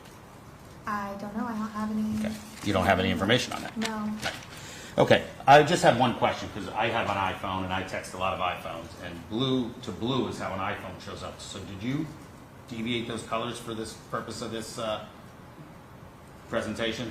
No, this was specific to the Cellbrite Reader software. Okay, so Cellbrite modified it, because iPhone to iPhone is blue to blue, correct? It depends on your settings on your phone. You can change all of that. Oh, but, okay. But like What is it it's kind routinely? of like an industry standard, but that's how it is. So if you have an iPhone I do. and I have an iPhone, if I text you right now, are you going to show up? Is it going to show up blue on your iPhone because you haven't changed the factory settings? Maybe. Maybe. I mean, you do this a lot. You've analyzed phone records. You analyze phones, right? Yes. So can you tell me what the factory settings on an iPhone to iPhone message is? I changed my settings. I can't tell you if Okay. it show up blue. But this is your expertise But- area. It's blue to The- blue the factory blue- settings, yes? The blue and green is just a standard thing. It's standard presented by Cellbrite, and honestly, the colors don't really matter. I'm not because asking you if they matter. I'm asking you, was it changed for the purpose of the presentation? it was not changed. Okay. It did not alter it. So when I text someone with a T-Mobile or anything other than iPhone, it comes up blue-green. I can't tell you what a text message appears as in Okay. every device with every carrier. I can't possibly do that. Okay, I thought maybe you might know that. If you don't, that's fine. All right, so also, when text messages are sent, people can set to find out whether or not those text messages were read. Right. Were there any read receipts on any of the messages that you put through anywhere? Yes. Okay, on which ones? Nobody referenced anything about being read. You'd have to look. There's quite a few. It's not consistent. It's not every time. Okay. But they're in there. It's mostly with Richard, I believe, but there are some with Miss Wasso. You would just have to.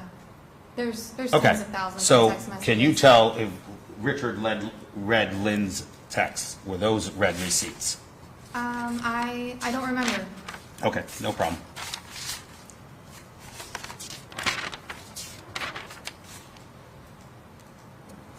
Now, I gotta go through this deletion stuff where Okay. it became an unknown name. Yes, sir. Okay, so you said if messages are deleted, the longer they've been deleted, the harder they would be to recover, right? Well, it basically, when you delete, it goes into like a holding tank. Right, we understand that. And then based on the device and the OS and however it's programmed is when it gets completely deleted. So it's not like it degrades over time. It's just maybe this device, like maybe her iPhone, will clean that recycle bin every few hours, Okay. whereas the iPad, it's every few days or weeks or something like that. So if it was testified to previously that she deleted almost everything back to April from both devices, but you recovered everything through 9/19. Okay, so you want me to explain how that? Well, let me finish the question. Yes, Okay. 9/19, and there's not one text anywhere between Lynn and JC from 10/2/19 all the way through the end of this case.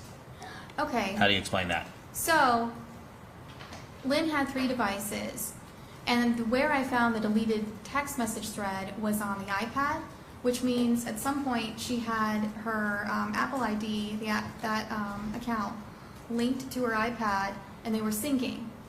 So, when she deleted the text messages off of, I believe it was her iPhone 11, they were still retained in the holding tank on the iPad. Okay. So that's where we had the string of deleted messages.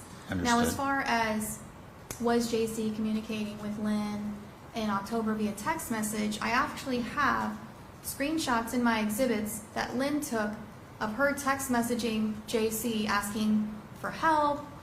She sent her one where she Wait, got a- where are these in? They're in the exhibit that I made for the $1 million check, which was counts 10 through 13. Okay, where's that exhibit? We asked everybody else if there was any text messages after 10/2/19, and every person said there wasn't that's testified so far. They didn't show up like the other text messages. It was Lynn having taken like a screenshot or used one phone and taken a picture of it with her other phone. It was a photo Okay, of but text messages with JC, but I don't have like, what do you mean it was to JC? Not one thing that was shown here was shown with something going to JC.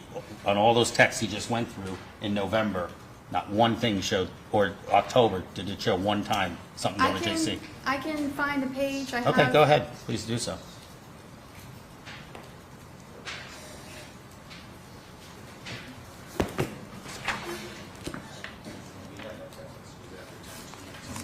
That was how the exhibits were, Judge, for the record, the exhibits were brought into evidence under the guise that there was nothing after 10/2/19. I'm going to object to the speaking objection. Sustained. Oh, then we need to approach, Judge. Is the evidence? Fine, whatever you Okay. say.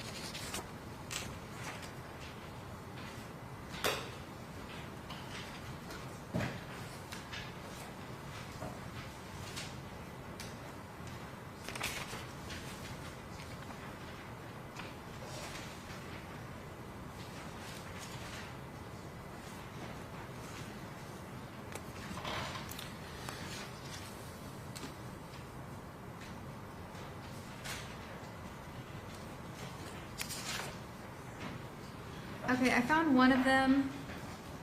It's on page 143 of my exhibit. Of which, Which exhibit is for It's for the exhibit for November 3rd, 19 through 12/16/19. I'm not sure how it's which one?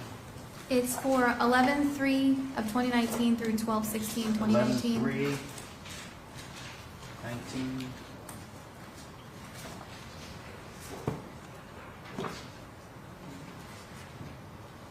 All right, what page?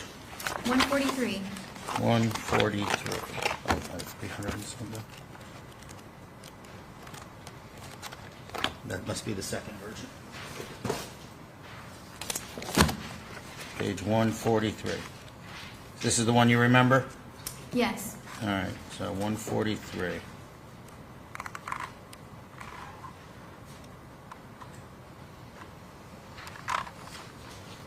Okay, I'm on 143. Yes, sir. Show me what you're talking about.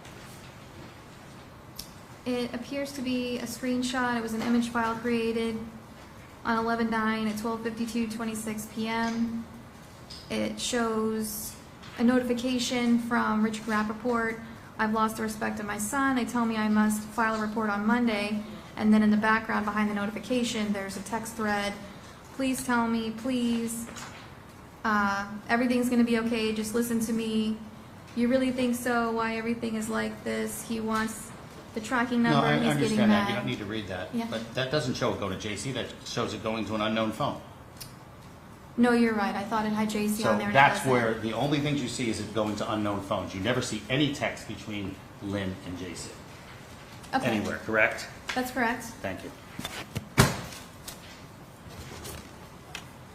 And those unknown phones, you can't sit here and tell the jury with any degree of certainty where those images went to. No. There's no way for you to tell. No. And when the name shows up unknown, you assume it's JC because of the context of the text. That's correct. Okay. And that's your assumption that you made based on the review of all the materials. Yes, sir. Okay. And again, you can't tell who was on the other side of that line. No, sir. Okay. Just like in the tolls that you can't tell who placed the call, just who the phone Correct. number was registered to. Correct. Okay. And in your review of the case, were you made aware that John and Joey were communicating with John Grancer when the checks were being cashed? Yes.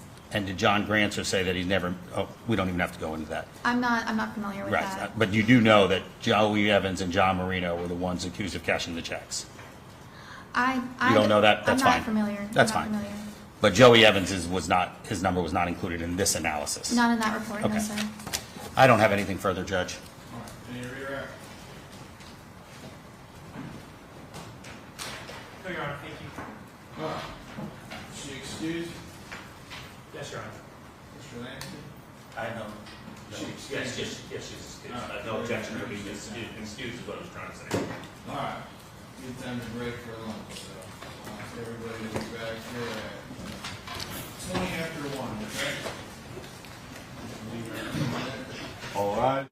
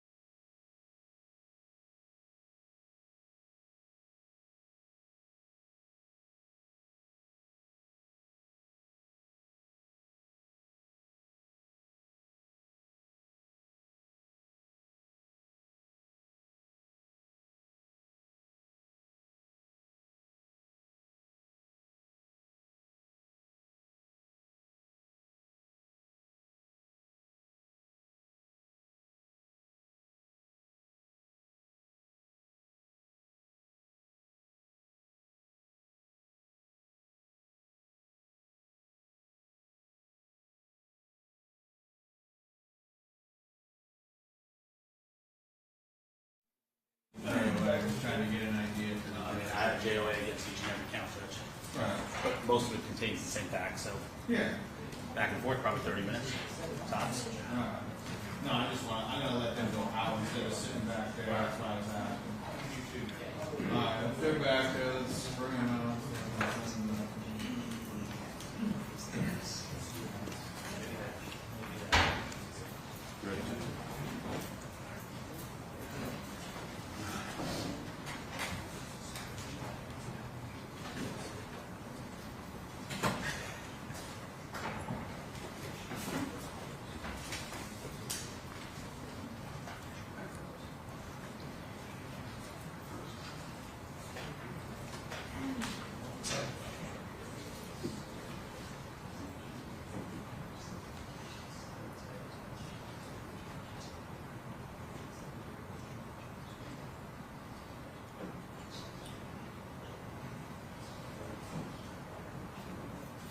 All rise, your executive.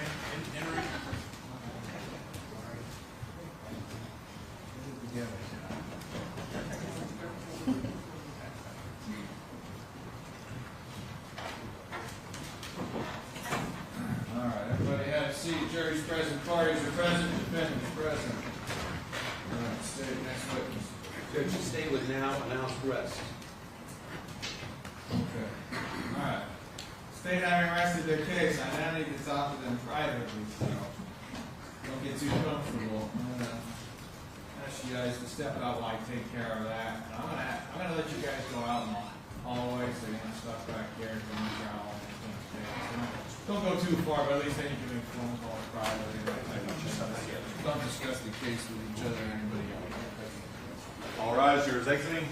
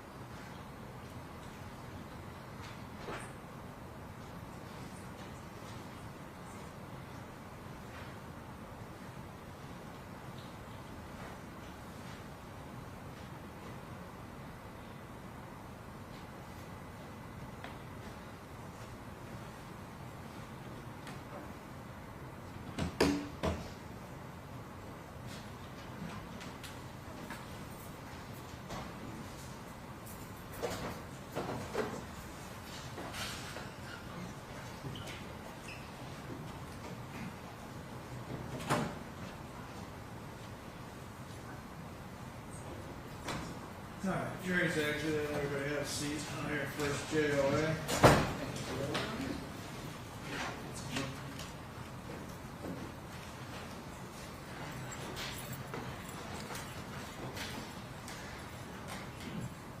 Go ahead, Mr. Lyon. Yes, Your Honor. Several JOAs. I'm gonna do one real quick, but it's not the entire JOA against that count. There'll be other arguments against that. But the count 11, they specifically refer to one check for, and that check is ending in 1487. That check is a $1 million check. All the testimony here is shown that my client never was in possession of that check. My client never touched that check. That Lin Halfon is the only one that touched that check. They're the only one that ever had possession of that check. That check was subsequently broken into 3 other checks, which they allege he went to my client. But specifically, they charged that check, and based on that, Judge, there's no evidence to say my client had anything to do with that particular check under that count, Judge. So that's, you want me to make all the arguments at once? Yeah. Okay, just thought that would be an easy one to address. So, all right. So, Judge, The, You wanna do them one by one, Steve? well, I'm gonna have It's easiest for the court, Mr. Lansky.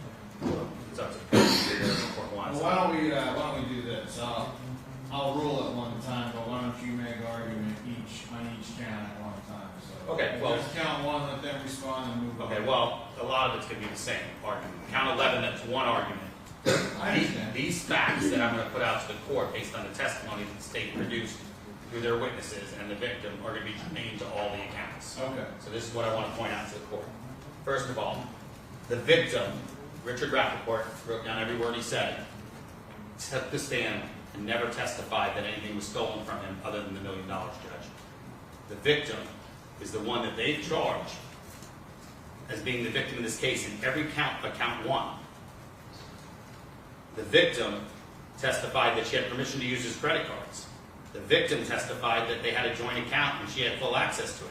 The victim only testified, and the state only asked him about the fraud involving the $1 million, and that was what he claimed was taken from him. At no time did the victim testify at all against any other money being stolen from him, Judge. He testified in general that he was duped, but everything surrounded his testimony only about the $1 million. There was absolutely no testimony other than she had permission to use the credit cards, which was never withdrawn, or they were married and joint accounts, Judge. But he never testified that he was the victim of a theft other than the $1 million. That's uncontroverted, Judge. I mean, they put in text messages, but the witness himself took the stand, who they alleged to be the victim in this case, and not one time did he testify that anything was stolen from him. That's the first part. The second part is everything from count 6 down involved a marriage. They were married, Judge. They had a joint account that existed as of June, which was testified to that it was opened through their witnesses of June of 2019 at Wells Fargo. That account was a joint account. A joint account, by its very definition, which has been testified to, is either party has access to all that money. That is family marital law as well. There is no crime in taking money that belongs to you. Okay? You can't steal money from yourself. Richard Rappaport did not take the stand and testify that she forced him to put that money in the joint account. Richard Rappaport did not take the stand and testify that at any time he took her name off that joint account because he suspected activity. In fact, her name remained on that account, and it was explained to them of the joint account, and she can take money out of that joint account. It cannot be theft. Again, the next fact here is she had permission through the witnesses of Lin Halfon and Richard Rappaport, the victim and the flipper, as the court referred to. Not the flipper, but the person that was also charged and took the deal. She now testified, or she testified on direct about yes, that reading 7 hours of text messages, but on cross, she said she had permission to use the credit cards. Richard never withdrew that position. Richard was upset sometimes when she charged too much, but he never stopped her from charging. Despite the text that they put in through expert analysis people, Richard said she was upset. Richard said, this can't happen anymore. I'm done with this, no more money. But Richard kept giving her money. And Richard kept giving her money after they were married. This is a married couple. This could have been dealt with in divorce court. This could have been dealt with in civil court. But this is not a criminal activity. And it's certainly not a criminal activity by Jaycee Wasso. If Jaycee Wasso is guilty of duping somebody or committing fraud, it's against Lin Halfon. But the state didn't charge that. The state charged each and every count against Richard Rappaport, a victim who didn't even testify that anything was stolen from him. So let's look at each individual count. Count 2. Well, let's just jump to count 2. The money, further, Judge. The money in count, let me just jump to the ones where they're married. It's easier. Count 4, the Rolex. Let's talk about the Rolex. The testimony that was presented is that she charged a deposit on a credit card she had the right to use. It was being bought for her as a wedding present. It was being bought for her. Yes, there's text message that Jaycee asked for this watch. But he bought it for Lin as a gift. There was no conditions on that gift. He didn't say you can't go to a poker game and bet it. He didn't say you can't give it to somebody else. He gave her a gift. Therefore, by nature of a gift, which is what was testified to, She got that gift in anticipation of their wedding, and the wedding took place. The gift, he has no control over it once he gives it to her. If she gives it to Jaycee or she gives it to somebody else, Judge, there's no crime. He bought it for her. There was nothing stolen from Richard. The Rolex watch or the money wasn't stolen from Richard. Richard purchased the watch, first of all, on credit card. There's no testimony that that credit card was ever paid off.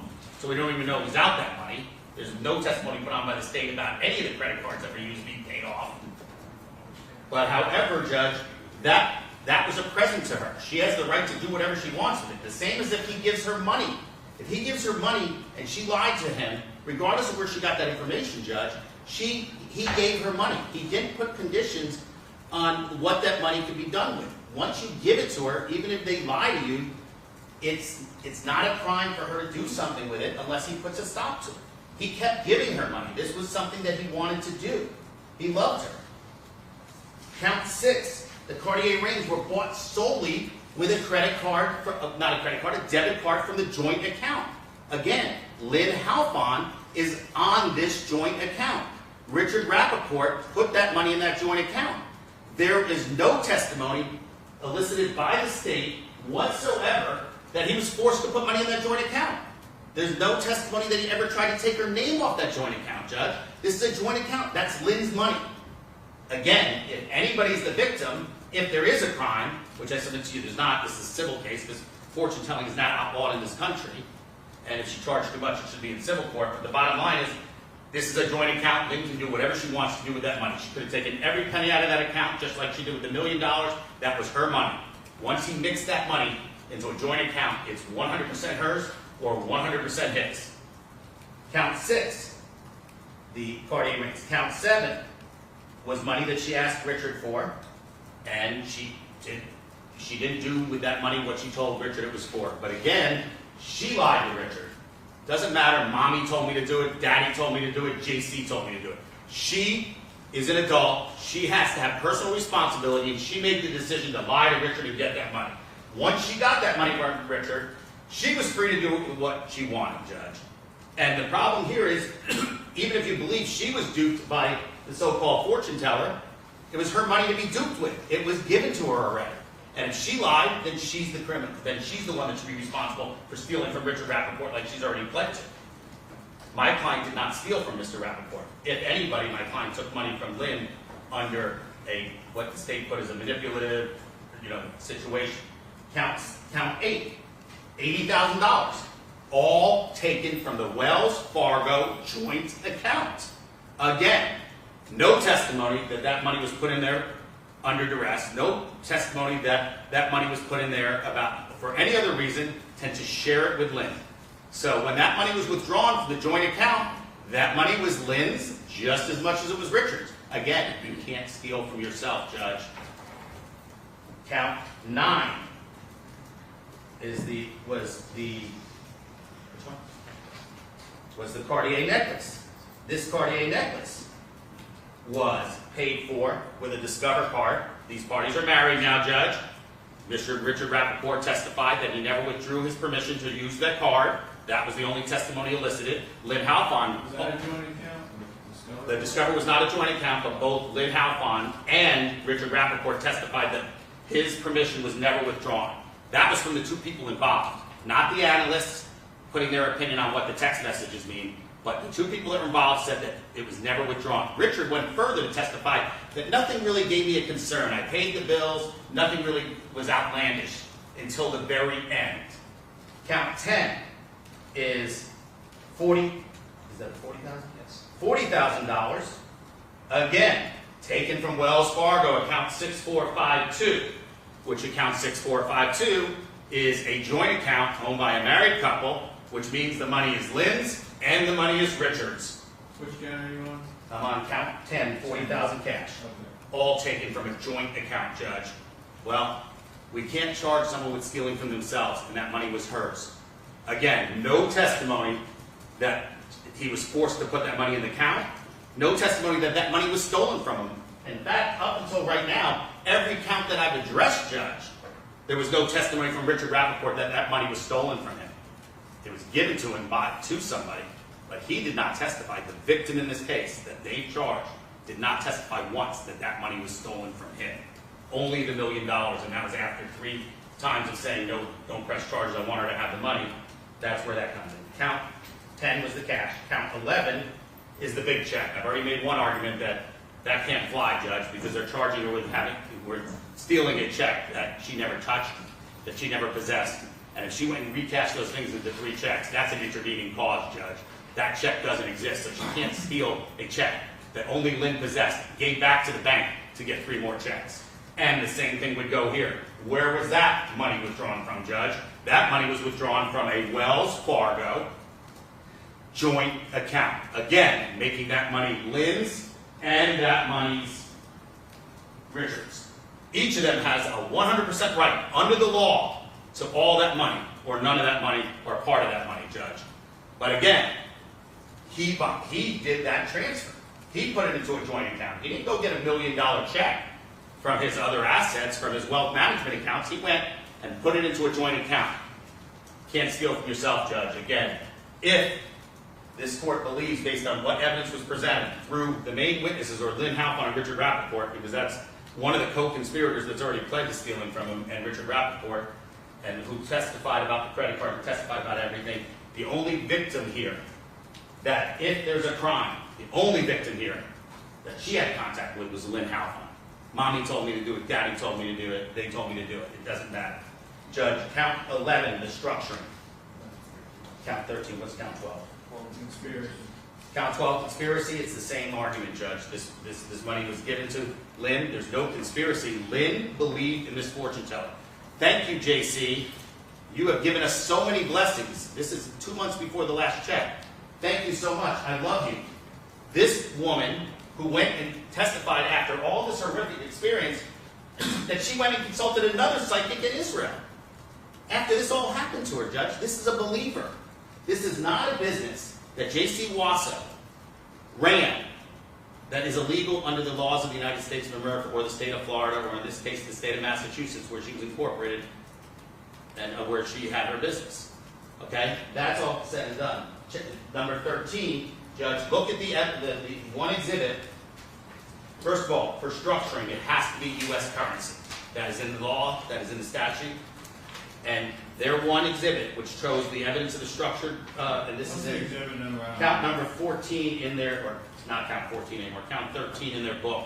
It would be in the, this exhibit number 21. Structured transactions are U.S. currency. We asked their expert, who took the stand, is a wire U.S. currency? No. Is Zelle, Venmo, a U.S. currency? No. If you look at what they're putting on as evidence of the structured transactions, there's one transaction, one, under $10,000 that went into Jaycee's account in cash. Who put it in there, we don't even know. But that was the only transaction. When she gave those messages, send 9 and then send 6, those were all sent by wire transfer, Judge. A wire transfer is not U.S. currency and not subject to the statutes of structured transactions. Now let's get to the whole thing.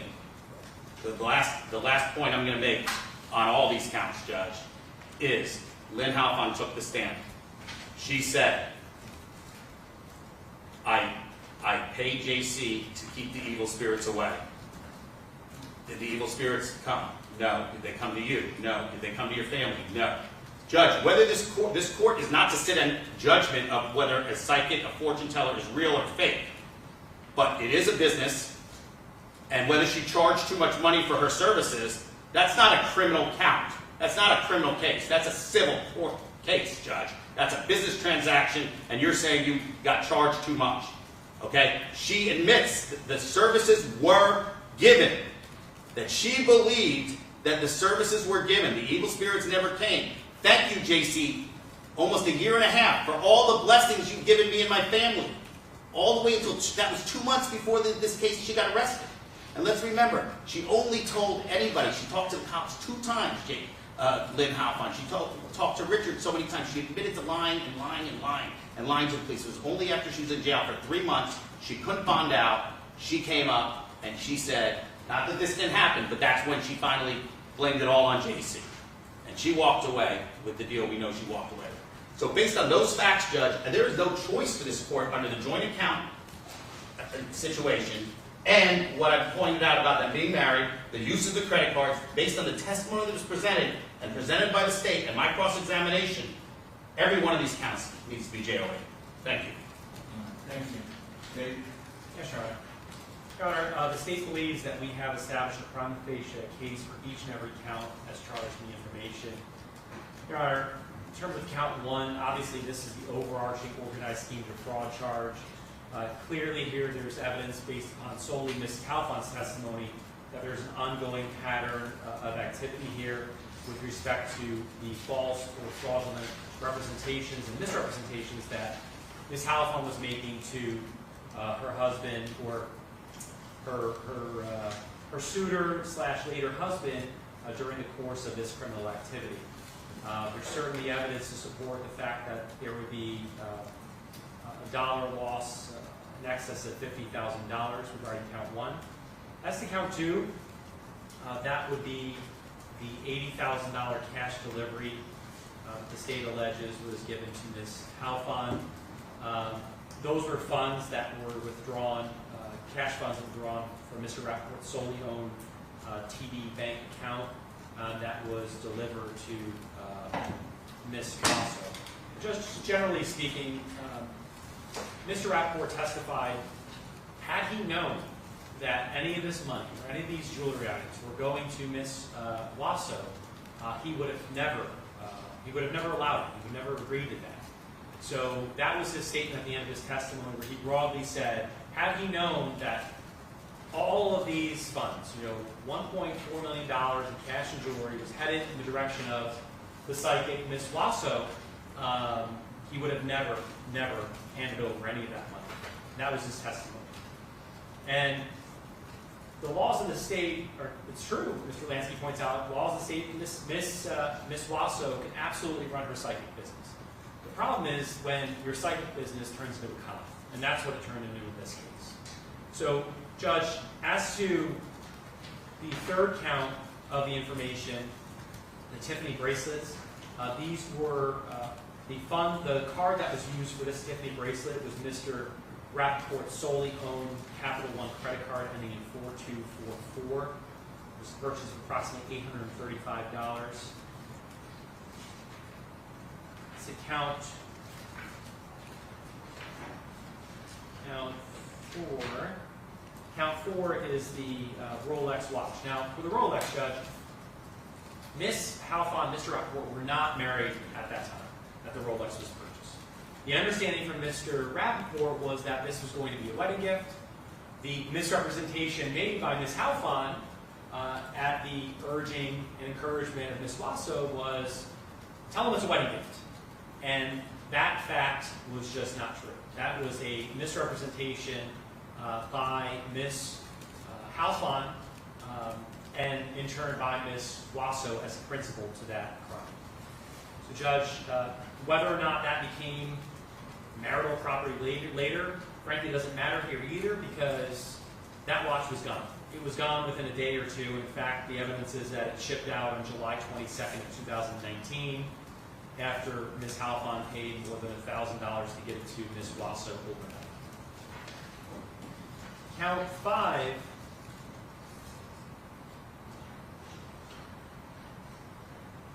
5 deals with the exchange of the $15,000 in cash as well as a $5,000 reimbursement for that Chanel handbag. Those funds came from Mr. Rappaport's Bank of Tampa account 3915, and they were sent over to the Lincha Bank of Tampa account, which was 6826, which was also in Mr. Rappaport's name. It allowed Ms. Halfon access to that account, but clearly the purpose of that account was for business purposes, not for Ms. Wasso's desire to purchase luxury goods. Count 6 deals with Cartier ring. Count 6 occurred on or about October 26th. And that item was purchased by the joint account by Ms. Halfon and Mr. Rappaport, the Wells Fargo account. That item was delivered by mail to Ms. Wasso up in Massachusetts based upon the receipt that's in evidence. Count 7. Count 7 deals with the cash delivery. Count 7 deals with the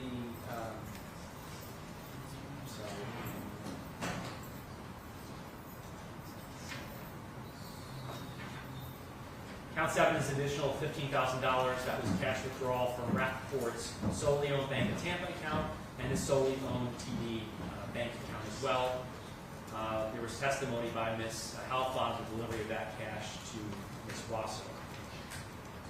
The next count, which would be the $80,000 count in October of 2019, those were funds that were transferred the same day, Judge, same day. $100,000 transferred the same day from Mr. Rappaport's solely owned Bank of Tampa account to the jointly owned account and withdrawn immediately by Ms. Halfon to deliver the cash to Ms. Wasso. Judge, the evidence is very clear in this case in terms of the text messages and the bank records that, and as Ms. Allen testified, it was Mr. Rappaport delivering the funds from his solely owned accounts to Ms. Halfon under misrepresentations, false promises, and some kind of future act, and pressure being applied by Ms. Wasso to extract that money and jewelry from Ms. Halfon. Suffolk County, you're saying it went from a solely owned account to the joint account, is that what you're saying? It went from the solely owned account, $100,000 went from the solely owned Bank of Tampa account to the joint account in the same day it was withdrawn. So the intention by Mr. Rappaport was for the purpose of Ms. Halfon, not for the purpose of Ms. Wasso. And next count is going to be count 9, the Cartier necklace, Your Honor, purchased October of 2019. This was purchased two methods. One was $4,111 purchase on Rappaport's solely owned Discover card, along with the joint account of Wells Fargo by Ms. Halfon. That ultimately, as Ms. Halfon testified, Sorry, you're saying both cards were? both cards were used. It was a split transaction. The total was a little over $8,000. There was $4,100 to the Discover card and $4,000 to the Wells Fargo. And that was an item that was delivered up to the Cartier mansion in New York City to be then picked up by Ms. Wasso. Count 10.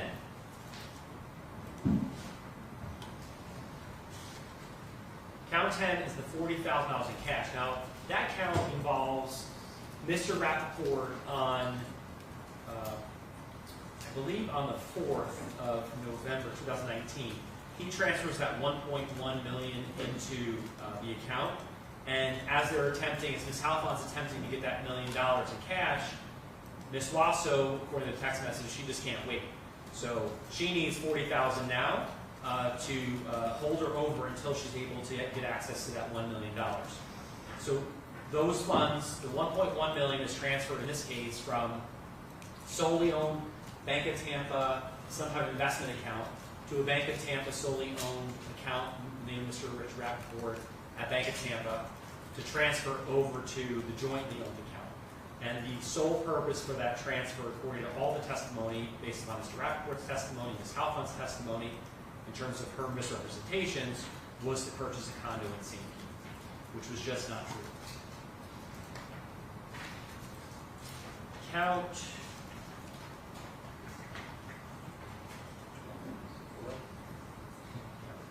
11, Your Honor. Count 11 is the one where Mr. Lansky started this, and he references this single Wells Fargo check that's listed in the information, Judge.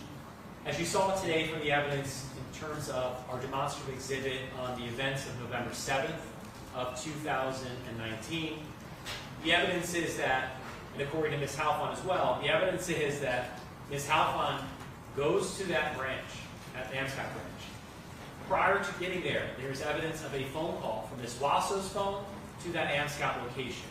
There's evidence based upon Ms. Halfon's testimony that she's told by Ms. Wasso to go to that location to try and cash that check. During her time at that location, Ms. Wasso and Ms. Halfon are in communication by phone. Ms. Halfon's unsuccessful. Ms. Halfon goes back to Wells Fargo, converts the check into 3 other checks, returns to the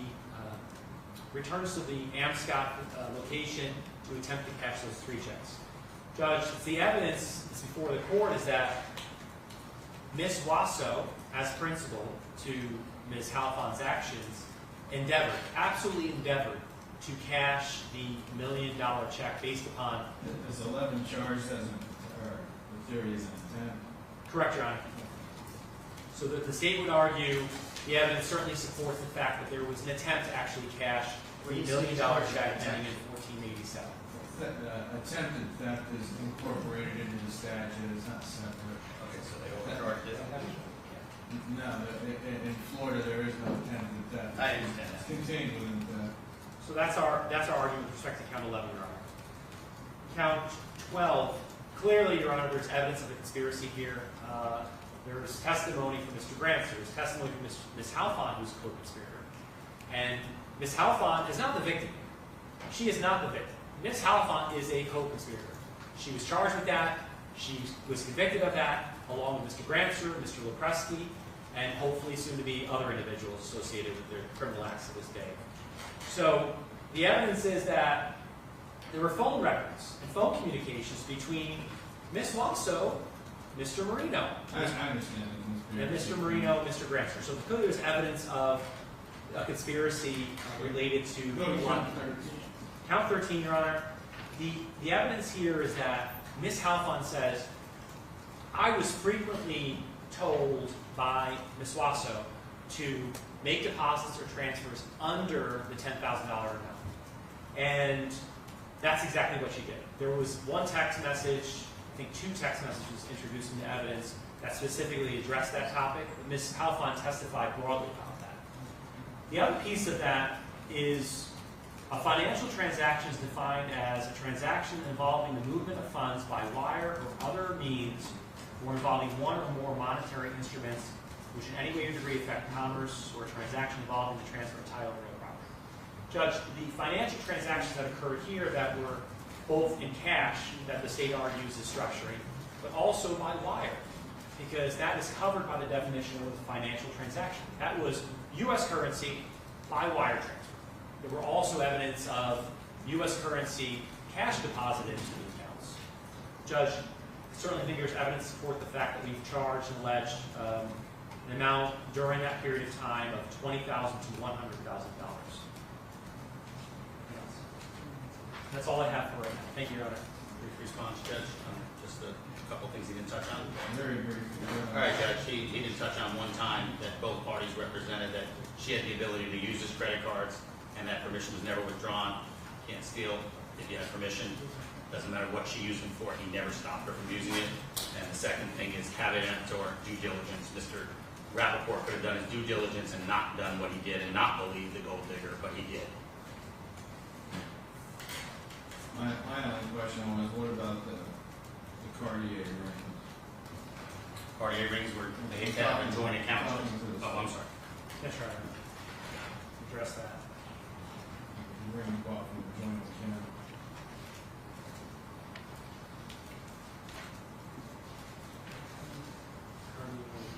Actually, I apologize, misspoke. That was the Discover card that he said she has the ability to use. Cartier was? Yeah, I believe so. Is that Discover or joint?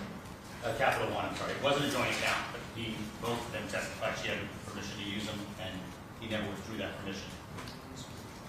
Oh, the rings were a joint account, my bad, Judge.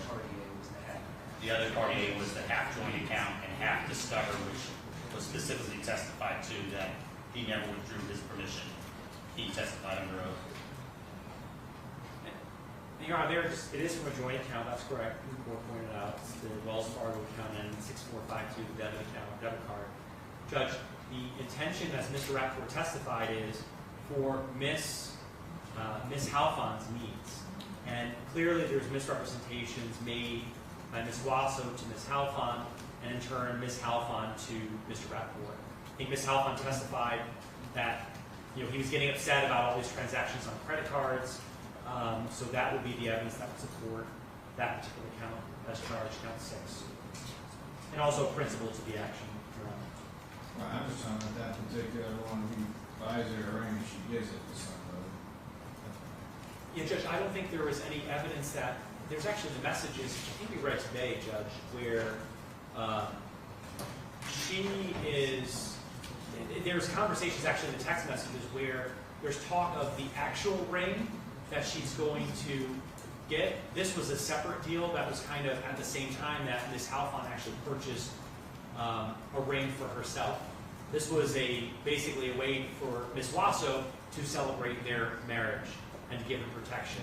It wasn't a ring that was actually, according to the text messages, intended for Ms. Halfon for her wedding. But I think the count you're referring to, Judge, was the Rolex was bought as a gift and then she gave it to somebody else. That was clearly the testimony. And I think that's the one you're referring to, Judge, when you say it's bought as a gift.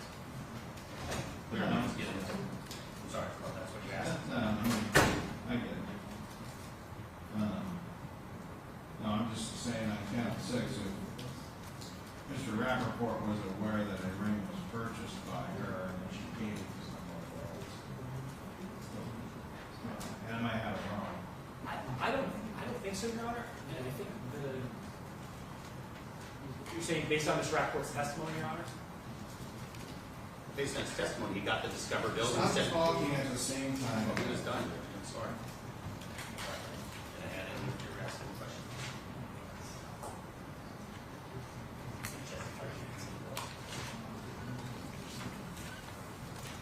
I'm asking if Mr. Rappaport, I'm going through his testimony, is he aware that she was buying a Cartier ring? Is my question.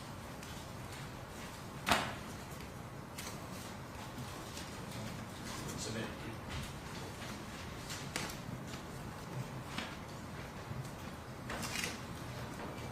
May I address the court on that point? No, it's pending this state. Okay, no problem. It wasn't asked. Any questions about it?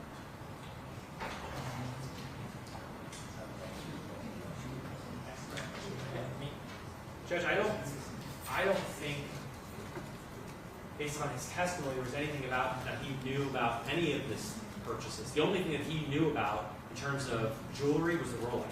Because obviously he went there, he was part of that. And I was just referring to the State's Exhibit 25, which are text messages related to that the rate transaction as well.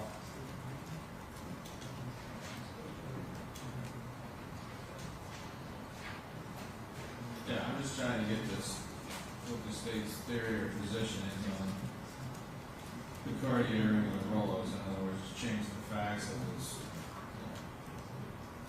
Somebody marries a wealthy guy, doesn't matter what the age is, and like one of their friends says, hey, see, you can buy a Cartier ring, I want one of them too. And like, yeah, I'll buy you one too, and you buy one and give it to her.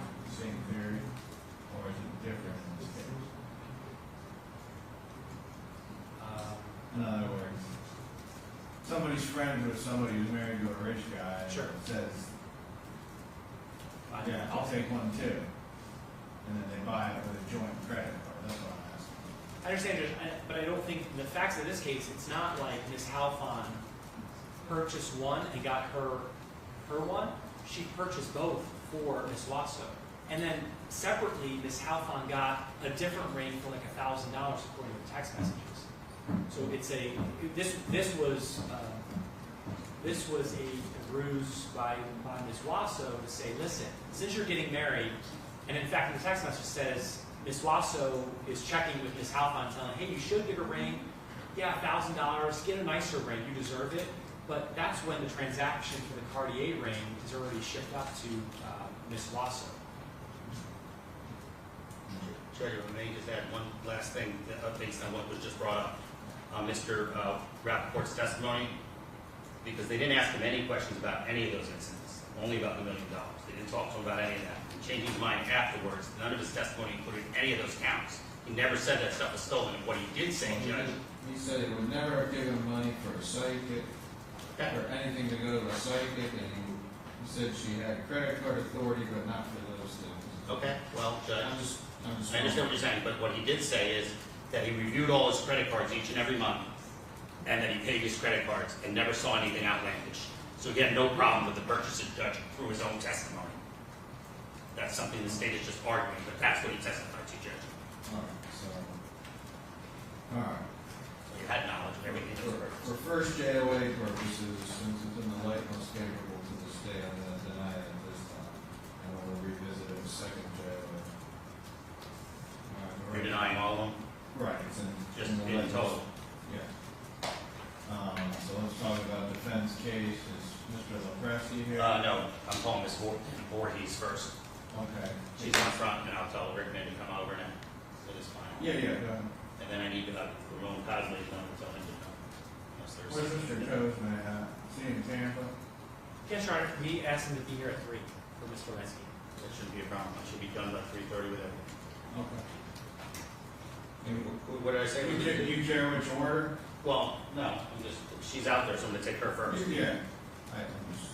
Oh, I'm sorry, no, I don't care if Cosme gets here before the Presti. Mr. Rickman bring his client right now. The Presti needs, I thought there was a fourth it was Victoria Morris, Judge, but one. Okay. it's fine. We'll just, if he wants to say, ask Victoria Morris, the jury can infer what it wants from that. All right, so Amber, again, Voorhees, Ramon Cosme, and Joseph LaPresti.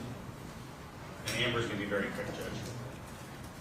Did you actually talk to Mr. Rickman? I texted with him earlier, but he's been in contact with the assistant too. But he says he's at my office, just let me know when. And Anthony's office is 15 minutes away. That Mr. Cosme had now, so,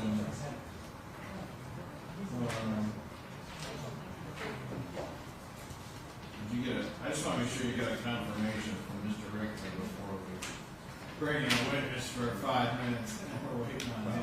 You It'll want be to 5 call? minutes from me. You guys want to We were come leaving back? my office, we were 8 minutes away. That's the exactly. confirmation Okay. from Mr. Burson.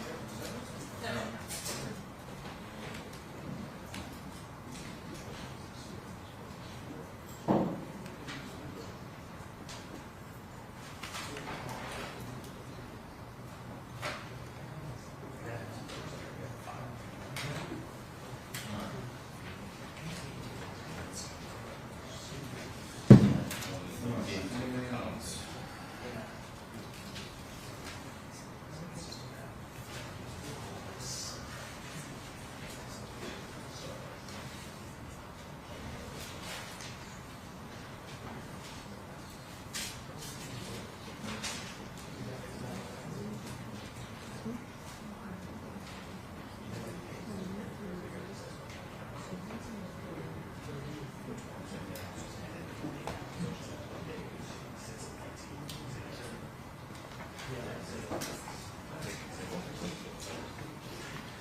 Judge, do you have that exhibit I handed you? No.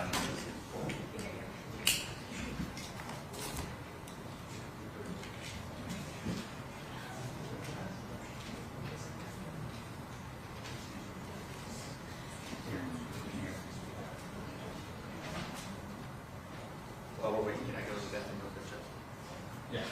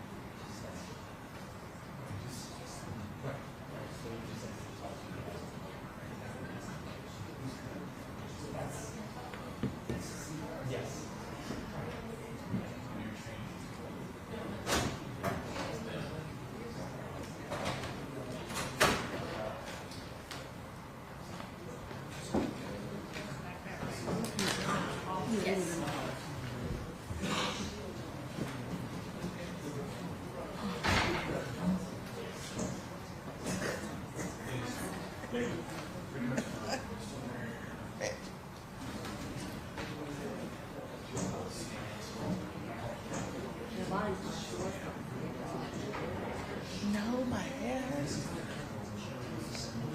I was sitting. I think my hair was how it happened. And then me calling and doing everything.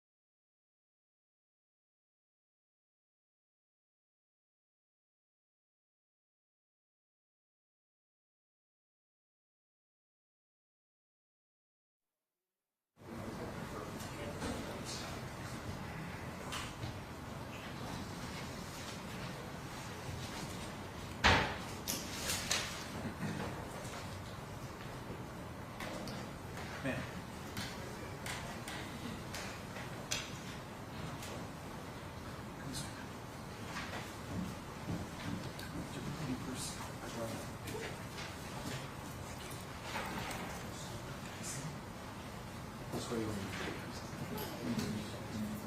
we ready? All right, bring the jury in.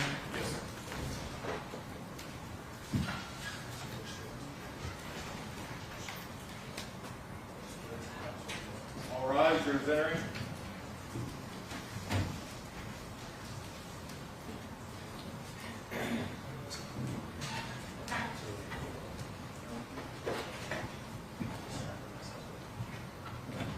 Everybody have a seat. Jury's present, parties are present, defendants present. The state having rested their case. What says the defense, Mr. Lin? Defense calls Amber Van Voorhees. All right, you raise your right hand for me. You swear to tell the truth, the whole truth, and nothing but the truth? Yes, sir. All right, go ahead, Mr. Lin. Please state your name and spell your last name for the record. My first name is Amber. My last name is Van Voorhis, spelled V as in Victor, A-N, V as in Victor, O-O-R-H-I-S. Okay, well, thank you for spelling that. Van problem. Voorhees, Van am I Voorhis. pronouncing that right? Van Voorhis. Van Voorhis. Van Voorhis, I can do that. Okay, so Miss Van Voorhis, were you formerly known by another name when this case was pending? No. Okay, did you go by Amber Duncan at any time? Yes, that's my maiden name. When did your name change? I'm sorry. Well, when I originally started working for Wachovia Wells Fargo, my last name was Duncan. Okay, And so my email remained Duncan. okay, no problem. But it's, your legal name is Van Voorhis? Correct. And it doesn't matter? Yes. The rest of it doesn't really matter Okay. for this case. All right, did you come to, what is your job? I'm a bank manager with Wells Fargo Bank. And how long have you been so employed? I've been with Wachovia Wells Fargo for 14 years. Okay, and what is your branch manager at which branch? I manage our Skyway location on 54th Avenue South in Pinellas County. And back in November of 19, where were you employed? What branch? I managed our South Del Mabry location in South Tampa. And who was your immediate supervisor? My district manager at that time, his name was Daciana Asahili. Okay, and anybody else directly that would be a district manager that you would call, like in a case like this? I think you're referring to my regional services consultant. She was not my manager, but Okay. she's a partner. And who is that? Her name is Sarah Cummings. Okay, I think that's the person I was looking for. Okay. Okay, so how did you come into contact with Richard Rappaport? Our original contact was when we invited him to come into the branch due to a large cash request. Okay, and the person that came in to make that large cash request was who? Her first name was Lin. Her last name I believe is Halfon. Halfon, okay. So she came in first. Correct. Was the money already in the account? Yes. Okay, and what kind of account was this for the jury's edification? It was a joint checking account. And you've been in Personal banking checking since account. 2007, right? I've been in banking since 2005. 2005. Explain to the jury the significance of a joint account, what that means. So when an account is joint, it's considered an or account. So either party can make withdrawals, make deposits, close the account. That's how all joint personal checking accounts are established. Is there a limit? If Mrs. Halfon wants to take out $999,999 of $1 million, is there a limit on that, other than causing red Besides flags? bank protocol, but either party can withdraw any amount of assets. So there's no limitation. Yes. When you met with Mr. Rappaport, did he understand, based on your conversations, in your opinion, that this was a joint account? Yes. And did you explain to both him and Ms. Halfon the significance of a joint account? I don't believe we discussed a joint account. We were more discussing the request of the funds. And how much was the request for funds? $1 million. But you did testify that he understood it was a joint account and what that Correct. meant. Okay. Now, you eventually got two different stories. I'm not interested in what the stories were, but you eventually got two different stories from the parties as to what the money was for? Yes, on the day, they originally both had two different stories, and then they came to the same conclusion. Okay. And your bank took what action at that point?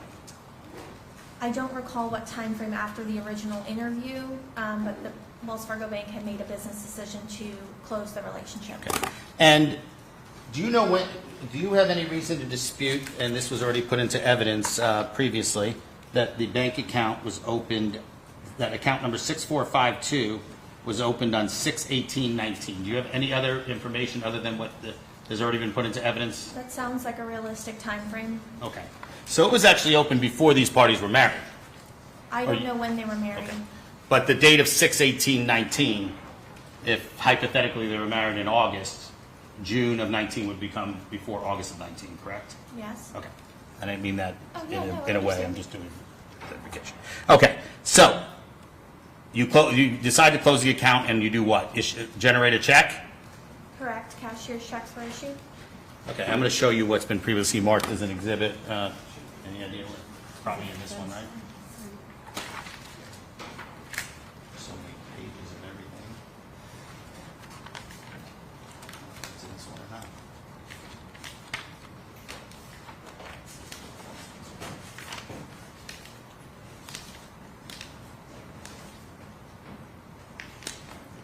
Okay, I'm going to show you what's been previously marked as State's Exhibit 21.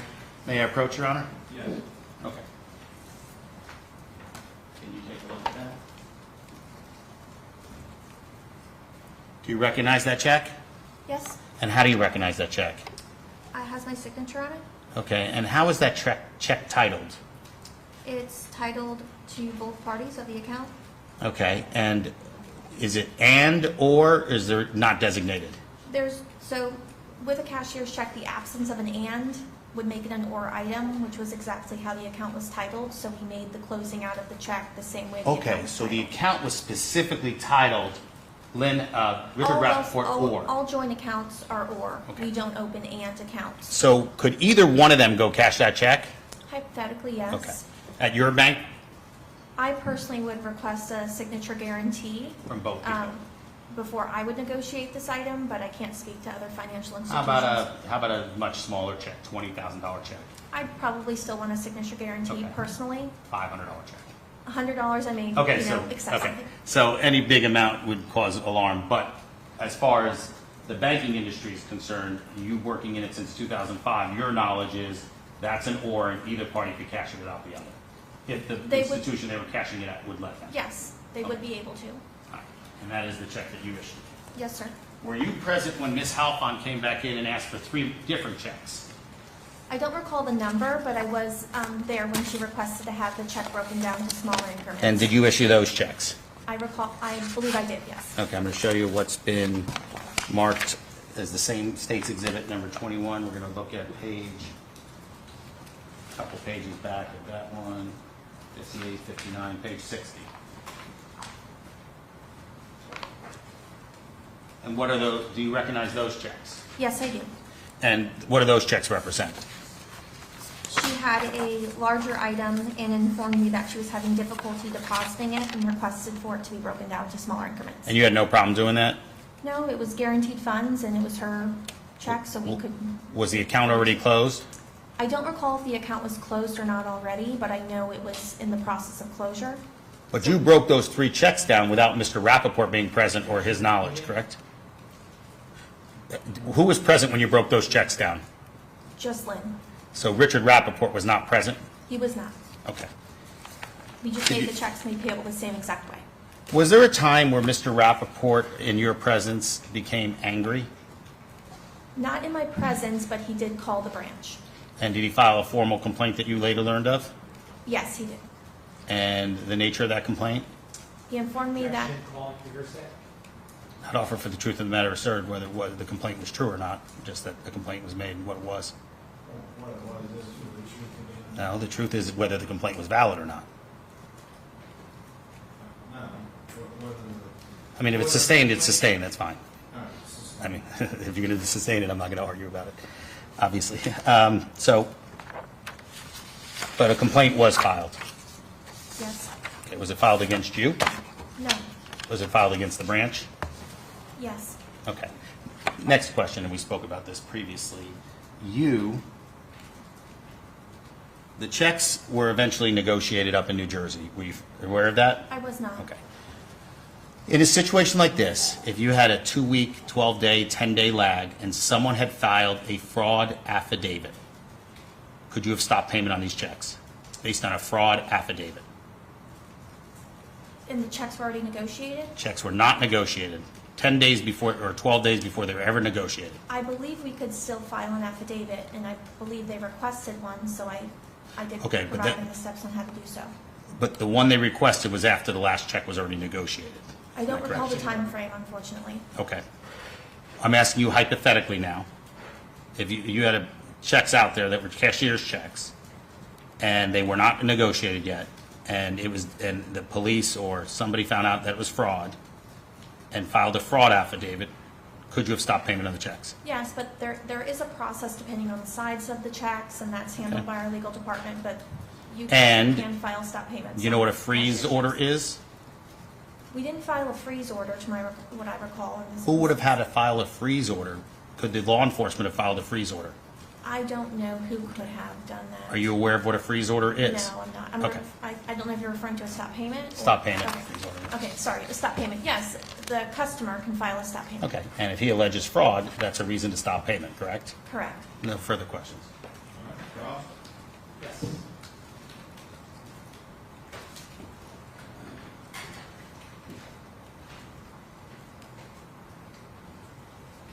Good afternoon. Hi. How are you today? I'm doing okay, thanks. Good. A couple of questions for you. So let's start at the end, actually. Mr. Lansky asked you about stop payment of cashier's check. Remember that? You indicated there's a process for that. Yes. What's the process? So, a customer can request a stop payment, then we're supplied a affidavit from our legal department for the customer to fill out, stating the purpose of the stop payment. They'll indicate if it's lost, stolen, depending on the size of the check. They need to file what's called a surety bond. So there's a couple of steps involved. And when you say a couple of steps, it sounds like there was quite a few steps. Fair enough? Yeah. Okay. And now, in this situation, you were actually contacted by Dana Titus regarding a request to stop payment, Objection, correct? hearsay of what Dana Titus requested her to do, Judge. See if I can listen, Your Honor. Say the question one more time. She was contacted by, you were contacted by Dana Titus requesting to stop payment on a check. That was asked the question. All right, sustain. Were you contacted by Ms. Titus? Yes. Okay. And I want to show you, let me mark this. Yeah, I'm sorry.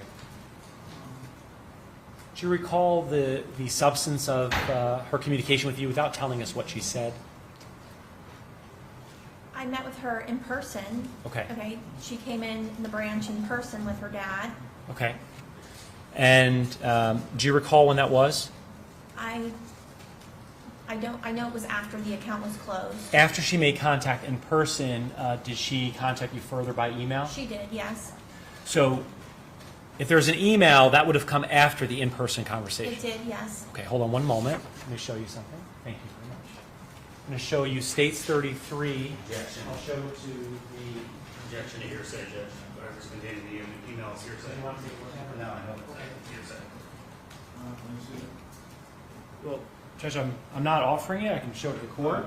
Well, I'm objecting to anything being read from it, Judge. It's hearsay.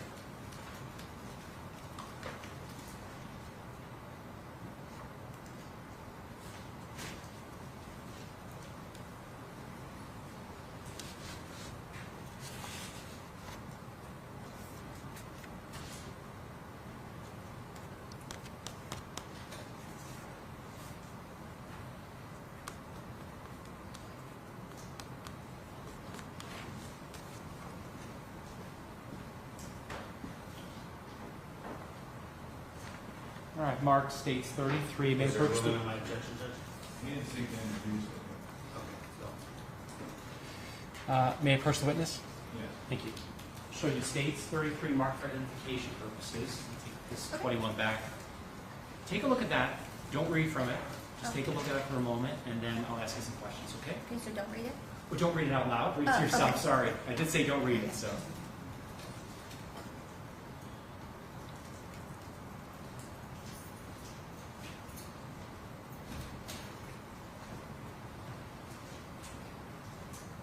Take your time. Let me know when you're done.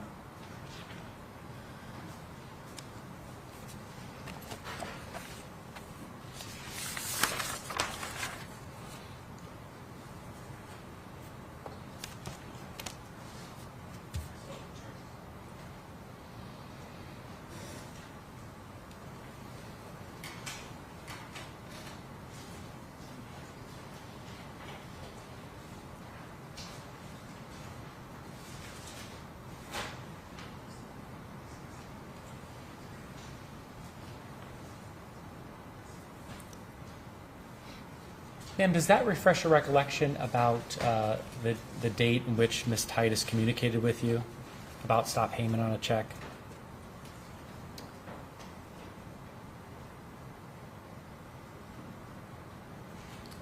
I don't see where she requests to stop payment. Objection, Your Honor. Yeah, don't indicate in the document. Okay, sorry. That's okay. So, you said there was email follow-up on this case, right? Yes. And are you familiar with the dating machine? After reading that, yes. Okay. Take this back. And What was the date, one of the dates in which she emailed you? I think that just said December 3rd, 2019. And prior to December 3rd, 2019, Ms. Titus also made contact with you in the branch as well.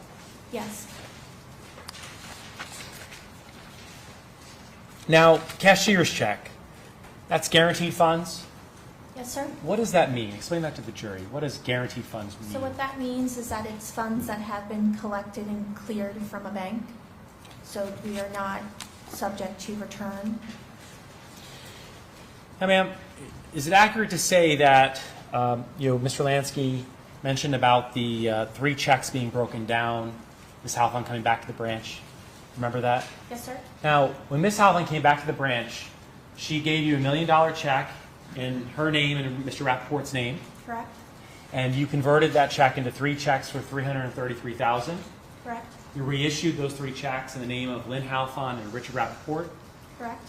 You were not permitted to reissue that check in any other name than Lin Halfon and Richard Rappaport. That is correct. It couldn't be issued in the name of Jaycee Wasso That is correct. or anyone else. That's correct. And then you were also asked about the check, if it required 1 signature or 2 signatures. And you said, I wrote this down, you said, hypothetically, yes, 1 signature on that check. Right? Correct. That's a hypothetical, isn't it true? Because on a check for $1 million, whether it was drawn on the United States government or the state of Florida or on Warren Buffett, it's fair to say that you would do some additional due diligence on a check like that, I would, yes. and you get a signature guarantee. That's what I would What, ask for. what is a signature guarantee? So it's where an individual goes to their financial institution and endorses a check in front of branch personnel, and they provide a stamp indicating that that person signed in their presence and provided identification. It's also possible that you might want 2 signatures on a check like that. I personally would.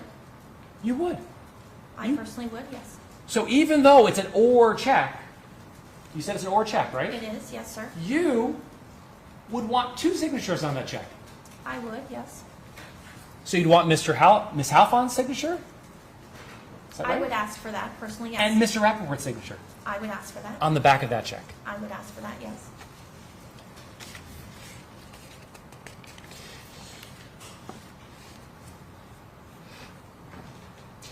Were you aware of the date in which the funds came into that account before a bank check was, before the account was closed, I'm sorry, I right? don't recall the time frame. Let me show you States 21. And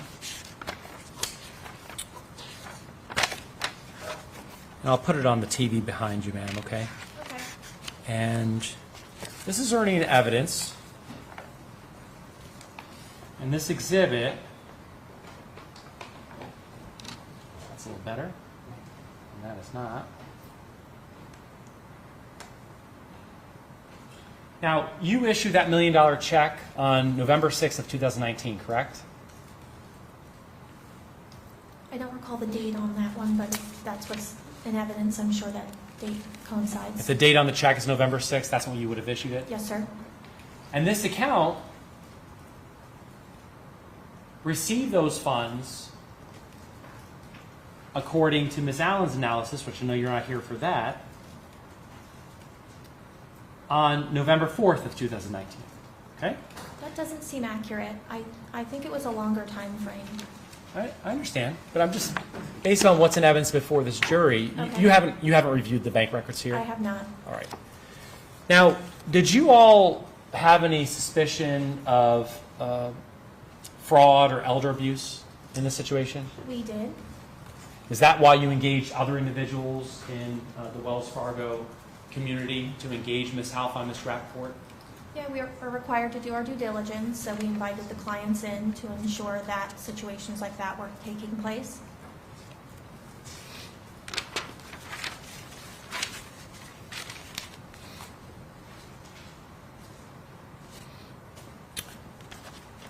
Ma'am, that's all I have for you. Thank you. Thank you. All right.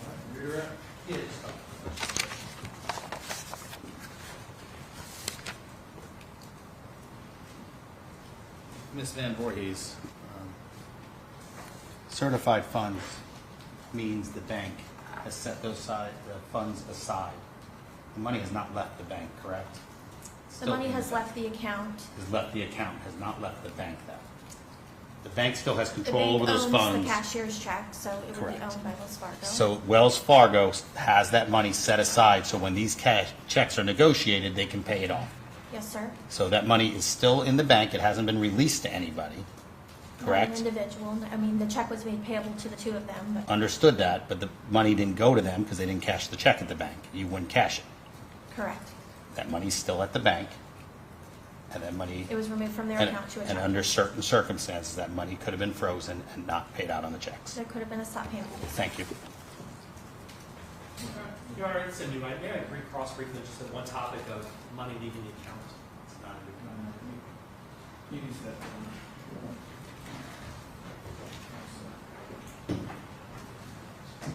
All right, next witness, Mr. Lance, is she excused? Yes, Ms. Van Voorhees has been waiting a long time. She can be excused. Today? Yes, thank you. All right, Thank you. go ahead. Joseph Lepresky.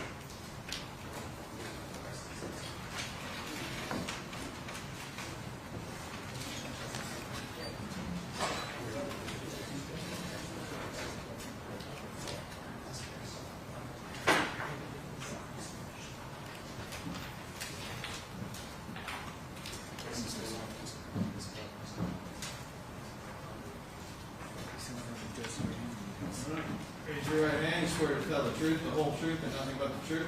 I do, Your Honor. All right, please have a seat and state your name for the record. My name is Joseph Lopresti.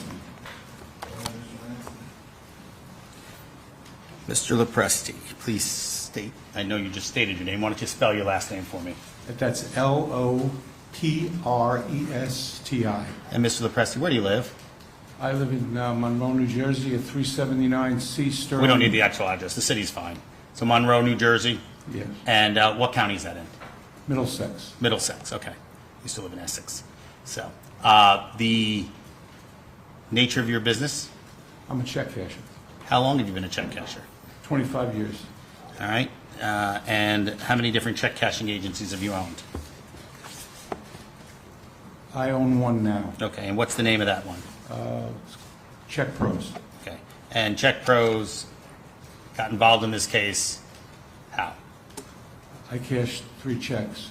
Okay. Did you personally cash those checks? No, I didn't. Who cashed those checks? The manager of the store at the time, Berthelene Blaze. And who came into the store to cash the checks, if you know? John Grancier. Did John Grancer talk to you beforehand that he had checks coming in? He did? Did he tell you what the amounts were? Yes, I think he did, yes. Okay. And did you tell him what would be required?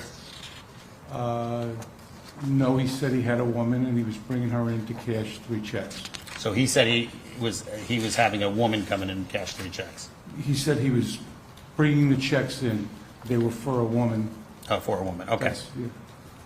Did he tell you what type of checks, did you know what type of checks these were? Yes, he said they were bank certified checks. Okay. Now, Mr. Lepresti, were you charged in this case?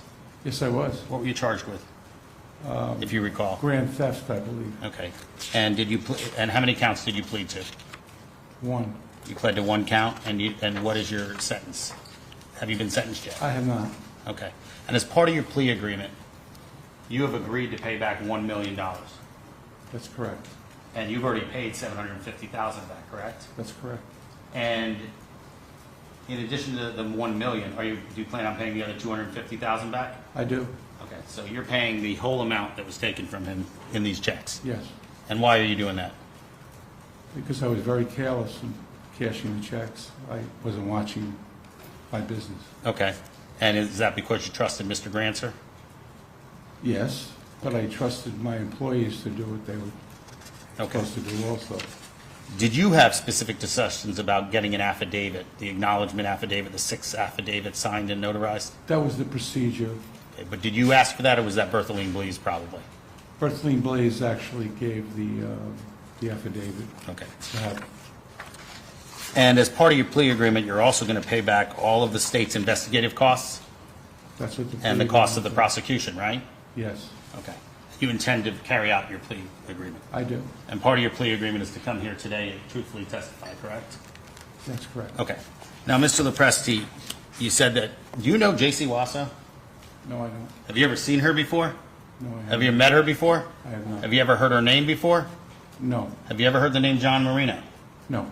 Have you heard it now? Yeah, Okay. Have you heard about Joey Evans, that name? I've never heard of him. Have you ever met John Marino? No, I haven't. Have you ever met Joey Evans? No, I haven't. Do you know what happened to the money after you cashed the checks? I don't. Okay. Do you know Brian Rappaport? I do. How long have you known Brian Rappaport for? Somewhere between 15 and 20 years. And you remember 15 to 20 years. You're poker buddies, right? Yes, Okay. And you play poker a lot? yes, I do. Okay. And you never ran into John Grancer at the poker rooms? No, Or Joey Evans? no, Or John Marino? Objection, leading Your Honor. Or John Marino? no. Or, well, you obviously ran into Brian Rappaport. You guys talk Yeah. about poker a lot. Yeah, I met Brian Rappaport around 20 years ago. Did you have a text relationship with Brian Rappaport and phone call relationship over the period that these checks were cashed? Before these checks were cashed, were you texting with him? Yes, And were you texting with him during when these checks were cashed? During that time period is what I'm saying. yes, And after the checks were cashed? yes, Okay. And you guys were giving each other information, correct? Objection calls for hearsay. I'm going to show you a texting sure. thing that consists of 71 pages, 72 pages. I'm just going to have you take a look at it.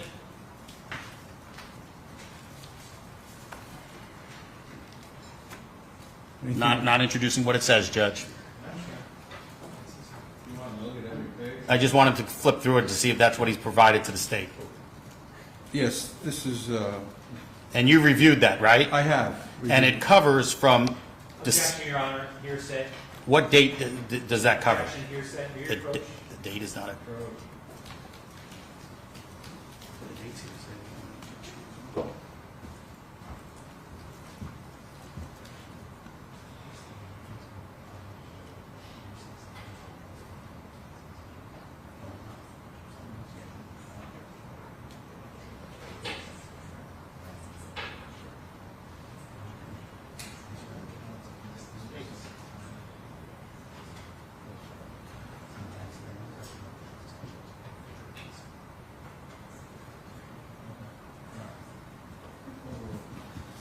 Okay.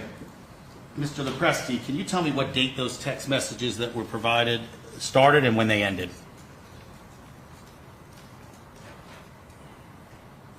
Looks like they started on 12/9/18, and it looks like they ended on 9/16/22. And your recollection of when the checks were cashed? They were cashed in the end of 2019. Okay. Did you at any time, your statement, I'll take that back. Oh, were there images exchanged between you and, without telling me what the images are, were there images exchanged during these text messages? Objection, hearsay. Without telling me what the images are, were there images exchanged? There were images exchanged. Okay. And 9/22 when this ended, or 9/22 is the last one. You kept in communication with him even after the arrests in this case were made. Not after my arrest. Okay, not after your arrest, but after the initial arrests in this case were made, you kept in communication with him. Yeah, I didn't know there were any arrests. Oh, yeah, yes. Yes. Were you talking to him prior to, Objection, leading. did you have conversations with Mr. Rappaport, Brian Rappaport? Yes, Okay. And did those conversations take place before the first check was ever cashed? Yes, Okay. And did you inform Mr. Rappaport on how he could cancel and cancel these checks and freeze these checks? yes, You provided that advice to Mr. Brian Rappaport. yes, And you provided that advice based on your 25 years' experience in the check cashing department.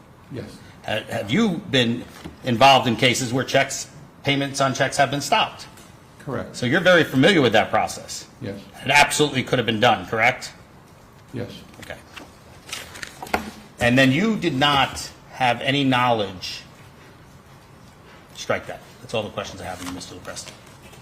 Ross? Is that document marked? No, I can put it into evidence. I'd like to mark it. You have your own? No, I'll mark yours if you show the witness, please. The one you showed the witness. Thank you.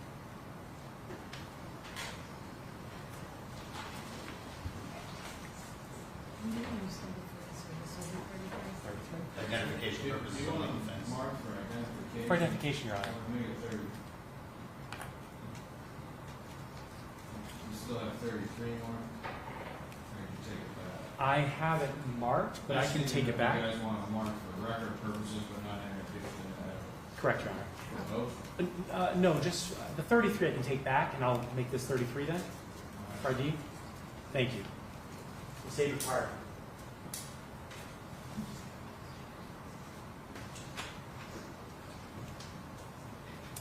All right, Mr. LaPresti.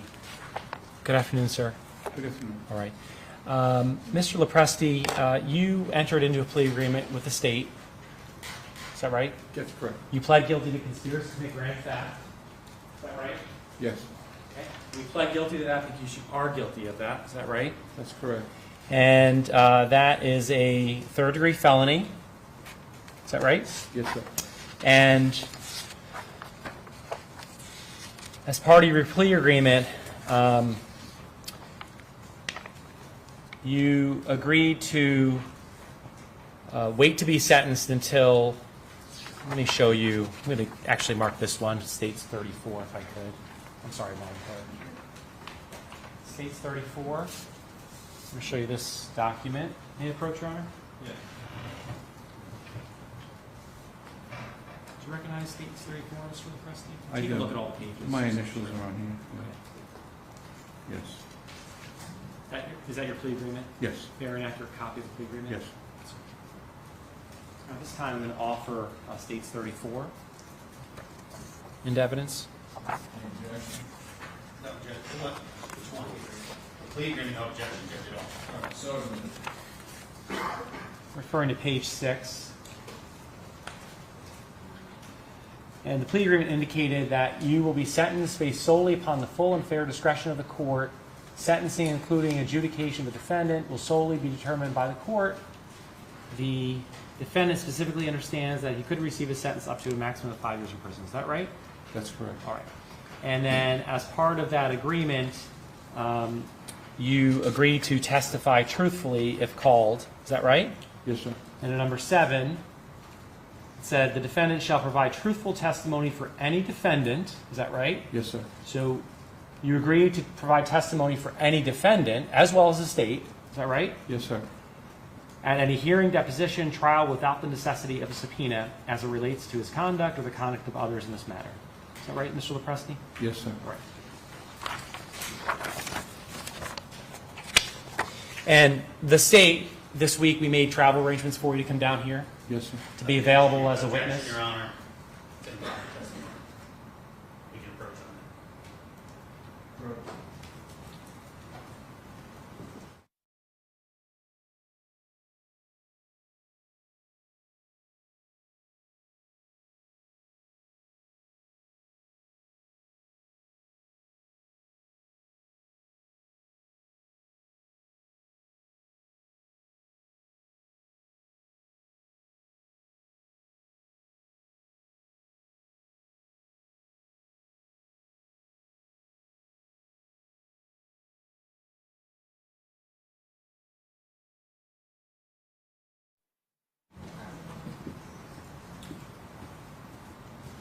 Mr. LaPresse, you agreed to come down without the necessity of subpoena for possible trial testimony. Is that correct? That's correct. All right. You got down yesterday? Yesterday, last night. All right. And you were available for testimony. Yes. And that's why you're here today? Yes. Okay. Not a vacation? No. All right. Now, Mr. Lansky asked you a lot of questions about Ryan Rappaport, about text messages, about your relationship with him, about timing of text messages and images in text messages. Could you explain to the jury what you know about Brian Rappaport? Who is Brian Rappaport? I met him, like I said, about 20 years ago at a poker game. We became friends just because we kind of bonded because we play poker together. He's much younger than I am, but I would see him on occasion at parks playing poker, at different house games playing poker. We had a very good texting relationship, and we had dinner together on many occasions. I still consider him a very good friend. Even after all this? Yeah. Did you have any idea that Brian's father was involved in this check that you cashed? Not when it was cashed, no. Okay. Had you known that he was involved, or even a hint of a Rappaport being involved, would you have taken some action? Sure. Now, you've been a good friend to Brian Rappaport over the years, is that true? That's true. And you're in the business of cashing checks, right? Yes. In New Jersey. And if someone had a question about how do you cash a check, or how do you stop payment on a check, or what do you do to stop payment on a check, is it fair to say that they might come to someone like you to find out how do you stop payment on a check? Yeah. Or what do you need in order to cash a check? Yes. Or how the heck can I convince my dad to stop payment on a check? Right? I don't know if I can.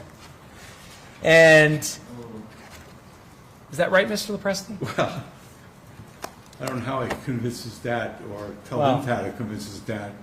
I did try, but it didn't seem to work. All right. So I want to be clear for the record and for this jury. Did Brian Rappaport have anything to do with cashing those checks at your store? Do you have anything to do with cashing those checks at your store? No. Did Brian Rappaport have anything to do with receiving any funds from those checks at your store? Objection calls for speculation, Judge. What happened to the funds? He's already testified that he didn't know what happened to them. To your knowledge. Overrule, he can answer if he's able to. I don't, I'm sure that Brian Rappaport didn't receive any money from those checks. Why do you say that? Because when he found out about it, we still text messaged beyond that, so he was as shocked as, he seemed to be as shocked as I was to find out that they were cashed in my place. It's crazy. Do you believe Brian Rappaport has anything to do with conspiring with any other individuals in this case? Objection, Your Honor. That's also an opinion. Not a prior fact. Did you give Brian Rappaport money? No. Did he give you the checks? No. Did he ever talk to you about getting money? No. Did you conspire with Mr. Rappaport? No. That's all I have. Thank you. Can you reiterate? Yep, briefly, Judge. Did you ever give Jaycee Wasso any money? Excuse Did me? you ever give Jaycee Wasso any money? No. Did you ever conspire with Jaycee Wasso? No. And sitting here today, do you have any reason to believe she received any funds? I don't. The only person you know that received funds was John Granser and what he told you where he gave it to. Yes. Okay.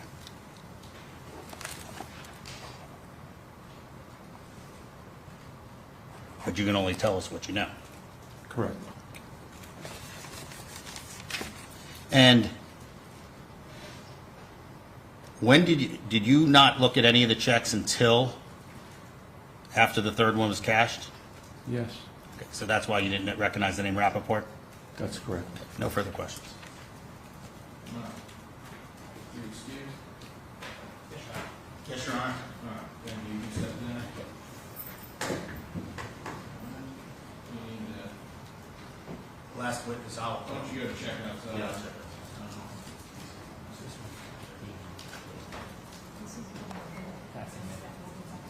Yes. Thank you.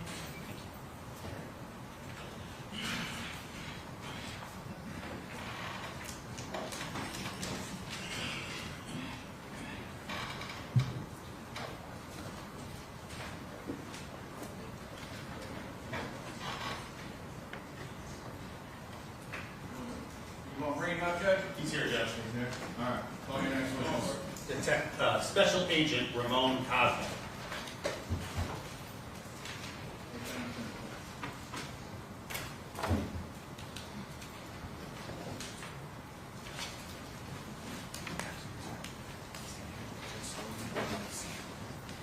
Raise your right hand, you swear to tell the truth, the whole truth, and nothing but the truth? Yes.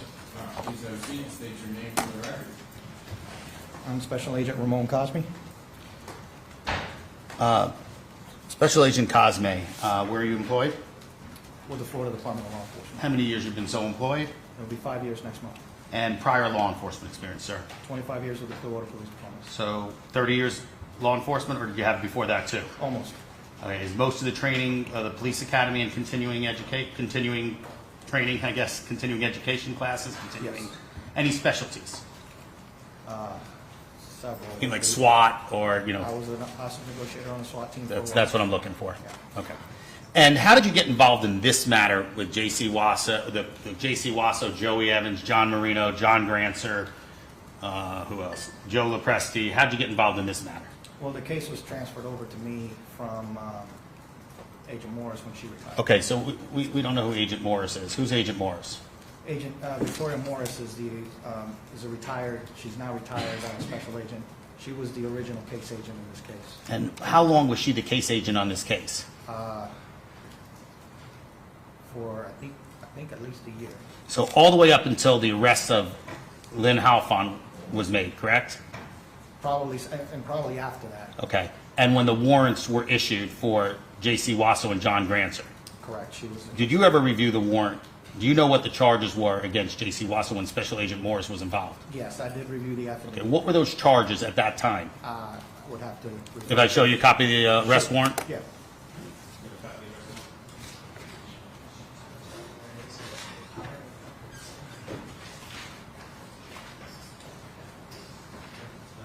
Excuse me, if we approach, please, while we search you for that.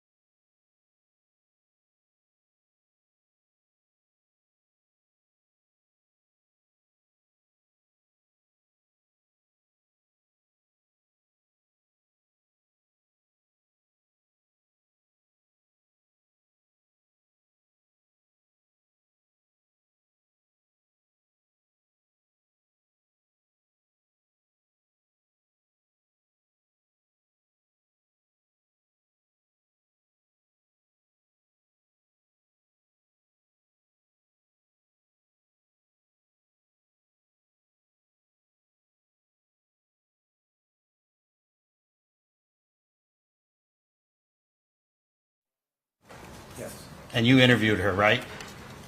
Yes, And you interviewed her under oath. yes, And that was a recorded interview. yes, And you were present. yes. And who else was present when you interviewed the defendant? I believe it was Special Agent Randall Camp. And during that interview, you came to learn of other names that could be involved. You wish to approach.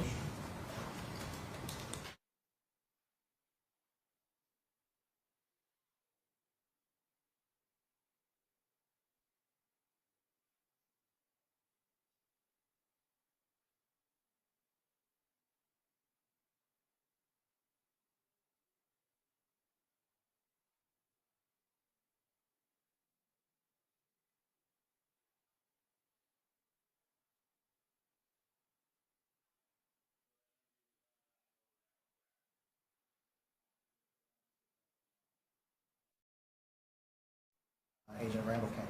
In the Randall camp. So he was also involved in this case? No, he was just present for that interview. What other special agents were involved in this case other than yourself, Willie Cancio, and Victoria Morris? And Randall Camp, Okay, no other agents that you can think of? not off the top of my head, But Detective Lang from the TPD was also involved? Not with you? not with me, Okay. How about airport police? not with me. Okay. So, but not with you. That might have been with somebody else, but you don't have knowledge of that. Correct. Okay. At a point in time, did you view Instagram posts of Joey Evans? I received some posts, and I think they came from your office, Of luxury items of different items, yeah, in South Florida? unknown where they Okay. Did you ever speak to Joey Evans at any point during your investigation? were. No, Did you ever speak to John Marino at any point during your investigation? no, Did you ever speak to Brian Rappaport at any point during your investigation? yes. And when did you speak to Brian Rappaport?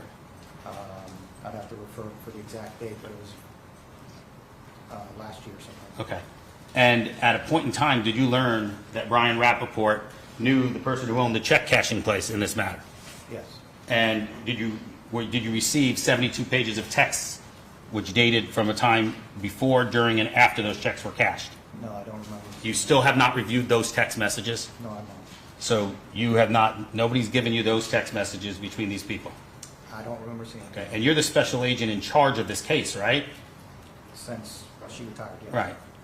And before she retired, you can't testify to anything that happened during that whole year of investigation, correct? Very little. Okay, so who would be best able to tell us what happened during that year before you got involved? Would probably be Special Agent Morse. She's the only one that can tell us, correct?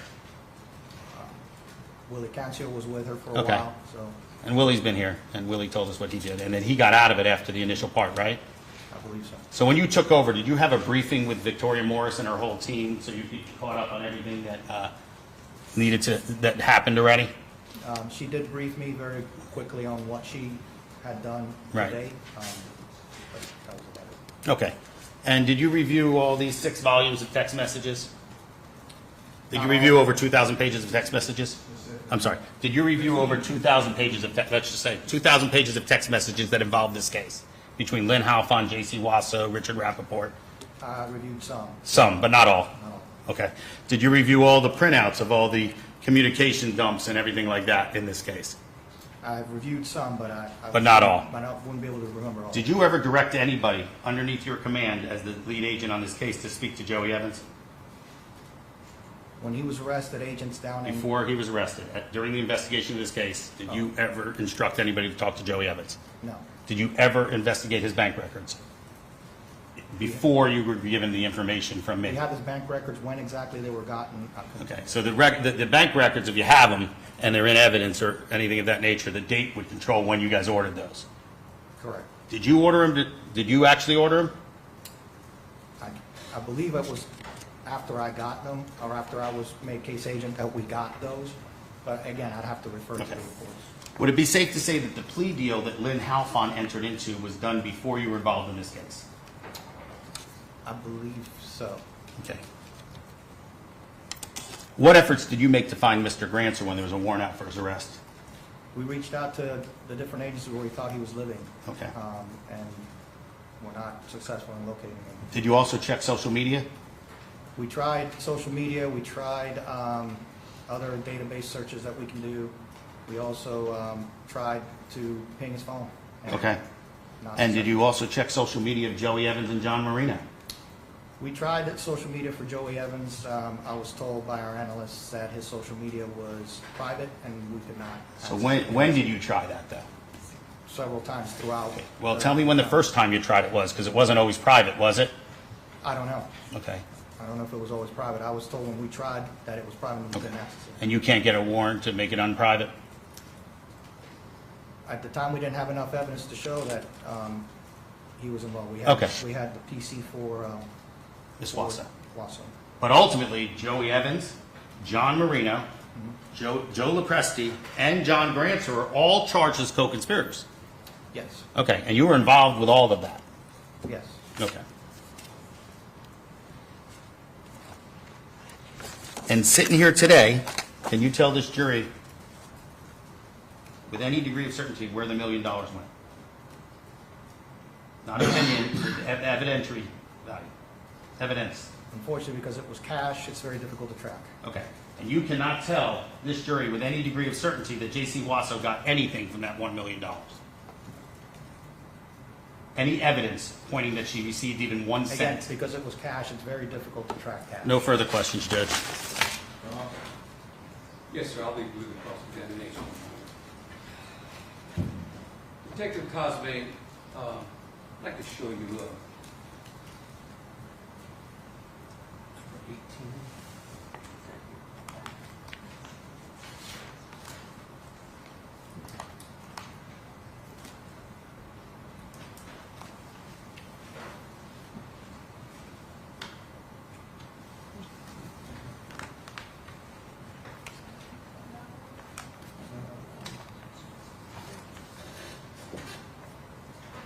Let me show you what's been received in evidence. Exhibit 18. Ask you what that is. It appears to be a plea agreement with Ms. Halfon. You have to speak up. I want to make sure the jury hears everything you have to say. I'm sorry. It appears to be a plea agreement with Ms. Halfon. And what's the date on the last page of that plea agreement when it was executed by Ms. Halfon, her attorneys, and the Office of Statewide Prosecution?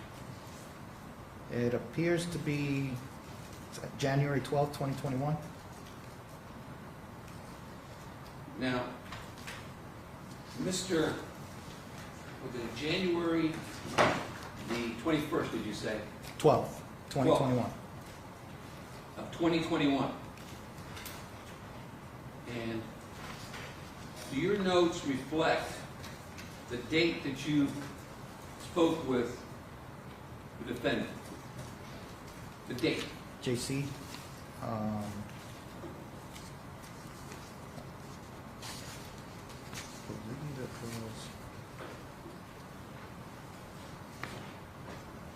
believe it was August of 2021. Of what year? Of 2021.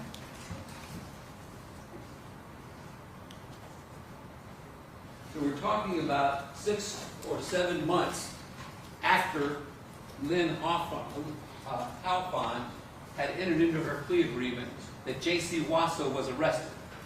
Isn't that right? Yes, sir. Okay. When the Florida Department of Law Enforcement makes an arrest and the Office of Statewide Prosecution is handling the case, does the Office of Statewide Prosecution thereafter become the agency that directs the investigation? Yes, sir. And do the agents for the Florida Department of Law Enforcement then work with the Office of Statewide Prosecution to develop the case after an arrest is made? Yes, sir. And sometimes even before an arrest was made, there is a mutual participation by the Office of Statewide Prosecution and FDLE. Is that correct? Yes, sir. But particularly after an arrest is made, the agents consult with the prosecutors to make sure that everything that's done doesn't affect the trial or Yes. the prosecution. Correct. Isn't that true? Yes, sir. Bro.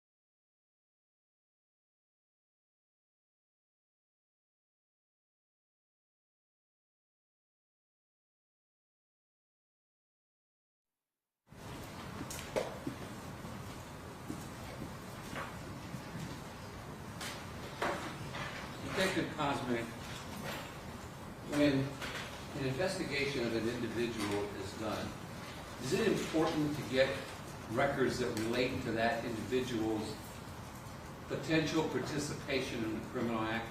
Yes, And those things are obtained by subpoenas, aren't they? yes, And then those subpoenas, particularly whether they're bank records or whether they're cell phone records or whether they're travel records for airlines or whatever they might be, those take time for those to come back, don't they? yes, And then they also take time for analysts to review them.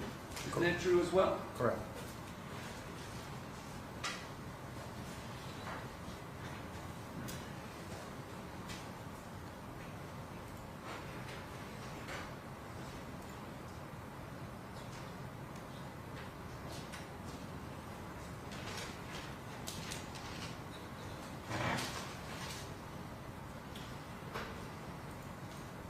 Now, Agent Cosme, when you were trying to reach Mr. Grancer, was there a warrant outstanding for him? Yes, When you were trying to reach or when you were looking into trying to locate Mr. Evans, was there a warrant for him? yes,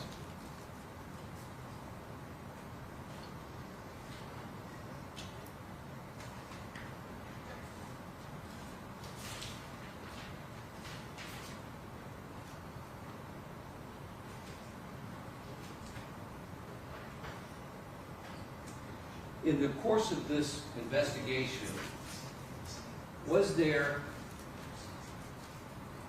oftentimes meetings with the Office of Statewide Prosecution regarding the progress of the case? yes,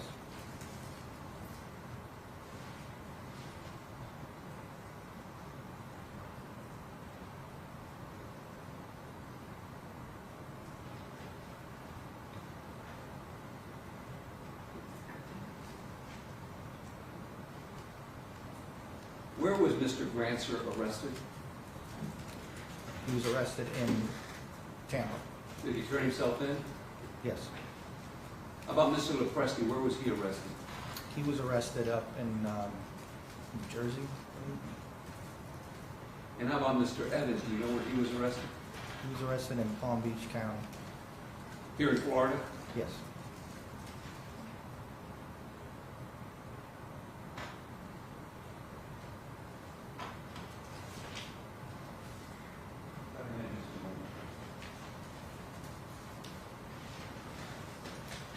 Judge, I have no further questions of Agent Cosmic.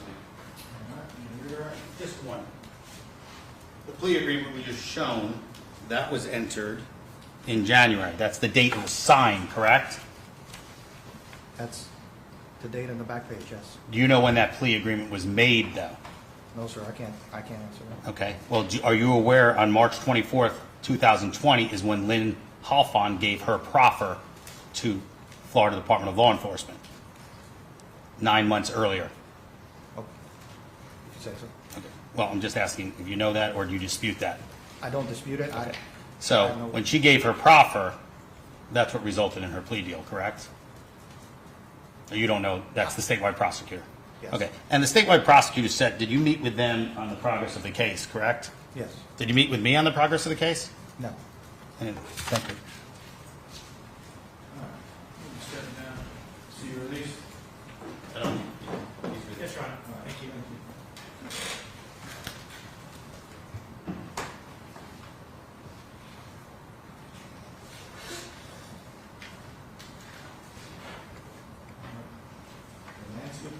That's rest, Judge.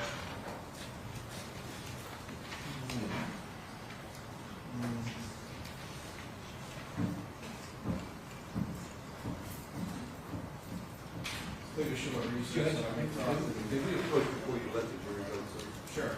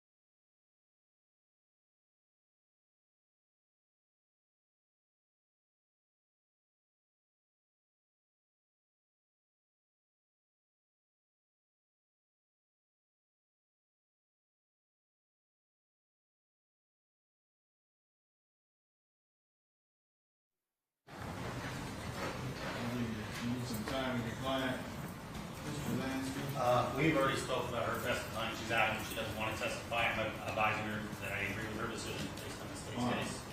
All right, so we'll just get it on the record. Ms. Wasso, can you just raise your right hand? You swear to tell the truth, the whole truth, and nothing but the truth? Yeah, I swear. Okay.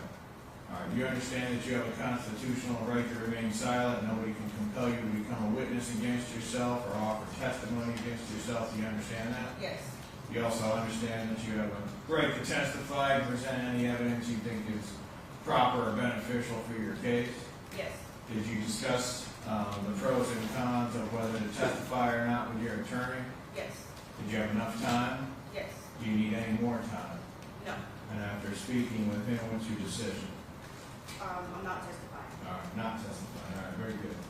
All right, so I'll let you rest when they come back. Then we have to do JOA. We do. Let's talk scale. We have to talk jury instructions too. We need a ruling on the motion for JOA so we know which counsel we're doing. I understand. Yes, oh, I'm saying I'm we talking need about to do. schedule. I thought you meant now, I'm sorry, Judge. So, do we want to do all that and then do closings? Yeah, I would just ask the court that's fine, we can do all that, no, you said be prepared, but there was evidence that came up today that I need to include in our closing, we have a few moments to get that together. No, I'm gonna give you guys time. When we were done much earlier than you Yeah, expected. we're ready to proceed closing, yes, Your Honor. All right, so we need to, I'm gonna let them go while we do, alcohol. Bring them back, let you rest. You have, Steve, are you gonna have any rebuttal? All right.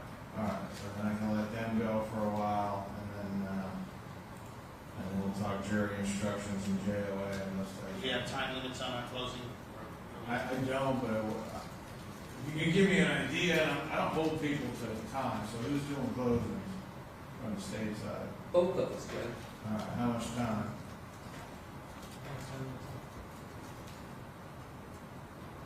I'm not gonna hold you to a time, but I want you to tell me an hour, and then it's 3 hours, so. I think I'll be about an hour And total. probably about, hour 15, hour 20 between the two of us. Okay, I'll say, You're saying total? Yes. Maybe an hour and a half total, Judge. I'll say equal to or less than whatever they do. I agree, all right. But we I'm just trying to get an idea. I don't so put- there's an I'm hour putting 20, I'm gonna say an time hour in. 20 or less. Hard to gauge, Judge. It's really hard. I know it's not going to be too. I get that, I don't think put time limits, I don't do that. It's gonna be 3 hours, I'd like to know ahead of time. That's all. I did it. I almost passed out. You just said, yeah. It's 2-week murder trial. All right, let's bring him in. Hang on one second. Yeah.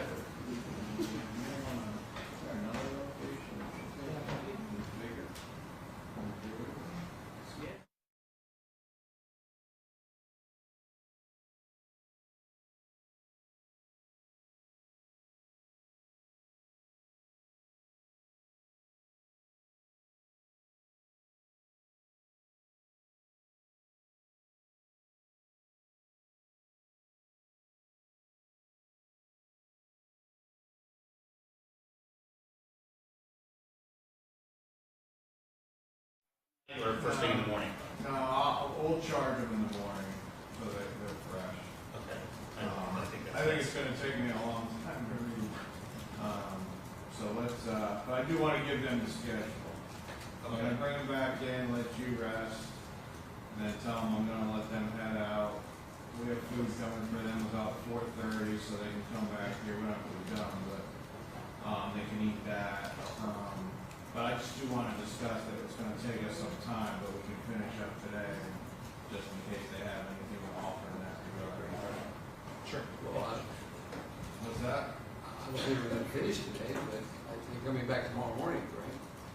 No, he's saying finish all our closings and everything today. Oh, yeah, it's all done. I'm sorry? I'm sorry, Judge, I thought you were saying that you were gonna finish today, and I said, I don't know. That's gonna finish late. And then you're gonna charge them in the morning, I think is what we said. All right, bring them. Yes, sir.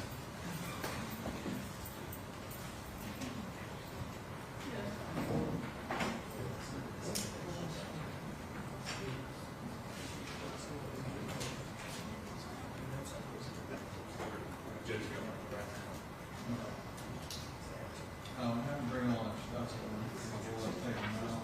Just follow them in or whatever they want.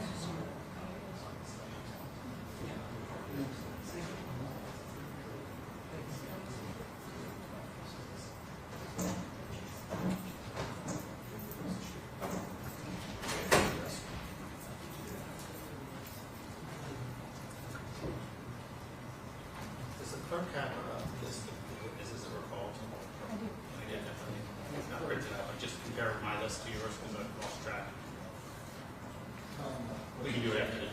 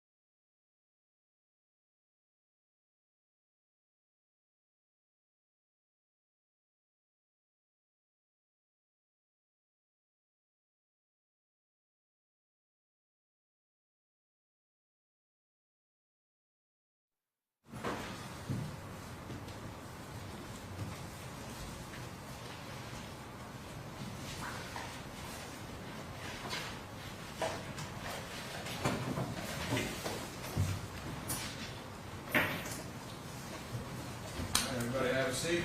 Jury's present, parties are present, defendants present. All right, Mr. Lansky, any other witnesses, sir?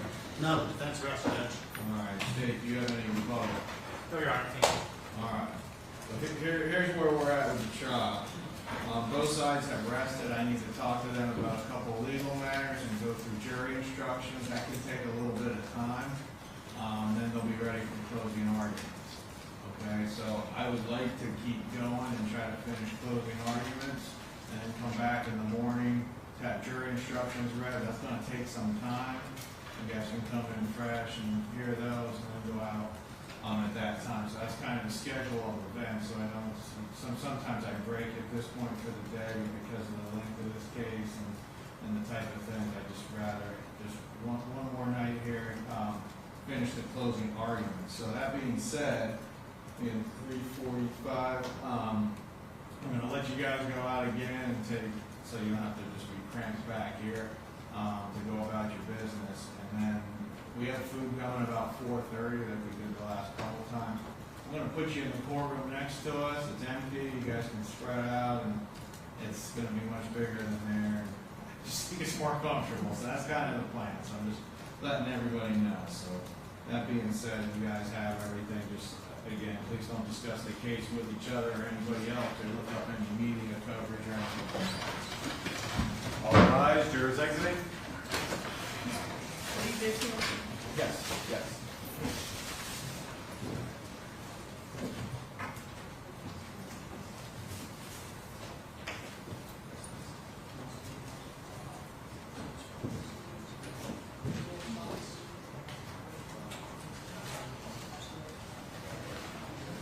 All right, everybody have a seat. Jury's exited.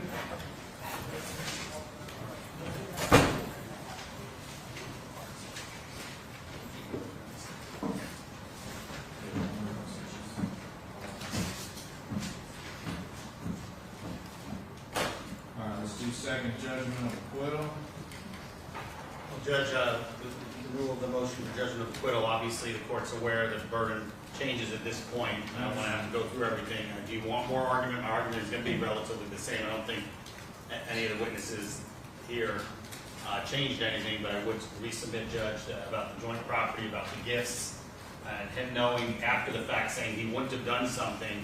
That's hindsight 2020. He never said it during the process. He did not testify that anything was stolen from him. Specifically, if you look at Rappaport's testimony, the victim never testified. And I don't think we can overlook the one other aspect that we talked about besides the joint property, besides they're married, besides the gifts, that Jaycee Wasso, by Lin's own testimony, was hired to do a service. Nobody testified what Jaycee Wasso did, Judge. None of the state's witnesses testified whether she did these things, whether she put the shields out there. Nothing from the state. Not one witness could testify whether she performed these acts or not. The state, this was a business. She performed a service. She charged a very handsome price in gifts and currency. But Lin believed that service was performed. Only 3 months after she was in jail did she say it wasn't. She acknowledged it. There's text messages about how happy she is with the blessings. Testified the evil spirits never came. The judge, the court cannot put its own views, and the jury should not be able to put its own views on the fortune teller aspect of this case, Judge, or whether they believe in psychics or not. But this was a business, the same as if a car salesman sold a guy a car for $500,000, then the service was only worth $2,000, Judge. That goes to civil court, and we're in here in criminal court. We should be across the street. All right. State, just do me a favor, starting with count 2, and Yes. tell me again. I think on most of them I'm pretty clear on whether it was a sole or joint account and what the account was, and if the money got transferred in from a sole account to a joint account, just so I'm clear on that. On count 2? Just starting with count 2. Organized fraud count 1 is the umbrella charge that Yes. encompasses everything. I'm clear on that. So for each count, Your Honor?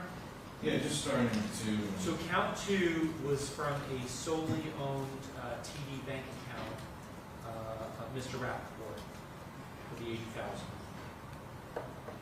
Count, That's a sole account you're saying? Solely Just- owned. Just for yes, sole account in the name of Mr. Richard Rappaport. individual. Correct, individual. No worries. Count And I'm sorry, what was the bank institution? TD. GD, okay, go ahead. And that was the 80,000? That was 80,000. Count 3 was the Tiffany bracelet, All right. and that was Capital One sole account? Capital One sole account, yes, Your Honor. All right. Count 4 was Count- the Rolex? Count 4 was the Rolex, and that was purchased various methods. One method was the deposit, which was Rappaport's solely owned Discover credit card. And they weren't married at the time? They were not married at the time in July of 2019. And $20,000 deposit was further paid by Mr. Rappaport, his Chase credit card ending in 0782.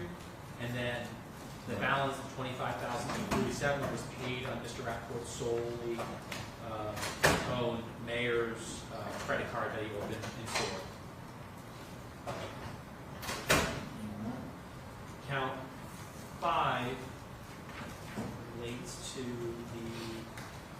the Bank of Tampa account? that is the Bank of Tampa account, Your Honor, and that was a transfer from Bank of Tampa to the Linsha Bank of Tampa account. Which was that solely owned by Mr. Rappaport or not? That was the one that was also solely owned. That was the one where Miss Allen testified that he could give permission to Miss I Halfon. remember all that. That's not what Mr. Rappaport testified to. He viewed it as a joint account that he had access to, Judge. That's what he testified I'm just asking what the bank to. Okay, I understand. I want to be able to. I remember the testimony. Okay, thank you. Count 5. What were those monies? Was that just over a period of time or is that? For the For count 5. Count is that- 5, that was the $15,000. That was a $15,000 cash withdrawal, and that also includes a $5,000 that was added to reimburse for the Chanel bag. And that $5,000 was a wire transfer from a jointly owned Halfon Rappaport Wells Fargo account to Wasso's Bank of America account ending in 4265. Okay. The next one is the Cartier ring account 6. And for this one, Judge, this was the $1,700 purchase on the joint owned Wells Fargo card. I did review State's Exhibit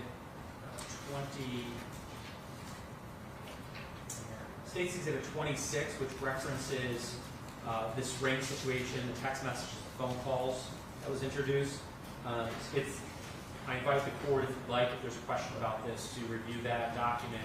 Essentially, there's conversations about the Cartier ring as a way for Ms. Wasso to protection or some kind of prayer over their marriage.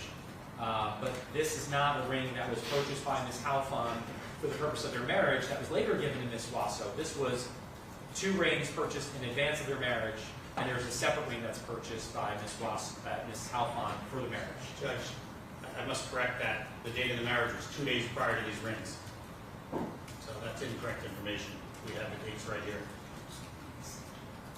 The rings were bought after the marriage. The marriage date was what? 8/21, and these rings were bought on 8/23, Judge. So that's incorrect information. And Judge, I wasn't saying that. I'm saying this ring was not bought for the purpose of the marriage. It wasn't bought to say, okay, get a ring for yourself, and then when you're done with it, kind of send it to me. It was, get a ring for me so that I can kind of pray over or whatever, provide protection for your marriage. There was a separate engagement ring that was purchased. So that's count 6. Count 7. Count 7 is in relation to a $15,000 cash withdrawal. This was done 2 transactions. On 9/5/19, there was a $10,000. Bank of Tampa and TD Warner. Yes, solely owned. I'll skip to the next one. Count 8 is the $80,000. I think I've indicated that. The first JOA. This was. That was a sole account that went to a joint account. That's correct, Your Honor. Same day it was withdrawn. Count 9 is Cartier necklace. That was 2 different credit cards, Soul Discover card, and a joint Wells Fargo account, each about $4,000. Count 10 is the $40,000 cash. I referenced that one earlier. That was the 1.1 million. Yeah, I remember those. Okay. And then the same thing goes for, of course, counts 11, and then that's the 1.1 million transfer. Count 12 is conspiracy. Yeah. And count 13 destruction. Go through the structure and what the transactions in question were. I don't need the whole, maybe if you have the exhibit. Yes, the exhibit would help me show some evidence. Thank you. I forget what number it was. Yeah, 21, Your Honor. And so for that one, Can I see a copy of that? Do you have a number? I don't judge, but I can just give it to the court because it's kind of outlined right in there rather than me kind of spewing it. Yeah. Let's see here.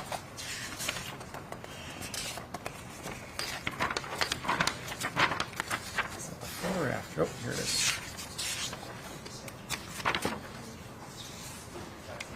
It's page 25, Your Honor. May I approach?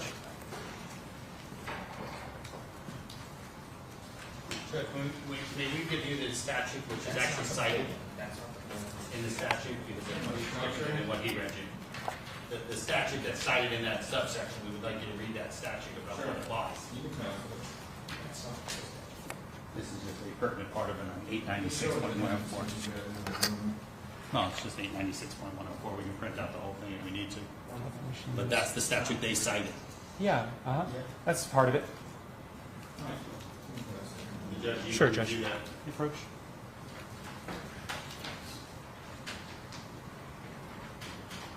Tell us what it relates to, what statute they charge there. So that they have no issues, evidence to that.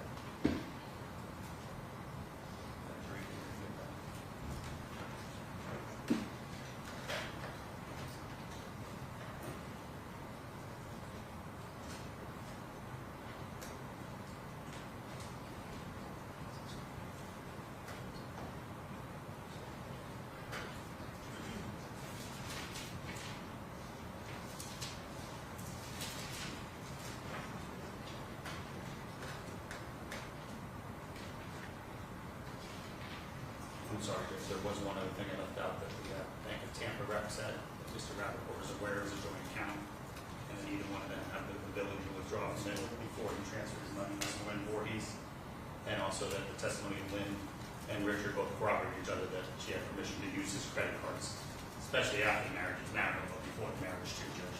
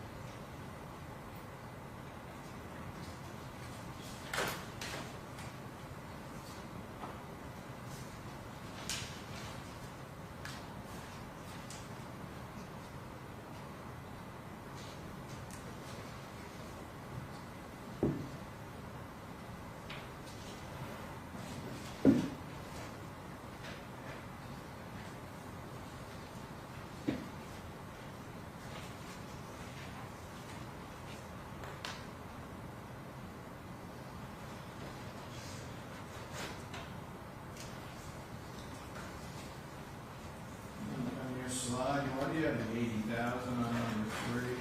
The cash? Yeah, Your Honor, the 80,000, number 3, was that a December date or? that was the October date. This is cash delivery by Halfon, the Wasso in Orlando. Right, there was testimony about that, Your Honor, and so that relates to one of the other counts that is count. This is titled under evidence of structured deposit. Your Honor, I understand, and so that was one of our counts, the 80,000 cash, and that's the purpose of that is To show that shortly thereafter, I think it was a day or two after, if you see below, Your Honor, Okay. there was the safe deposit box that was open. there was cash deposits in Orlando by Ms. Wasso and Ms. Evans. So state's position is that that's evidence of the fact that they're structuring that Ms. Wasso was in possession of $80,000 and she chose to make those structured deposits after receiving $80,000 in cash. Based also upon the testimony of Lin Halfon, who said Ms. Wasso frequently told her, "Be careful, Lin, deposit in sums less than $10,000." That's why that's included. But Judge, the $80,000 has nothing to do with her putting money. They didn't charge her with structuring transactions in Joey Evans or her own account. The structured transactions is a charge that she told Lin, and Lin structured their transactions, Judge. It's just in their most case.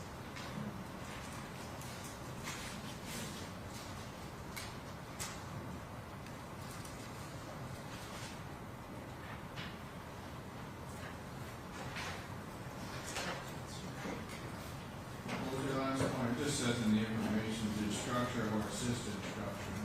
Okay, well, there's no evidence that was presented other than a deposit, that there was any testimony between Wasso and Evans or Evans and Wasso about depositing money. So there's no evidence that that was done to evade any transactions. The amount itself doesn't make it an evasion. The words instructing that person to do it is what constitutes the crime, Judge. Her just depositing $9,000 in her own account and me depositing $50,000 in my own account is instruction in the transaction. All right.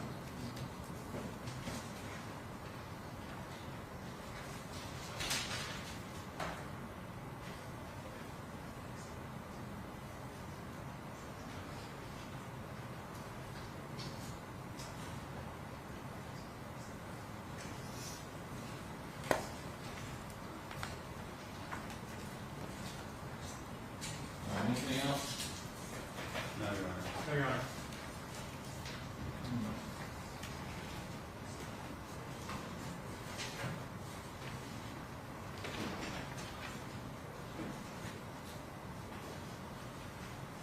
All right, I'm rolling on the second JOA is as follows. Counts 1, 2, and 3 denied. Counts 4, 5, and 6 I'm going to reserve. Counts 7 and 8 denied. Count 9 reserved. Counts 10, 11, and 12 denied. Count 13 reserved. So I've reserved on 4, 5, 6, 9, and 13. All right. Reserve until when? It's going to go to the jury. Unreserved ruling. All right, let's So start. after their verdict, you'll make a ruling? Correct. Okay. All right. Let's talk jury instructions, and I know got a pile in front of you, you need a couple of minutes for you. Let me give this back. You just have a, Just reserve. I have a judge. 5. oh, back a second. Yeah. I've done that before. Thank you. Give this back to Mr. Let's see if he wants it back. All right.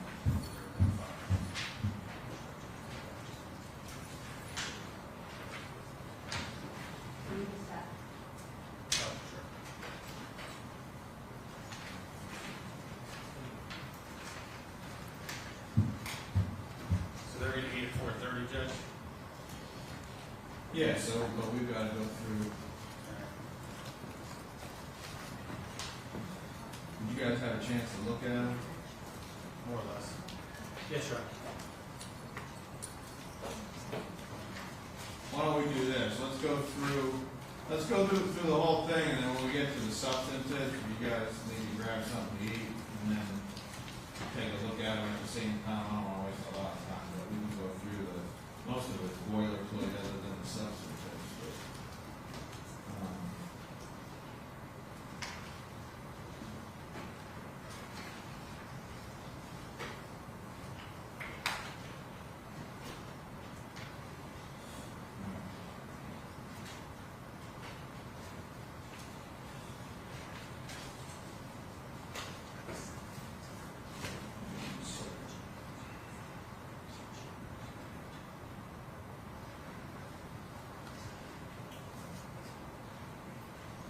So we got qualifications 1.1, 2.1, and 2.1A were already read.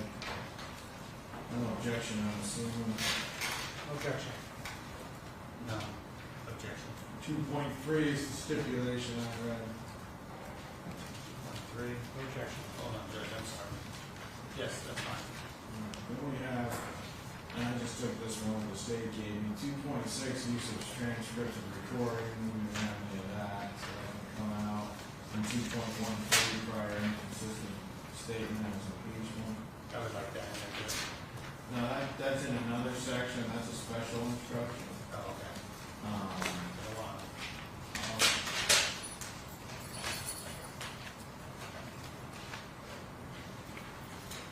So what do you mean that's a special instruction? Is that the way it's always? Nah, where'd you get that? It does right out of the Florida Supreme Court's website. Yeah, I know it's on 2.13. You're saying that's somewhere else now?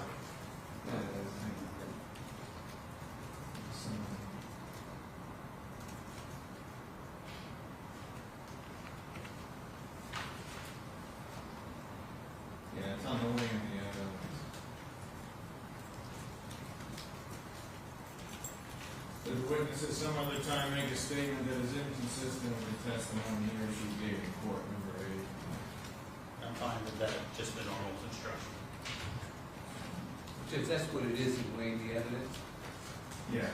Judge, my concern is unless Mr. Lansky is withdrawing his request to have this also gives the jury some guidance that it should not be considered as proof that the prior statement for any other purpose. So there's additional information in this instruction that's not included in weighing the evidence. I don't mind taking it out. I have no objection to doing that, but I do think that I got to see, compare it, I guess, because I thought it said the same thing. Number 8, on weighing the evidence.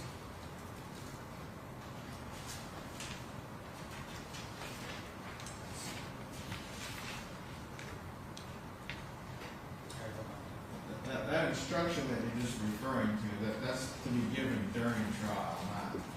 okay. I'm just saying, chapter 2 is instructions during trial, so I think that's for special situations where a particular statement is coming in and they want it, one party wants it read before that statement that's impeached. I leave it to the instruction. Well, see, the problem is, I'm not arguing with you, Judge. It says the evidence that a witness may have made a prior statement. That to me suggests that it's referring to a historical event, that a testimony that was presented to the jury, the way that's phrased. But if you have a different opinion of it, I'm just telling you it's under the category chapter 2 of instructions during trial. Judge, I think if there's evidence that the witness gave a prior inconsistent statement in the trial, you give this instruction. If there's not, then you don't. But I don't think that you give it in the middle of, this isn't the instruction you give in the middle of the trial, because it says there may have made a prior statement. It's referring to historical.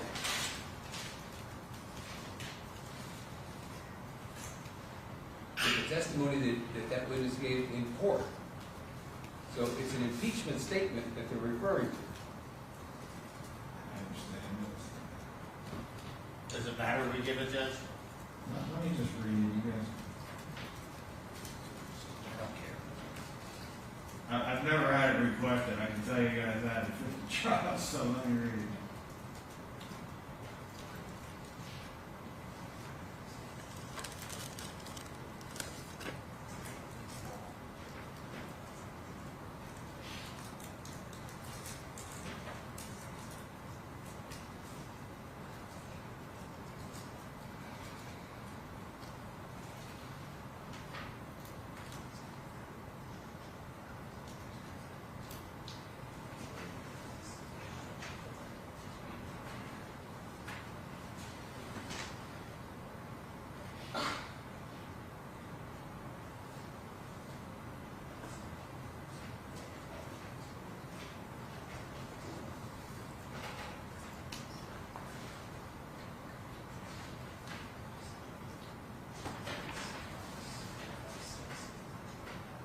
I don't think it should be good, but if you want Mr. Lansky, since they put it in there, I'll give it to you, but I don't. Because I think it's covered, I believe it's covered in the, Because I believe it's covered. I'm not saying it makes it right because of the chapters, but you start in the final instructions with 3.1. You don't go back. I don't have an opinion one way or the other, Judge, so I'm leaving it to the discretion of the court. All right, I'm gonna take it out.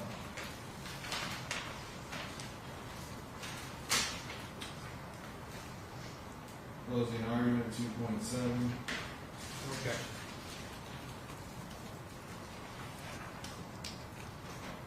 That's standard. No objection. I thought I said that.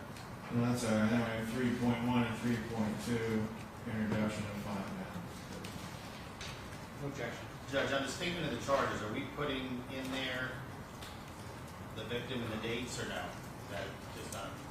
I didn't do that, but if you want to do I that want in the victim ver- and the dates in there, because that's basically my argument.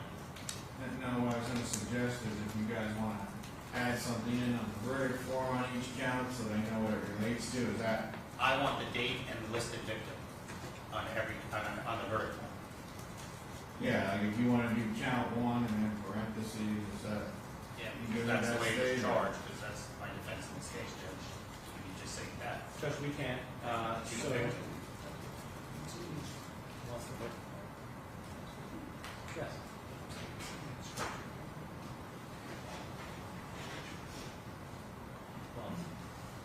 I'm just suggesting if you wanted an identifier on the count. I absolutely.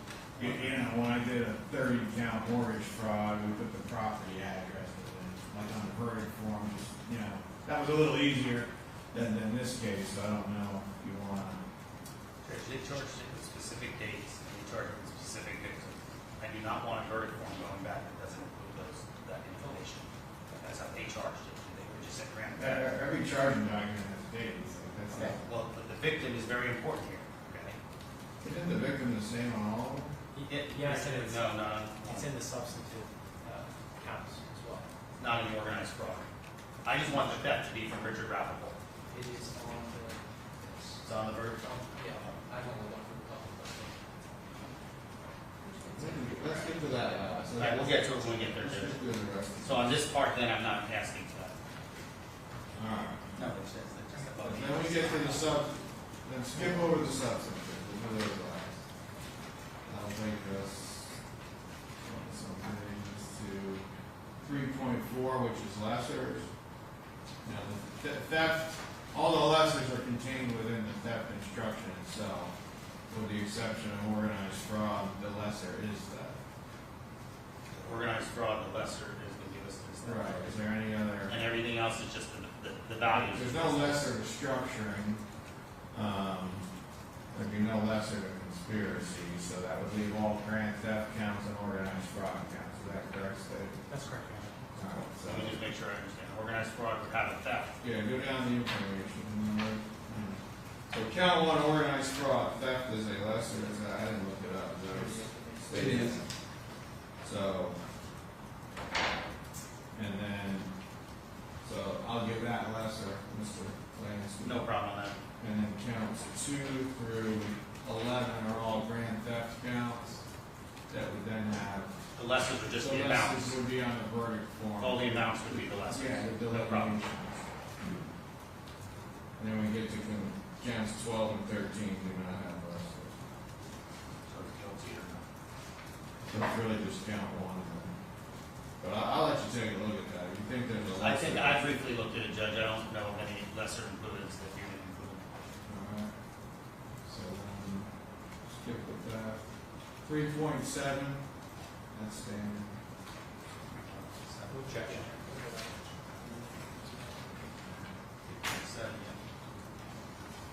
You good, Mr. Lance? Yes, sir. Then we have 3.9, weighing the evidence. I highlighted a couple, I just to make sure where we were at. Has anybody been convicted of a felony or misdemeanor that testified? Yeah, almost every one of their people. Well, the operators, Judge. Your answer is Yeah, convicted. but if they weren't adjudicated, Oh, right, they're they're not necessarily adjudicated. Well, they asked the question, you're a convicted felon, so we better correct that then, Judge. I mean, it's helping you right now to think that, I mean, semantics. Well, I assume they were convicted felons that they pled, but the sentence. No, when you plead, you take the plea, but the sentencing is when they're adjudicated, which is what generates the conviction. I would ask that you leave it in there, though, Judge, based on the testimony that was given here. I'll leave it. It's confusing to the jury, because that's all the people. I think one of them did say they were convicted of it. Two of them did. I don't think they are, but I think they said. I thought they were too, Soon. but I thought they were two. You guys asked the question. They would think that too. But no misdemeanors, right? So it's just felon. Correct. So this area has the witness been convicted of a felon. And then there's been no reputation, so number 10, I'm going to take it out. And then going back, has the witness been offered to receive preferred treatment? I'll leave that in. And then we have anything on number 7, pressure or threat? No, I don't think so. just a, no, not that they threatened to testify one way or the other.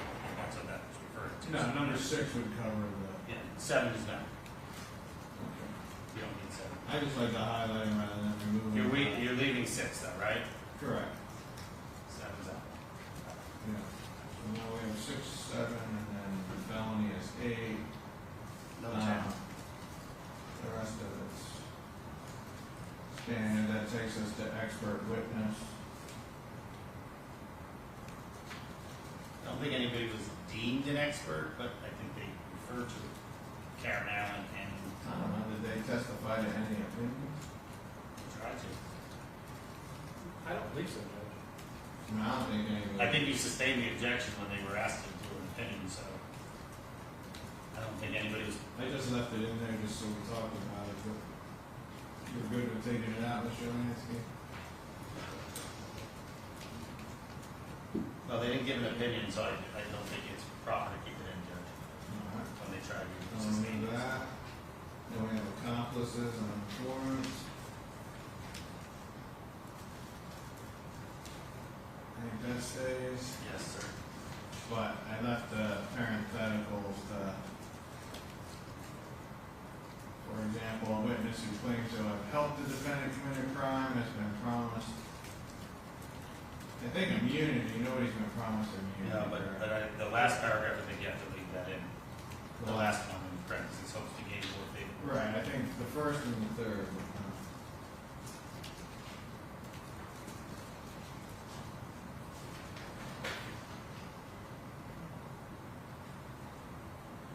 I'll read it back to you.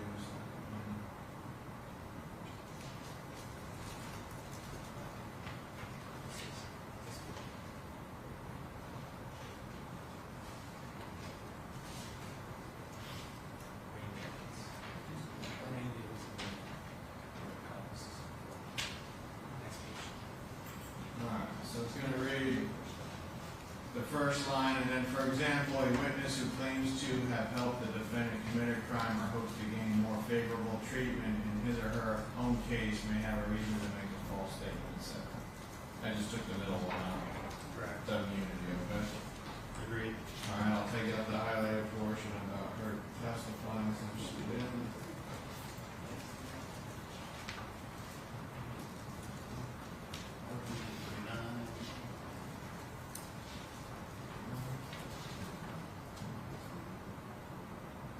The 39B is coming out.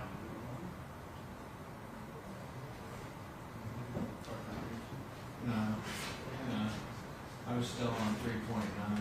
Sorry. Just about the part about her testifying, took that, all right, 3.9 A, even. And then testifying, then we have 3.9 B, defendant's statements, I think there's testimony to her statements, but. Not that she made a statement, just Yeah, other really? people saying it. Yes, Judge, I'm sorry.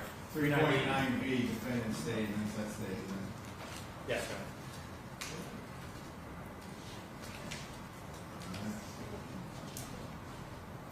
3.1, rules for deliberation are standard. 3.11 standard.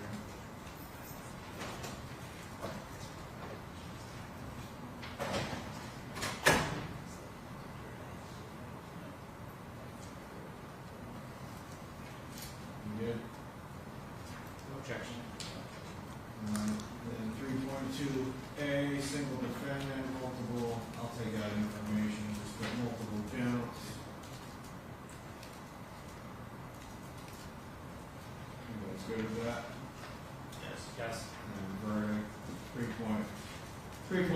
2 and 3.1 Third Street. Objection. Good. You guys need a little bit of time to look at the substantive? Yeah, yes, Judge, and did the court, we propose, I think, a principal instruction? Is that? I don't know. I don't think I have it in here, so if you want it. That's our question, Your Honor. Did they Based charge on it? the document. Did they charge it as a principal? I don't think we don't have it.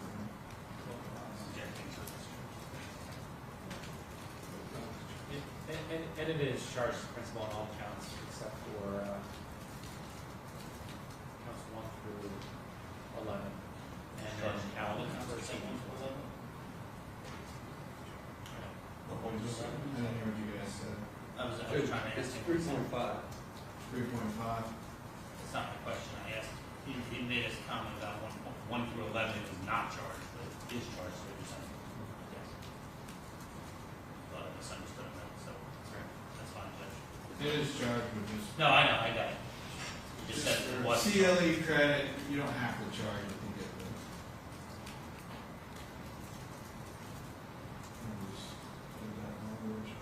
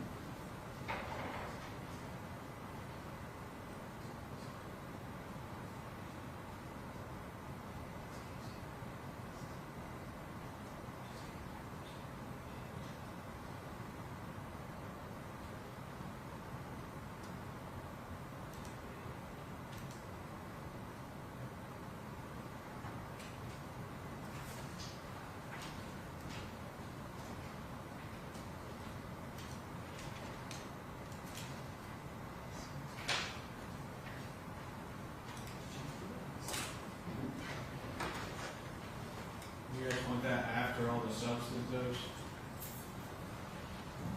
Judge, it does, yeah, that's fine. Whatever the court typically does, Your Honor. Yeah, chronological order. Or after each one, Your Honor, just to make it even longer. No, That's we're not- fine. That's not. Yeah, we're fine wherever.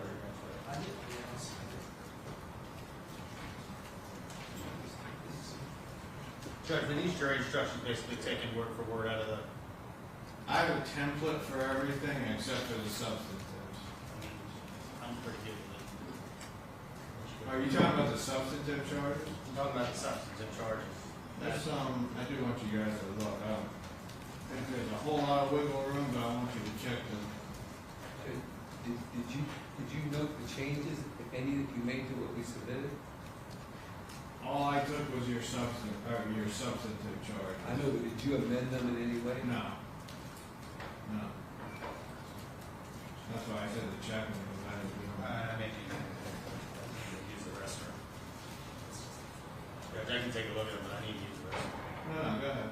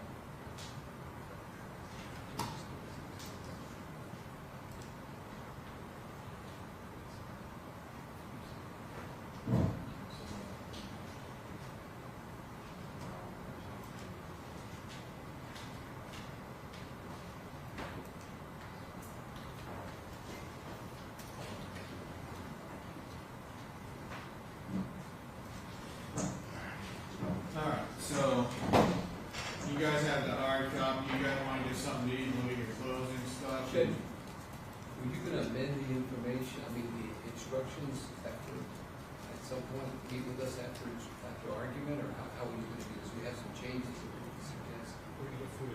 Suggest for what? Substantive? Yes, so there's been some typos that I picked up already and some other things, but the other thing I was gonna ask you is that, you mentioned that you thought perhaps amending the verdict form to personalize it to each count might be a good idea. And then, are you talking about doing it to the instructions themselves on the substantive count? Or just to the verdict? I just started the conversation. I think he was referring to the verdict form, is what he said. I just want it somewhere, one or the other or both. It just depends how you want it, though.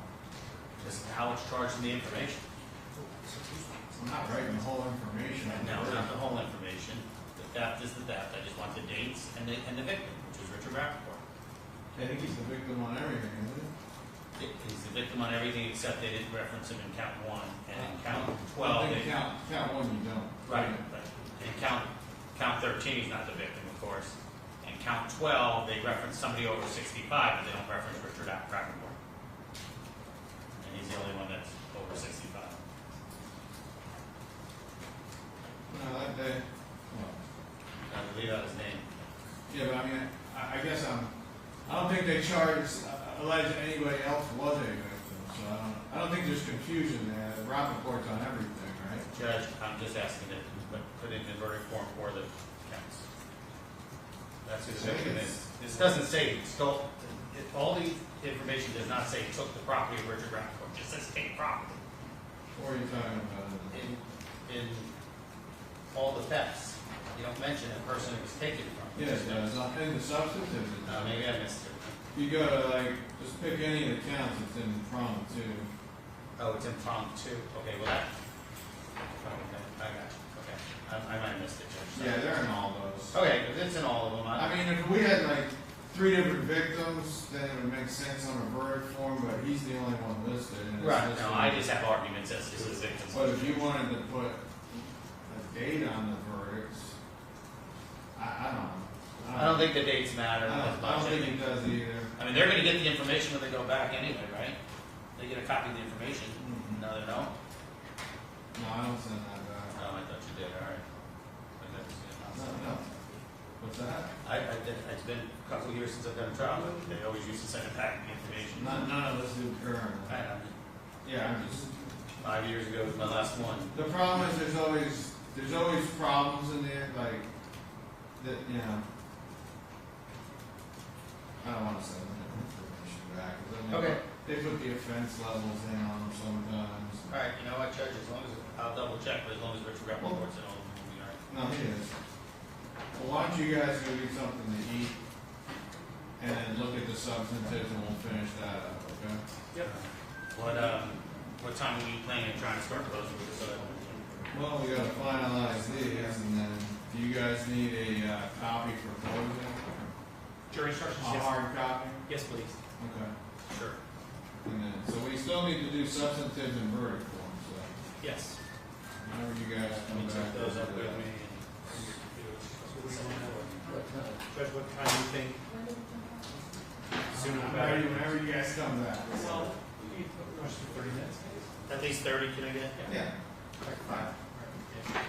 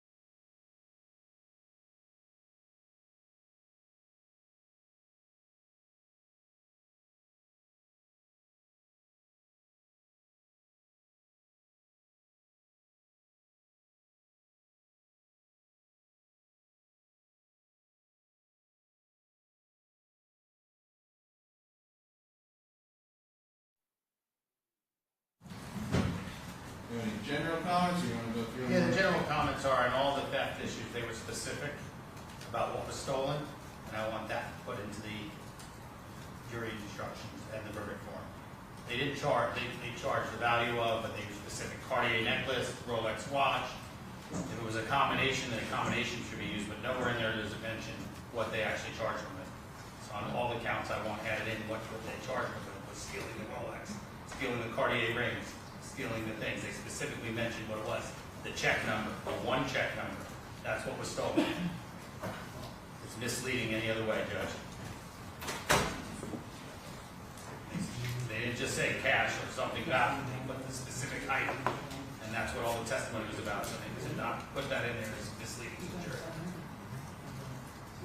Alright, anything else? That's my main comment. I mean, there's some typos and little things, but other than that, Well, let's do the typos. I catch those as I'm reading them sometimes. I'll let Mr. Castillo do the typos. He's the one that done them. I didn't circle them. He did it, he's the one who He did it. said he found them. They also use a red pen, I believe. Okay, yeah, I forgot to circle. I didn't have a- I gave you a grade, Judge. You ready? You okay? So that's my main general thing, Judge. If that's correct, then I'm pretty good with the jury instructions. Alright, go ahead, Mr. Castillo. Look at some notes that I had with that. Judge, really, the two things that I noted were the principal instruction, which I think you've already included, right? Correct. And I noticed that on the first count, it's count 2. You're talking about the substantive now? Yeah, it is. No, it was count 1. I saw a typo under C, 2C.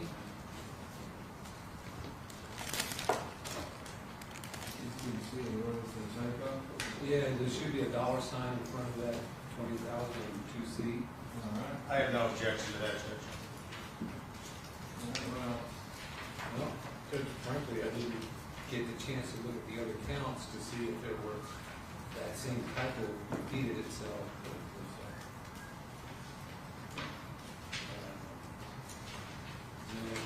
wow, when did you guys cut and paste them? I don't have any other changes to the jury instructions. I mean, as I read them, if I see a dollar sign or something missed, we can always correct that before we send it back. I do send the jury instructions back, so they'll have it. Yes, Your Honor. So, And I'm okay with everything except for what I said. They specifically charged items, they specifically charged one check. So I'm asking that that be put into both the verdict form and into the instructions, not just generally valued at.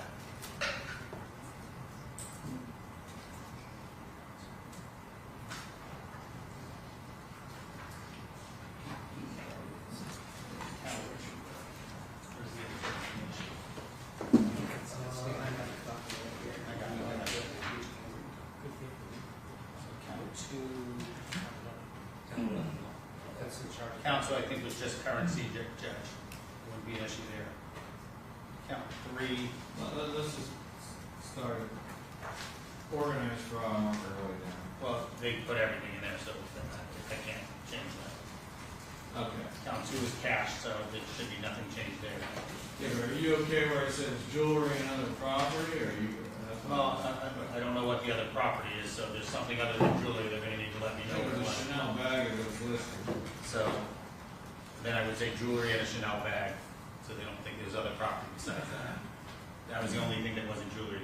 Is that correct, Mr. Duncan? I'm not sure where we're at, sorry. We're just talking about. Organized fraud, element 2, he wants the specific items that are delineated in the charging document in the instructions. So he would just want and Chanel bag, period. For that one, I think. Chanel purse, I actually. mean, you want Rolex watch, Cartier necklace? Well, how many are we talking about? Rolex watch, Cartier necklace, Cartier rings? No. Yeah, Just this telling you is, how the charging document has it. Rolex watch, Cartier necklace, Chanel bag, and or other jewelry. yes, I wanted to mirror the information. Judge, I think that U.S. currency, jewelry, and Chanel purse would be appropriate. I don't think. Let's not forget the red yarn, though, Judge. Every single piece of The jewelry. red yarn. She stole the red yarn too, remember? Well, I mean, they asked about 50 questions on it, so you put it in there. I'm just looking at the charging document. I'm okay with that. Does the state object to delineating of jewelry? No, Your Honor. And/or U.S. currency, and/or Rolex watch, and/or Cartier necklace, and/or Chanel bag, and/or other jewelry. Let's just put them all. Cartier rings. No, I think it should track the language of the information. That's fine. There was more than that. There was allegation, testimony about a personal necklace in Ms. Halfon as well.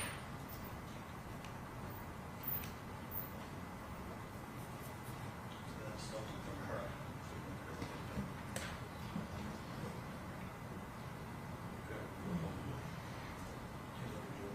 Yeah, and just exactly how you have the information. That's fine, Judge. I don't really have an objection to that.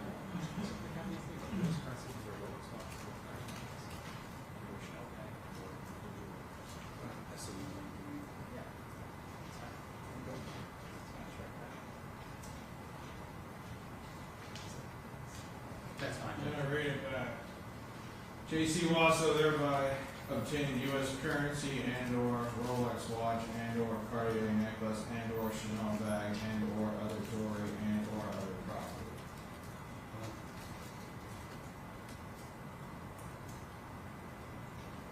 I can take out the, And/or other property is not there in the information tracking language. we okay with that coming out, or is that? Yeah, no problem with that coming out, the last part, just to track the count, Judge, no objection to that. I agree with that, Judge. Alright, so I made that change. Let's go to count 2. Count two, I think, is just U.S. currency. 80,000, correct? Correct. I don't have any changes to that. U.S. currency. Alright, let's go to count 3 is, U.S. currency and/or Tiffany bracelet. Hold on. Well, the charge is just Tiffany bracelets. There's no U.S. currency. No, it's in the charging document. What did I say, U.S. currency? And/or Tiffany? It's the charging document. They only took testimony on Tiffany bracelets, but that's fine, Judge.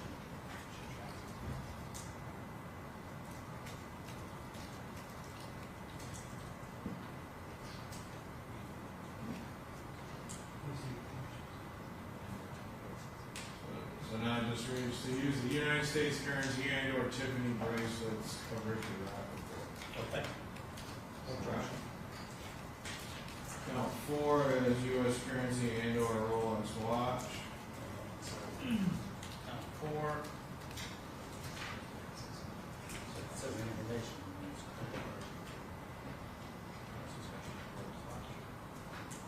Okay? So Judge, suggesting U.S. currency and/or Rolex watch instead of U.S. currency and/or jewelry. Right. Okay.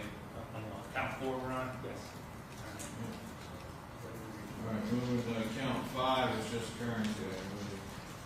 Count 5 was. Count 5 was just the currency, correct?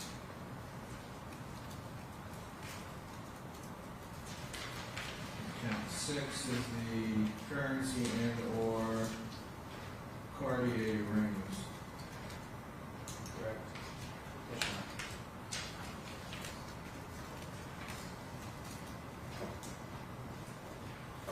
Count 7 is just U.S. currency, right? Count 7 is U.S. currency, they charged it, yes. And then count 8 is U.S. currency. Count 8 is U.S. currency, Judge. And then 9 is the necklace. Cartier necklace, correct?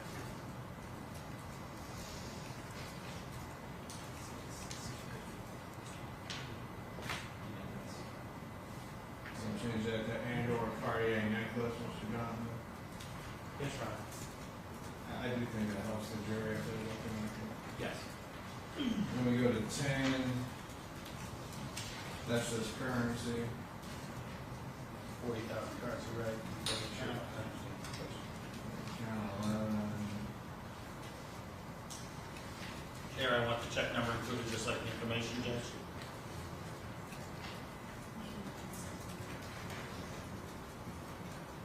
The injection states. So I would just, on element 1, I would just leave it as is, and then in a parenthetical behind Rappaport, put Wells Fargo cashier's check and then a number. Fine, right? That good? Yes.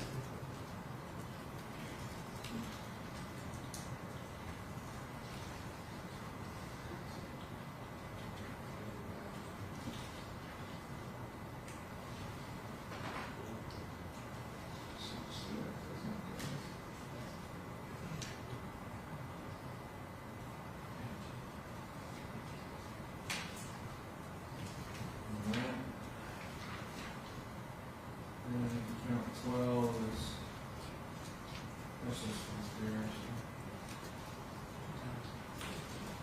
I assume that just includes everything. Right. And then 13 doesn't have. Let me read 13, Judge, I never read that.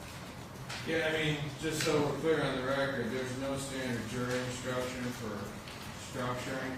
Okay. So And who gave you these? The state provided this? They did, I think So state that was makes the sense. only one that's ever charged with. I shouldn't say that, but probably. I don't know if the SAO ever does it. You said you weren't aware of anyone that went to trial on structuring, right? Mr. Gallagher was chimed in at that point. Yeah, I think Mr. Gallagher said, right, remember early on when we started, I think he Yeah. said, yeah, So- I'm not still judge to this day. I know statewide prepared them for trial before, but none that's ever gone up, so it's just tracking them.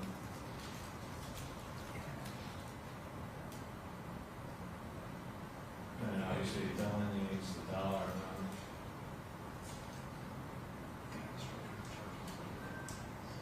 I'm trying to think, Judge, if I had a structuring charge in a Polk County case, I can't remember off the top of my head.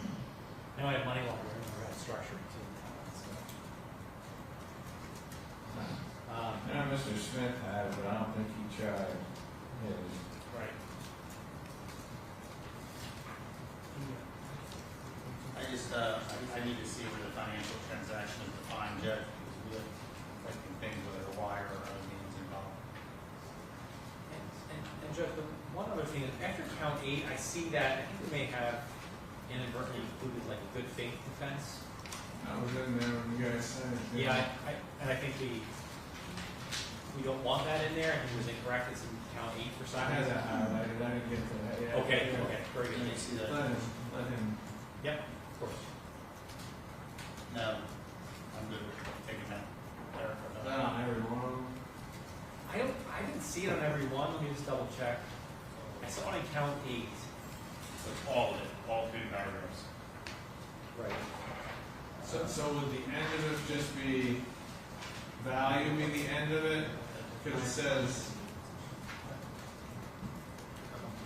I think value in the end, but then saw on count 7, if you look after count 7, Your Honor, I think we have the same thing actually. Defense of the charge and theft, honest good faith belief, on count 7, we see. I just want to be sure that those last, all 3 paragraphs come out.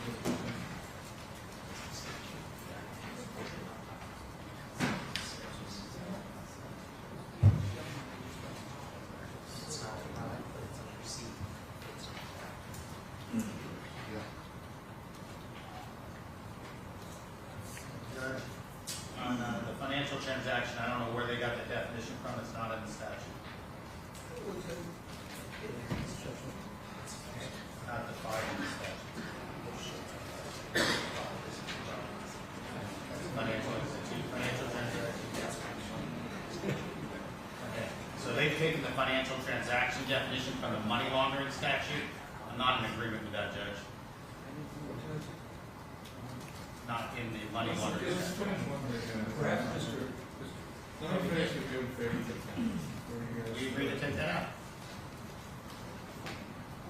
does look like it's in some of the other counts, right?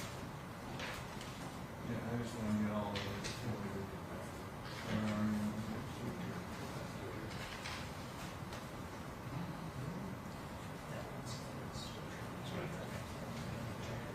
So, Mr. Bonneville, my understanding is value should be the last. That's the state's understanding as well, Your Honor. So, yeah, after that, we would eliminate the language. Yeah, those last three. Yes. It looks like it's another one.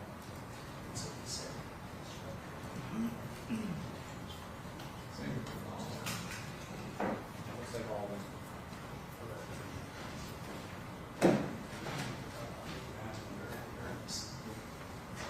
You're very defensible.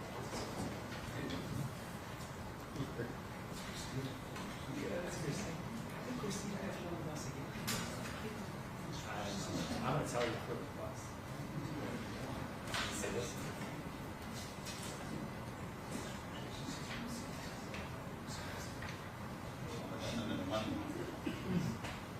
And this one says, Maybe she was having that day. Trying to sell.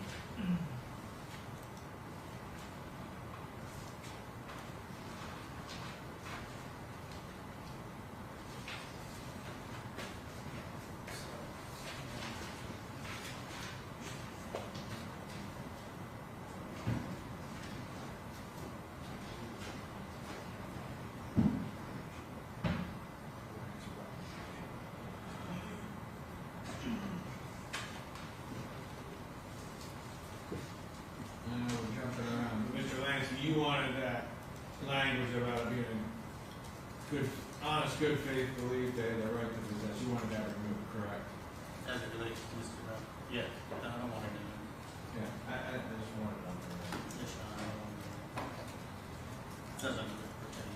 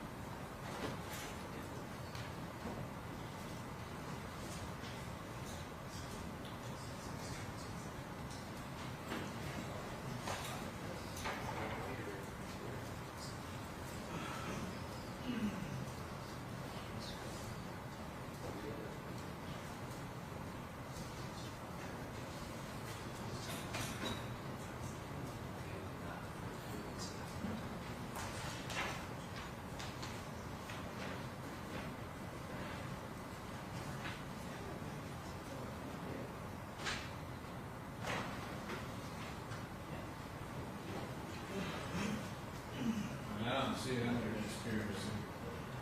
All right.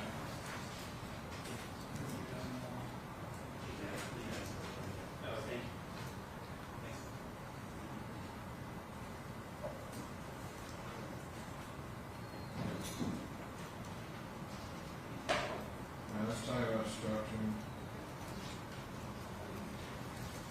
What's the statute?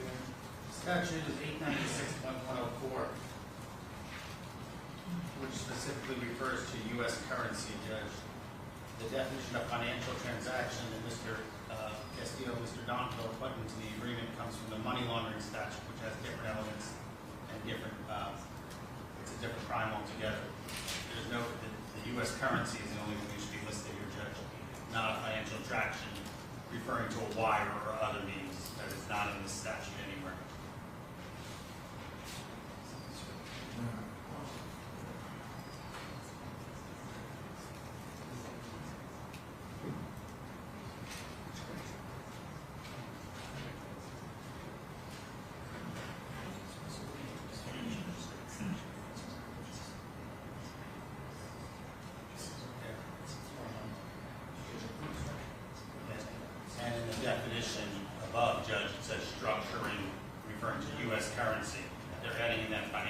transaction to include wires, which is not in the statute and not referenced anywhere in the statute.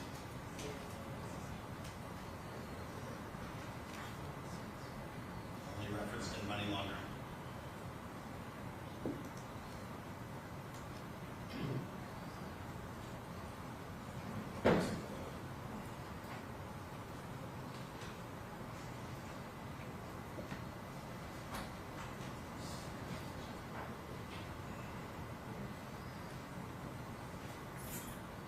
So which parts are you objecting to? I'm objecting to the last paragraph completely. It's added in the definition, it's not there.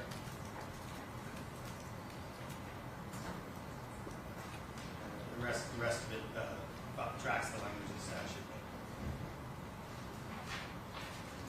That's what they argued there in their JOA too, that a wire account.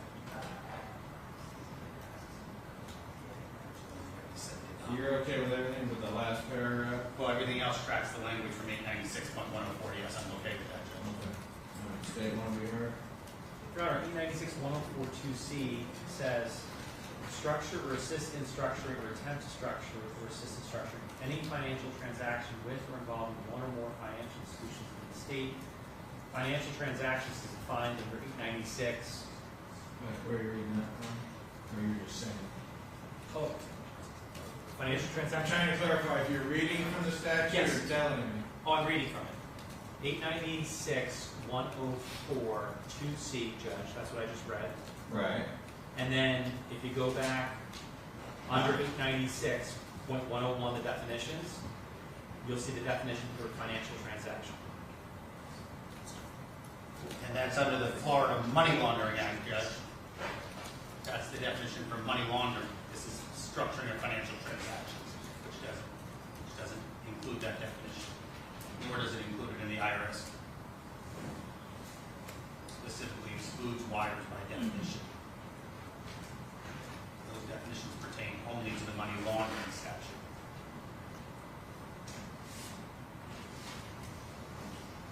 It is unclear. Because they didn't have any definitions in structuring, would be one thing, but they did. They put two definitions in. Right under, right, I see that. Judge. It's not the best. I wish they could fix it.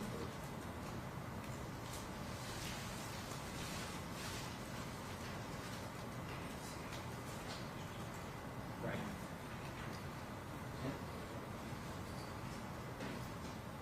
And Judge, further, the 896.104 references financial transactions exceeding, the range of 320 and 12-month period, et cetera. right. That's what's referenced under criminal penalties.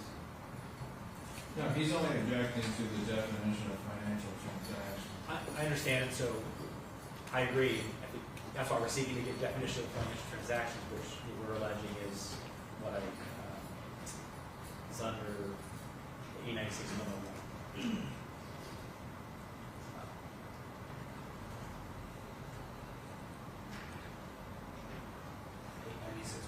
Specifically refers to money laundering.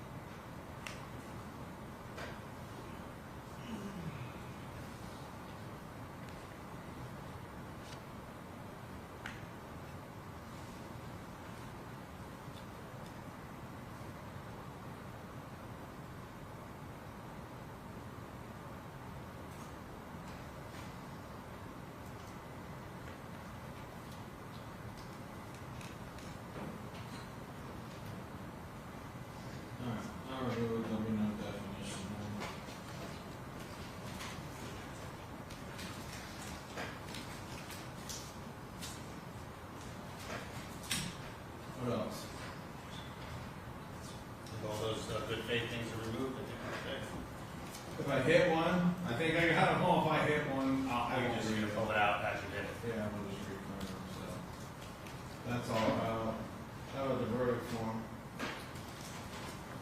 So, Judge, we can include the date. The thought was to include. I mean, we don't have to because we switched it in the jury instructions. They can match them up. It's up to you guys. We'll talk to Mr. Lansky. I think he had some concerns about that. I mean, they're gonna have a copy of the information that'll match the verdict form. I mean, match it meaning they can match them up. Look up count one. It says us in this count. I mean, I'm not as concerned with the dates as much as I am with the, just the tracking the language. Yeah, but I mean, in closing, you guys can certainly show them and tell them. Yeah, I think that. I'm gonna give each person a copy of the jury instructions, not just one, so they can all. And a number of this, one of them complained on trial that they, when they were talking, they couldn't do space numbers, so. Okay. What about,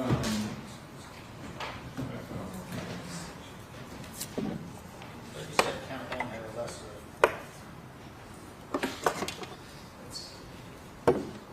On the verdict form. yeah, it's B. Oh, all right. This is someone's writing, and it looks like a different. It looked like a different count because of the Yeah, bold. it's a big. Alright.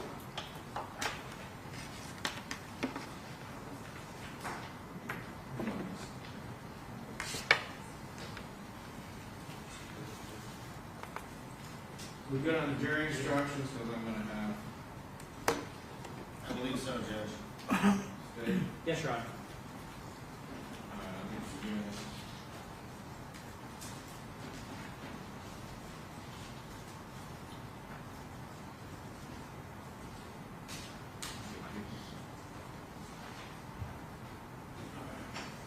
She'll print those out and let's just finish up the verdict.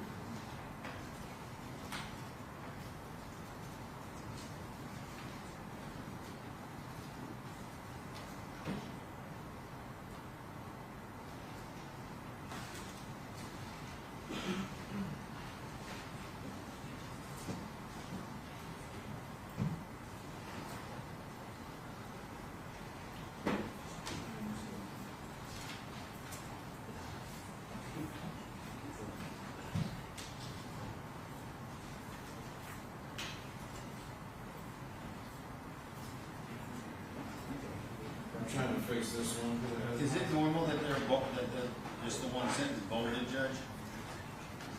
Yeah, I do that whenever they have to answer an interrogatory so they don't miss it. Okay.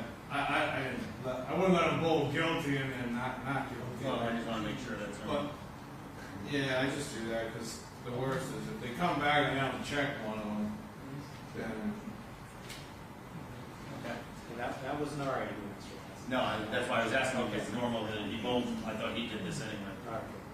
no, they gave it to me, but that's pretty. I just have seen him not bolded before most. I know, but then they miss one. Just, I'm not arguing, I just asked the question, Judge. I just wanted to know if it's normal. I'm trying to fix count 10 on the verdict form so that it's not all, it's not guilty. So I run to the bathroom real quick while you fix it.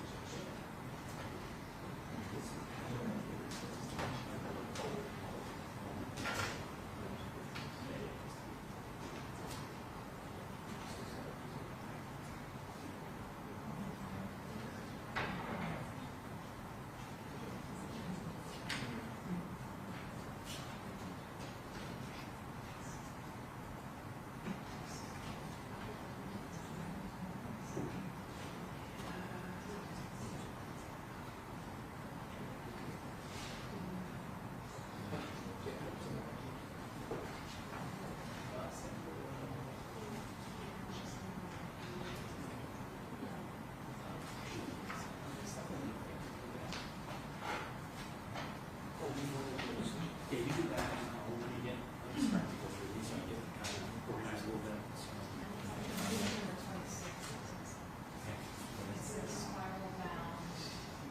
I have it. Summary from Ms. Priscilla. I have it. Thank you. I have it. Thank you.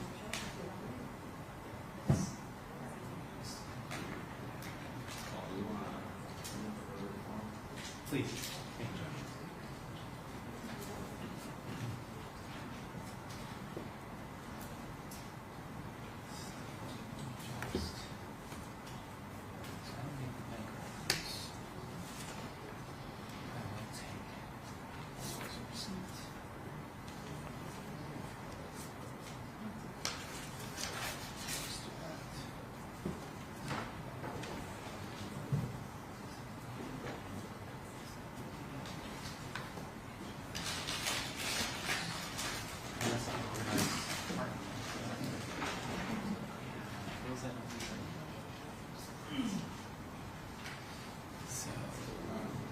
gonna get those copies and then we'll get started if you guys want. Collect your thoughts or whatever.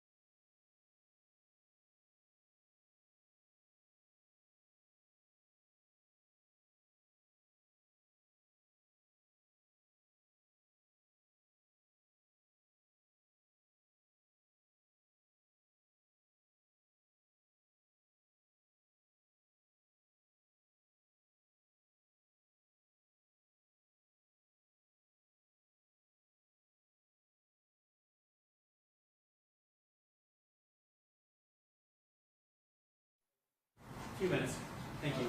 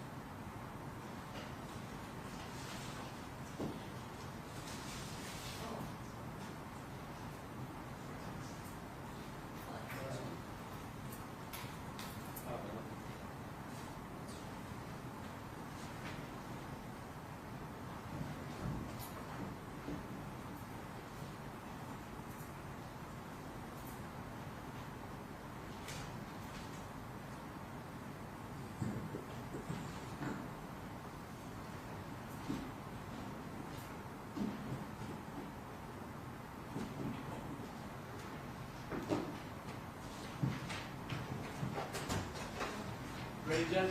Yes, sir. All rise, Jurors enter.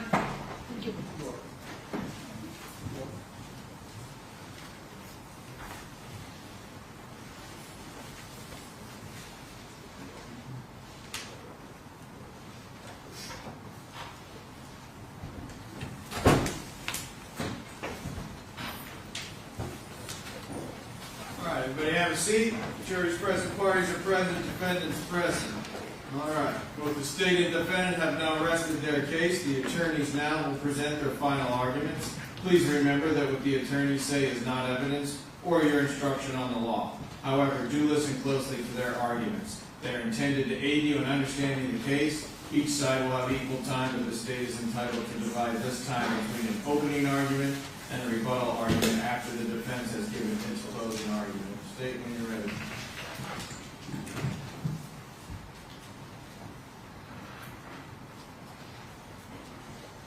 Thank you, Your Honor. May it please the court, counsel.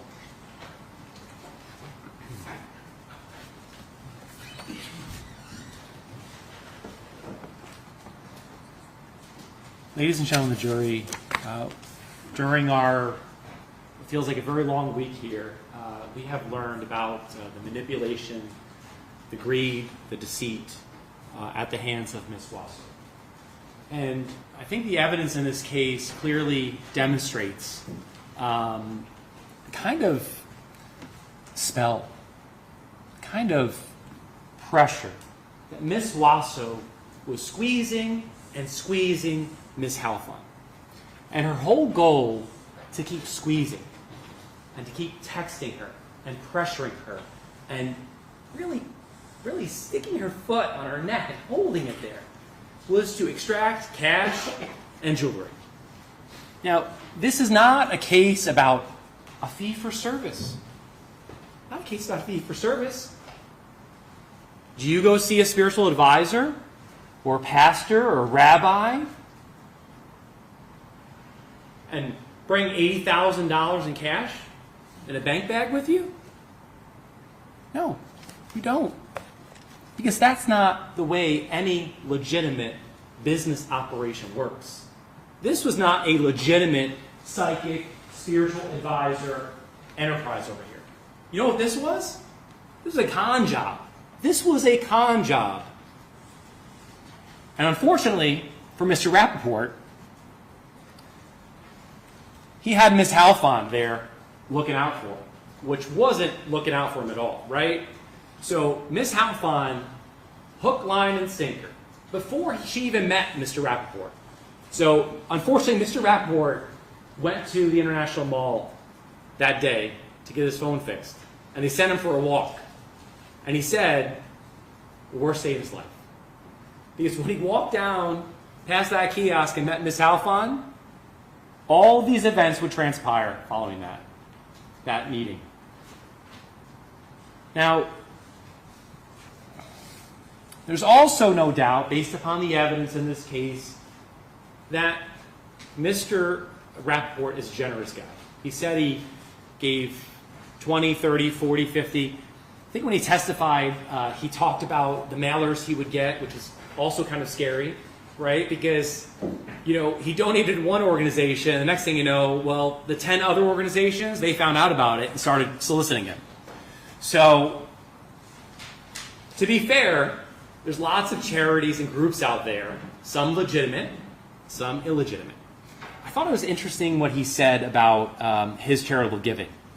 He said, I'm always very careful about that. I want to check to make sure that they're 4-star rated, or at least 3 stars. So Mr. Rappaport was very sensitive to the fact that he wanted to make sure that his money went to the right place. He used that kind of diligence in his donation. But unfortunately, he did not use that kind of diligence when it came to Ms. Halfon. And in turn, because of his lack of due diligence, and because of, unfortunately, Ms. Halfon's criminal intent here as well, and the evidence is that Ms. Halfon, she pled guilty. She committed a crime here, okay? She's not innocent. She's not a victim. That's why she's not a named victim. She's not a victim. Because some occasions, Ms. Wasso told her things, she made the lie a little better. She made up her own lie. She did whatever she had to do as well. She committed a crime too. And that's what the evidence has shown. Now, this is not a trial about Ms. Halfon. This is not a trial about another person that committed a crime, Mr. Grancer, who you heard testify. This is not about Mr. Lepresti, who you heard committed a crime. This is about Jaycee Wasso. This is about the evidence against Jaycee Wasso and Jaycee Wasso alone. And we invite you, and I'll go through the jury instructions with you shortly, but first of all, one, use your common sense here, okay? Most importantly, follow the law that the judge gives you. And third, look at the facts of the case, use those facts to see how it applies to the law that the judge will read you. Now, in terms of how this all started, right? So, Agent Cassio, they get a call from Amscott after they're unsuccessful cashing the check. And they engage. Now, you've heard a lot during the trial about law enforcement. They waited all this time and they didn't do anything about this. And what were they waiting for?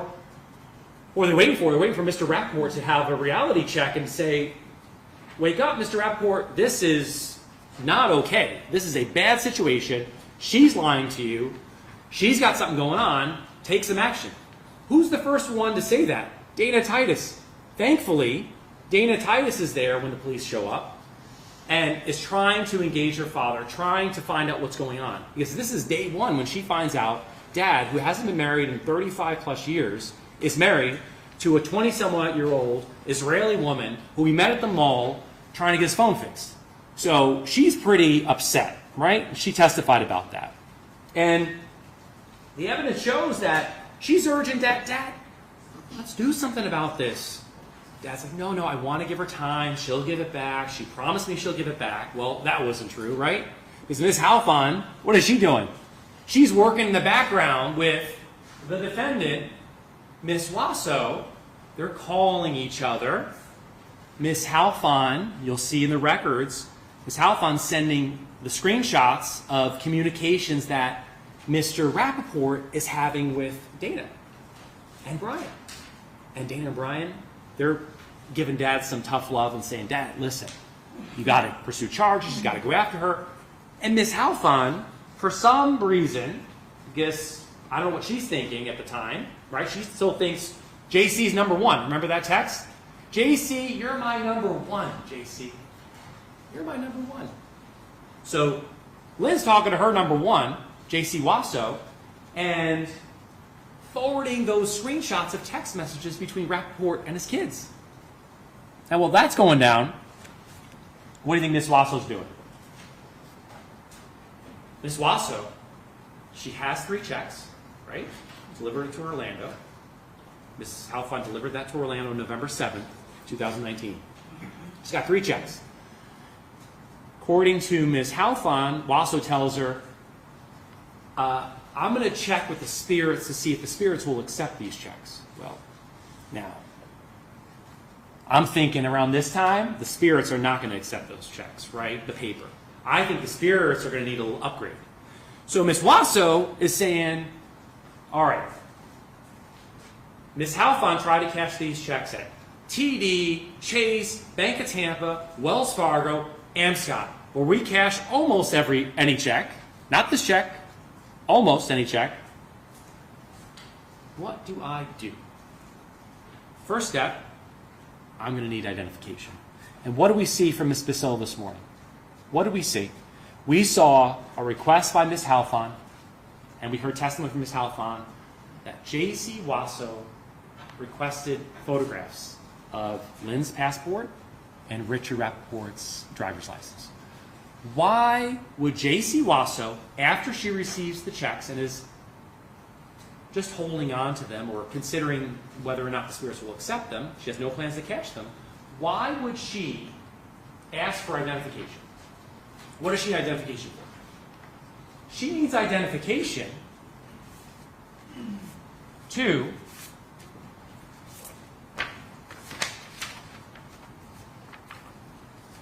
cash those checks. Okay? She needs Rich Rappaport's ID, which this is in the Check Pros records at States Exhibit 14. And Ms. Halfon's ID. These images are copies of the same image that's found on Ms. Halfon's phone that was sent while she's on the phone with Ms. Wasso. And these images are the ones that Ms. Halfon said were requested by Ms. Wasso. So, the defense would like you to believe that Ms. Wasso has no intention of cashing those checks. But what we know is she got a copy of the ID. Right? Step one. Step two, who does she contact? Who is she contacting after and around getting those IDs? She is contacting, on November 7th, 2019, Ms. Wasso receives an incoming call from John Marino. That name familiar? Absolutely, it's familiar. John Granser testified that's the guy that he's known for 25 years that called him up in New York and said, John Granser, this is John Marino. It's your boy Johnny Marino.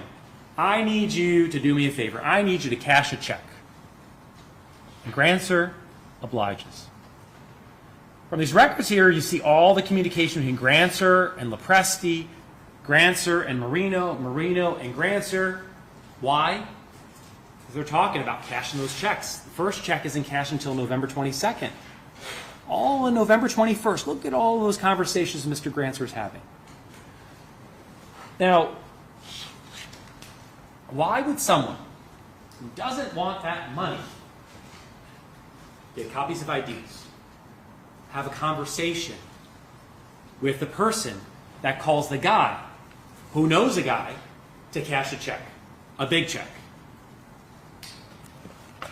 That's because Ms. Wasso's intent was on day one and throughout her relationship with Ms. Halfon to extract cash from day one.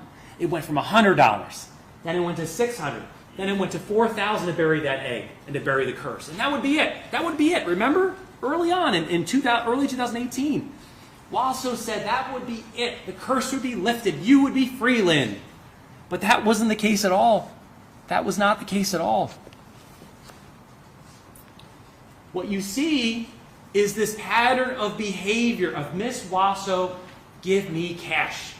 This was the one occasion, this ending event, this $1 million, this is the one occasion in their entire relationship where it wasn't Venmo, it wasn't wire, it wasn't cash currency bills, it was a check.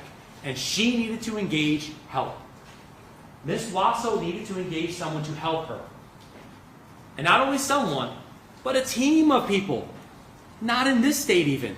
Not even in the next state. All the way up in New Jersey. She had to use resources at her disposal to get those checks cashed.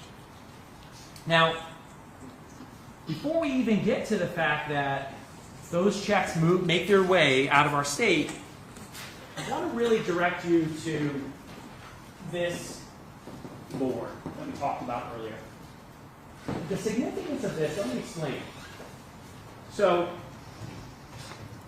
the defendant is charged in count 11.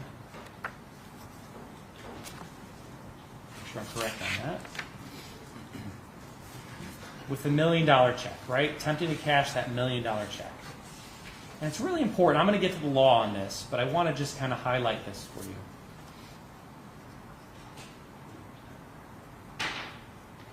Now, to me, the most compelling evidence of what was in the mind of Ms. Wasso was this phone call, right? And not just the call, but the person, Ms. Halfon, who testified of, Jaycee told me I am going to have, or I had a church member call Lamscott, call the check cashing store, and let them know that my wife is going to be coming in with a $1 million check.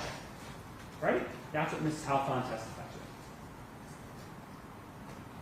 to. Before Miss Halfon arrives, right? So she's arriving, and these are still photos which are in evidence, and you can look at all of them. These are some of them. At 10:45 a.m.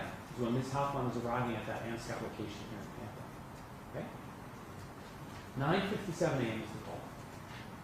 And not only that, but I thought an interesting fact was when Miss Vasilla testified that Miss Wasso called a check cashing store in Orlando, right before that. Wanted to see what they would say, I guess. And of course, she's engaging with Miss Halfon throughout her visit to the Lamscott, right? So Wasso has a 3-minute and 29-second conversation with Lamscott. This isn't one of those, 1-second calls, 4-second calls. A 3-minute phone call to Lamscott. What do you think they were talking about? And by the way, who was it who called? No idea. But Miss Wasso used her phone, right? And there was a person that called Miss Vasquez, who worked at Lamscott. But to kind of then go along with this phone call, think about that call that was made that Miss Halfon told us prior, when Mr. Rapport was having some concerns about the condo. Miss Halfon said, okay, well, let me see if I can get the realtor on the line. And so the records are that Miss Halfon conferences in Miss Wasso for that call and hears a male voice. Okay? And that's before all of this. This is kind of leading up to it in late October. So there's a male voice that was using Miss Wasso's phone while Miss Wasso was on the line, because Miss Halfon basically says, okay, Jaycee, I'm going to conference in Richard. Richard conferences into the call. She conferences in Wasso. Wasso apparently hands off to the male voice. Well, and they speak to Richard to try and alleviate any kind of fears he has about cash, which, frankly, I don't know that it should have been alleviated. I think he probably should have, doubled down on his concerns at that point, but apparently that was satisfactory to him. So the person that called here could have been Wasso, or could have been the church member who was with Miss Wasso. Who was with Miss Wasso? Who was with Miss Wasso around that time? Well, the court read in earlier to the record during Miss Halfon's direct testimony a stipulation. And I mentioned this during the opening. This is a stipulation, which means this is a fact, right? It says when lawyers agree that certain facts are true, that is called a stipulation of fact. You, the jury, this is going to be the law that the judge will read you, you must accept stipulated facts as having been proven, meaning proven beyond a reasonable doubt. However, the significance of these facts, as with all facts, is for you to decide. In this case, the stipulated fact that you must accept as true is that Jaycee Wasso and Joey Evans were together in a Target store located in Orlando on November 6, 2019. Further, November 6th, for several hours, Jaycee Wasso was unavailable to use her cell phone to communicate. November 6th of 2019 in Orlando. November 7th, 2019, phone call by Wasso to Advance America in Orlando. Okay? Phone call by Wasso to Lamscott in Tampa on November 7th. Now, was that Joey Evans? Was that Jaycee Wasso? I don't know. It was one of them. They were together. November 6, 2019, they were together. And that set the stage to try to have Ms. Halfon cash that check. Okay? And the important part about this board is to signify and to indicate to you that they're talking throughout her visit to Lamscott. Because the goal, and this is really important, I believe the judge is going to read you the instruction. Ms. Wasso needs to endeavor, which means to attempt. It's not actually, she doesn't have to be successful in cashing the check. She merely needs to attempt, endeavor to cash the check here. And the evidence certainly is that she, through the work of Ms. Halfon, endeavored or tried or attempted, and tried really hard, right?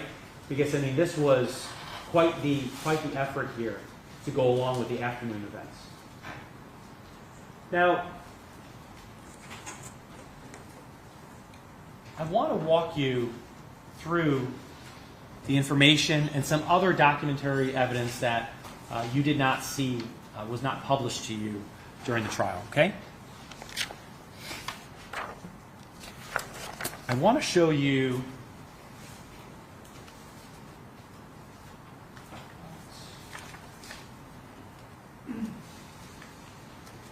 some FedEx records.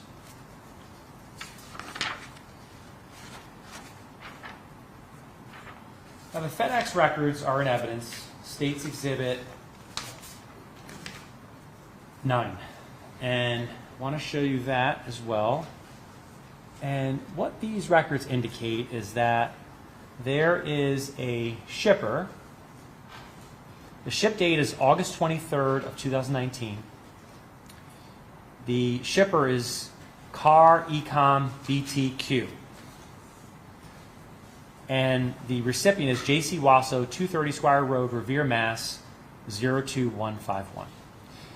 Now, the significance of this is going to relate to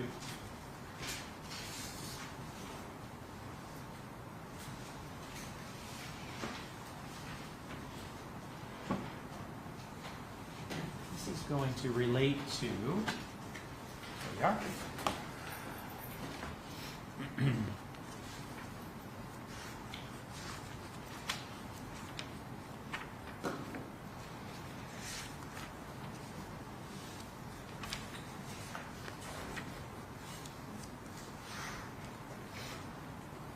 This is going to relate to count 6, okay? Count 6, as you recall, Cartier ring, purchase price of $1,753.13. And there's actually a shipping confirmation from FedEx, which is in evidence, for a shipping date of 8/23/19 to Ms. Wasso at that Squire Road address, which is certainly consistent with the fact that throughout her texting with Ms. Halfon, she provided that address numerous times. The other record I wanted just to highlight for you that you haven't seen before, it's in evidence. The records associated with JetBlue. I remember there are lots of transactions with JetBlue and particular dates and when flights were taken. I want to show you 2 records. One you've seen before, one you have not. I want to show you record. This record from JetBlue, which is here, indicated there was a flight on 9/10/2019, MCO, which is Orlando to Boston, Jaycee Wasso, with a date of birth of 3/15/97.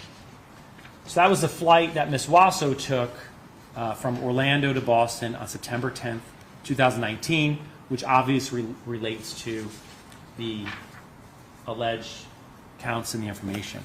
The second one, Ms. Allen had integrated into her slide presentation.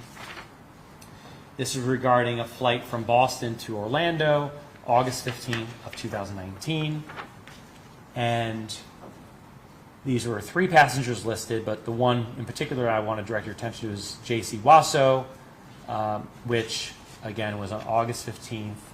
It was on the cover page, August 15th of 2019.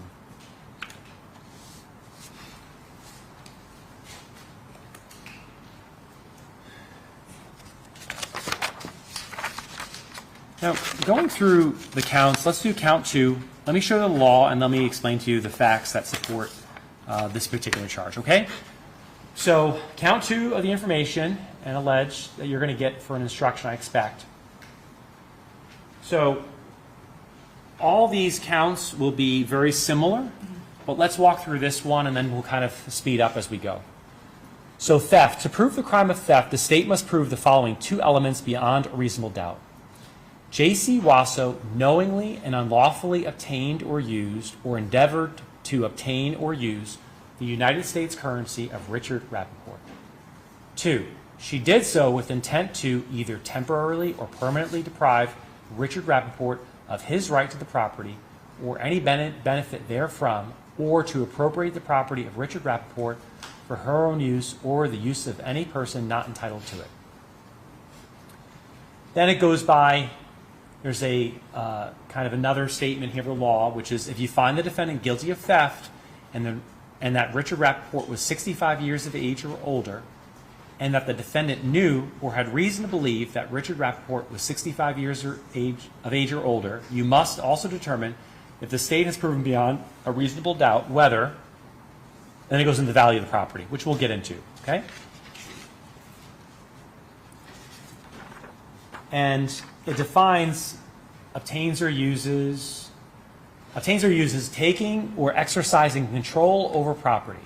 B, making any unauthorized use, disposition, or transfer of property. Okay? C, obtaining property by fraud, willful misrepresentation of a future act, or false promise.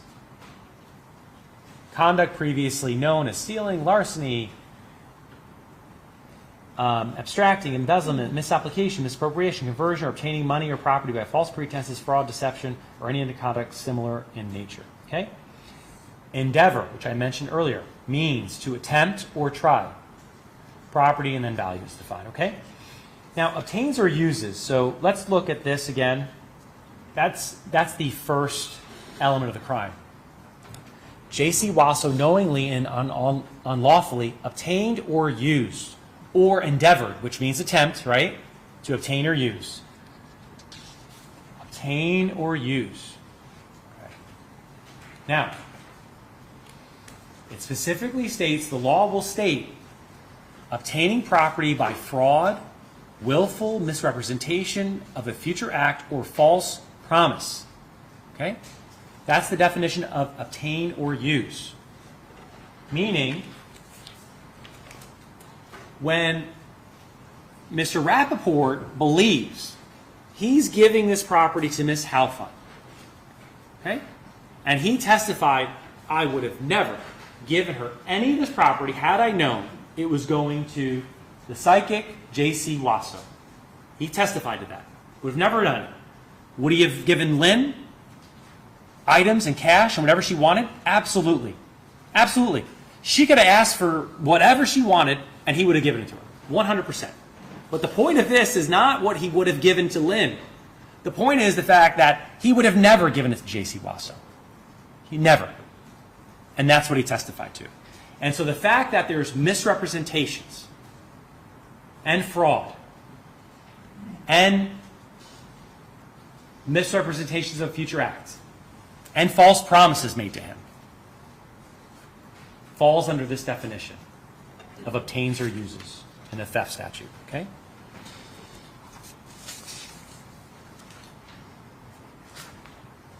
Now this is count 2, and for count 2, if you remember, the reason why we introduced this slide presentation from Ms. Allen is to really kind of guide you in your deliberations and the process, and to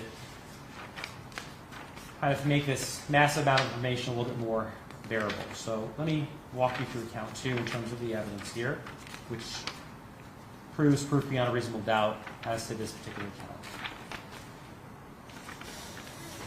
Count 2 is the $80,000 withdrawal. Is the $80,000 withdrawal from TD. Now this was $80,000 cash withdrawal from Mr. Rappaport's solely owned TD bank account. Okay? This was the one, the parking lot of Macy's. Remember, Ms. Halfon testified that she went to the Macy's store and met Jaycee Wasso in the parking lot outside of Macy's, and her sister got in the back seat of the car, and Ms. Wasso got in the front seat of the car, and they counted out the money.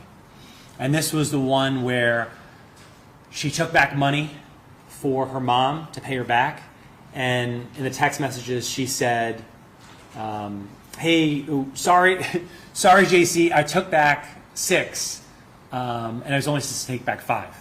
And Jaycee says, well, that's okay, let it slide this time. just Venmo me the 1,000.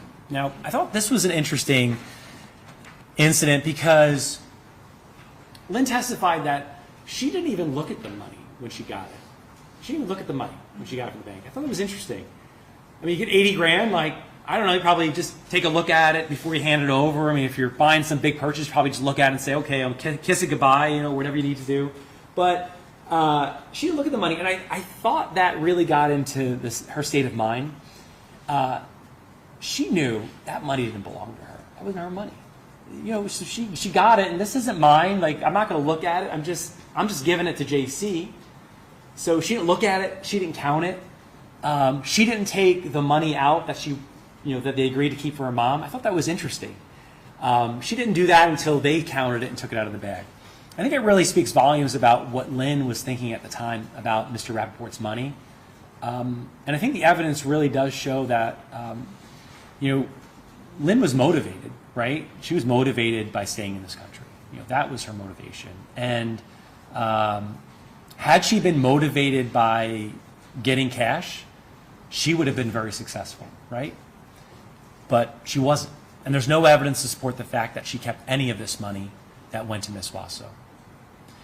Now, this is also noteworthy because there's corroborating transactions at Bank of America on Ms. Wasso's debit card about the typical JetBlue flight, transactions at the West Shore Mall, and a hotel over in West Shore area 2. Okay, so that's count 2. Count 3. Count 3 was the Michaels thing. Now, this kind of blows me away, right? So, she gets that text message from Miss Wasso, I need these Tiffany bracelets for the work. And it always seems to be communicated like for the work or for a sacrifice, as if it's just kind of poof and gone. And to be clear, the cash clearly is poof and gone. But I just found it interesting in the luxury goods that were needed in order to, kind of lift this curse or keep the spirits at bay or feed the spirits. It always seems to be massive sums of money, luxury items, right? And so in this particular incident, okay, the Tiffany bracelets are purchased. I mean, there's significant proof beyond a reasonable doubt about that. Purchased by Mr. Rappaport's solely owned Capital One credit cards. Not only the bracelets, but the shipping. And then on top of that, the Michaels thing. And the Michaels red yarn, I think, was particularly noteworthy here. Right, so it was a transaction for $2.40. Okay? If these bracelets had such power to the spirits, why not allow Lin to keep one? Or, hey, Lin, you get one for yourself, and then I'll get one, and then I can pray using that, or I can sacrifice to the spirits. But instead, she directs Lin to Michael's to get a $2.40 yarn. And then Lin says she actually puts it on. I think she testified something like Mr. Castillo asked her, and she kept it on there for months. For months. She checked in with Jaycee. So she truly believed in Jaycee. I mean, she bought a $2 yarn from Michael's, and she did exactly what Jaycee told her. She wrapped that yarn around her wrist, and I think she was told to wrap it around kind of her mirror in her car, because she believed in the spirit. She believed in what Miss Wasso was selling. But the fact that the spirits love Tiffany's and Cartier and all the luxury goods, but then when it comes to Lin, well, the spirits can do with red yarn for $2.40. That was a little bit shocking to me. And I think what that speaks to is the fact that this was a con, right? This wasn't real. Because if it was real, what would make more sense is you get one for yourself, I'll get one for me, so we can be connected, or we can pray together, or whatever it may be. Not send me the nice stuff, you get the yarn. Now, count 4 is the Rolex watch. Lots of conversations about this as well, and testimony about this. July of 2019. Mr. Rappaport and Ms. Halfon, they were not married yet. They were not married. And this was, in the text messages as you saw, this was a plan hatched not by Ms. Halfon. Not by Ms. Halfon. It was executed by Ms. Halfon. It was hatched by Ms. Wasso. And in this incident, it was an opportunity for Ms. Wasso and Ms. Halfon to frame it to Mr. Rappaport like this is going to be a wedding gift. They didn't get married, and they weren't married at this point. And what they did is Ms. Wasso directs Ms. Halfon to this specific watch. Remember, Ms. Halfon testified that well, it was a very nice watch. It was gold and diamonds. And this one is just absolutely shocking to me. Shocking, right? Because Richard is completely on board. Wedding gift, in lieu of a ring. Like, fine, Lynn. Like, yeah, I want to get you something nice. He's a generous guy, you know. And she presents it like, in lieu of a fancy ring, get me a beautiful watch to wear to celebrate our union, right? And he goes to Orlando. Ms. Halfon and Ms. Wasso jointly together make these efforts to locate the watch, to locate this gold watch with the diamonds, locate this watch, 40 millimeter, right? Which I don't know or can't even fathom of any spiritual advisor saying that 40 millimeter would be of significance for a sacrifice. It's just not true. It's just not true, okay? Now, here, Ms. Halfon has an opportunity to keep a $50,000 watch. Right? Mr. Lansing's going to say, well, no one who had a gun to her head, no one had a knife to her throat. But Ms. Wasso had something much more powerful than that. Much more powerful than that in Ms. Halfon. What was that? A believer. A believer. Ms. Halfon was a believer at her core. Because there's no way any person that didn't believe what Ms. Wasso was selling would have given Ms. Wasso this watch. And on top of that, she runs over to the UPS store, drops $1,000 to ship it overnight to Ms. Wasso. And it goes to that Squire Road address in Revere, Massachusetts, the same one as the other luxury goods that were shipped. Now count, and the payment, let me just highlight that real quick. There's dollar amounts associated with a lot of these theft charges, right? So for the payment here, the price of the watch itself, you're going to look to that, $43,700. How it was paid for, Rappaport's Discover card, Rappaport's Chase card, and remember he put the balance on the mayor's store card that he opened up for 0% interest. Remember he testified about that as well. So let's skip ahead. Count 5. This was another scenario where there was cash requested by Wasso, cash requested by Halfon. And ultimately, in this case, the most interesting part about this incident is the fact that, first of all, these are Rappaport's Bank of Tampa funds, right? His name alone. And cash is eventually delivered to Ms. Wasso to, again, feed the spirits, sacrifice, and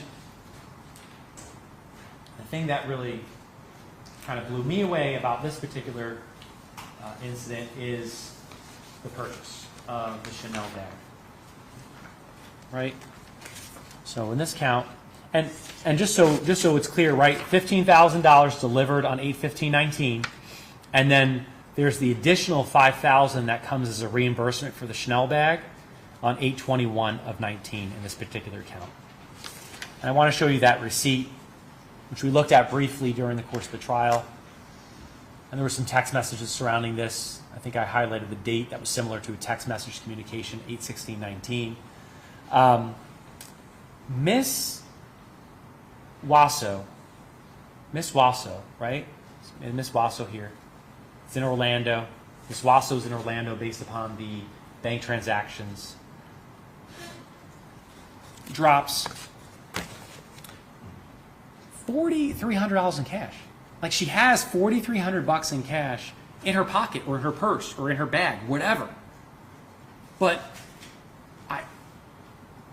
I don't know of many people in this day and age that are, rolling around with $43,000. I'm sorry, $4,300 in there. Frankly, even $100 in their pocket nowadays, right? It's debit card, it's Venmo, it's credit card. I mean, cash is very, very unusual in this day and age. But Ms. Wasso, she had $4,300 in cash, and she dropped that at the Chanel store for her bag, right? Because it was going to be for the work, according to her, and Ms. Halfon would have to reimburse her for that. This was also the incident where there's corresponding JetBlue records, which I showed you earlier. This is the 8:15 flight with Mary Wasso and Jaycee Wasso on 8:15 and 19. That's in evidence as well.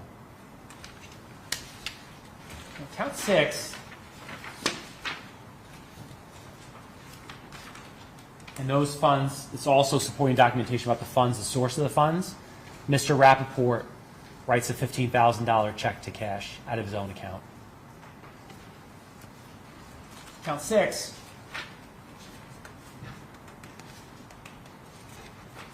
Is the Cartier ring, which we covered earlier, okay? And that was purchased from the Wells Fargo joint account as well.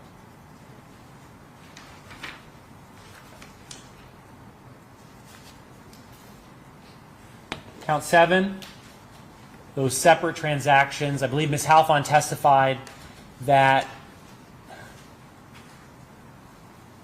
she got 2 separate amounts of money in this one, $10,000 from Mr. Rappaport's solely owned Bank of Tampa account, another $5,000 from the TD bank account, delivered to Ms. Wasso in Orlando on 9/6/19, and that went along with the JetBlue record that you saw earlier as well. There's the transactions that are corresponding. And there's also $3,900 ATM deposit in Orlando, 9/10/19. Obviously, that corroborates the fact that Ms. Halfon says she delivered $15,000 in cash. Count 8, this was the second $80,000, okay? Now this one was, again, from Mr. Rappaport's solely owned Bank of Tampa account, and another situation where it's money in, money out. Rappaport, based upon the misrepresentations and lies of Ms. Halfon, transfers $100,000, $80,000 is taken out in cash immediately, and in this case, I thought it was interesting that there were charges on Mr. Rappaport's Discover card for JetBlue, right? Which is very similar to having, you see on the right, there's no charges on Ms. Wasso's Bank of America account for JetBlue, but in a lot of these transactions, you'll see the JetBlue, then you'll see the hotel or food or dining or hotel stays that correspond. But this one, it actually went on Mr. Rappaport's card, the JetBlue flight. Now, you would think that when Ms. Wasso is coming down for 80 grand, after 15 grand, after 20 grand, after the other 80 grand, after a Tiffany bracelet, after a Rolex watch, you think she could just pay for her own flight, right? I mean, it's worth the trip. It's worth the trip. You're getting 80 grand. Pay the $300 and the $200 for the flight. No, she doesn't. She doesn't. Because she's a con. She is a con. That's why. This is not a legitimate business operator. Your legitimate business operator doesn't use somebody else's credit card to book a flight. They come down, they offer a service, and then they get compensated for that service. This was no service at all. There's the supporting documentations behind. Count 9 was that Cartier necklace. And this one was another example of a specific item requested by Ms. Wasso. They had that conversation, Ms. Halfon, and Ms. Halfon, again, at the direction, the urging of Ms. Wasso, she goes out of her way to locate this necklace in Boca Raton, and then she drives down there, and then she splits the payment, and then she has them ship it to Miss Wasso in New York. I mean, and then also throughout those messages, as you saw, I think earlier today, it really struck me when Miss Halfon said, "Oh, hey, Jaycee, you're coming in on a flight from soon to Orlando." And I think Jaycee said, "Well, I'll Uber or whatever." And then Miss Halfon says, "No, I can come and get you. It's okay. I can come out there." It's just really. Listen, Miss Halfon is a felon, right? She committed a crime, but it just is really sad. It's really sad that her state of mind was just really, it seemed like a need to have someone, have that support person, because Jaycee, you're my number one. And it's almost like, kind of when you're a kid and, you want to hang out with the popular kid, right? Like, oh, hey, yeah, you want to go out? Yeah, I'll pay for it. You want to the movie? I'll pay for it. It was that kind of relationship where Miss Halfon was just desperate to be close to Miss Wasso, because she clearly believed in what Miss Wasso was selling her. She believed that she was this protector, that she had this power to connect with God and protect her from the devil, and she wanted to be close with her. Count 10. 10 through 12, it's 10 through 12 because, just to kind of refresh you a little bit, the 1.1 is really transferred for the condo, right? But Ms. Halfon testified that Jaycee couldn't wait because they were trying to get the $1 million at this point. She was going branch to branch. No one would give her the $1 million in cash. And Jaycee says, listen, just give me the 40 until you can get this $1 million straightened out. So out of the 1.1, there's this delivery prior to the events of November 6th and 7th of $40,000 cash to Miss Wasso in Orlando on November 4th. So it's that same money that's transferred from Rappaport's solely owned account to the Wells Fargo account, and then out of the Wells Fargo account the same day on November 4th, and then 2 days later when it comes to the cashier's checks. And again, as Ms. Allen pointed out, there was corresponding transactions in Orlando for Ms. Wasso.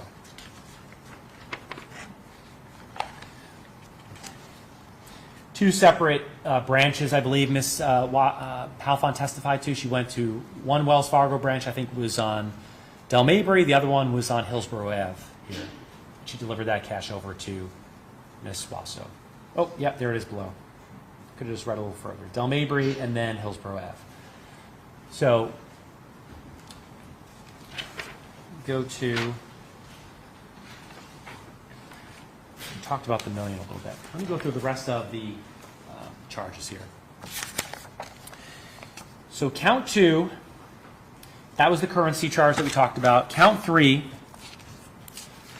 these are all going to be exactly the same, except,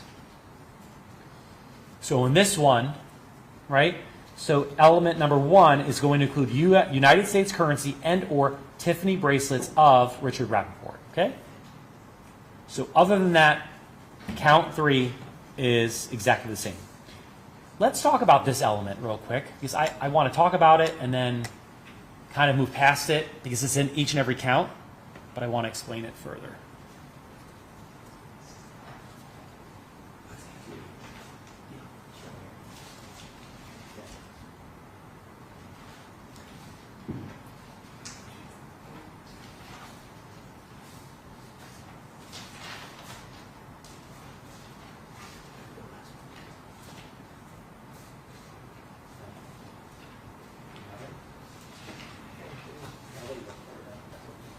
We're going to move past it in a moment, okay? Mr. Castillo can help me out here in a second. So that is exactly the same, okay? And then the value of the property, right? Let's talk about that just briefly. So in this case, right, these are the Tiffany bracelets. So what was the transaction for here? So that's what would have determined the value of the property. Okay. Count 4 is the Rolex. Let's look at the law on this. Everything's the same here. except for count element number 1, which indicates obtains or uses U.S. currency and or Rolex watch of Richard Rappaport, okay? Values below there. Count 5. The same, and I'm going to show it to you just as United States currency for this one was cash. Count 6, that was the Cartier ring, so it says U.S. currency and or Cartier ring. Everything else is the same on count 6. The value, again, we would argue is the actual transaction amount of the Cartier rings, which was, I believe, $1,700. Count 7. This was U.S. currency. This was the cash delivery. Count 8 was also cash delivery. Count 9 was that Cartier necklace, right? And so same thing here with the law, except for it says United States currency and or Cartier necklace. The value here, remember this was the split transactions. I think it was $4,100 on one card, $4,000 on the other. So obviously,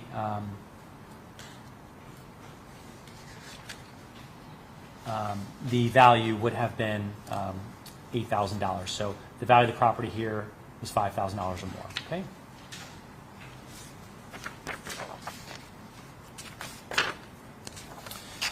Count 10 is the cash as well. Count 11, I want to show you this one. This one's a little bit different. Okay. It says United. This is the $1 million situation. Okay. United States currency, Richard Rappaport, and it says Wells Fargo cashier's check 1487. Okay. Now, there is no doubt in my mind, and I would argue to you that this check, this 1487 check, now Mr. Lance is probably argue this wasn't cashed. It wasn't signed on back. Remember? Remember that? This was Ms. Halfon's money. She could have just signed it. It was all her money. Once it was in her name alone, it was all her money. Right? Well, one, it's not her money. Here's why. This money is not for Jaycee Wasso. It's not for Lin Halfon. It's for the condo. Right? So that was the whole misrepresentations of a future act. Fraud. It was fraud. It was fraud. Now, the endorsement, I want to move past this to the endorsement. I found it very interesting today when Amber Van Voorhis testified in Wells Fargo, and Mr. Lansky asked her if it was an and or an or. We've been talking about this for 4 days, but she said or. Okay, let's say or. But on top of that, she said, you know what? A check like this, I would not cash a check like this with one signature. I would not cash a check like this with one signature.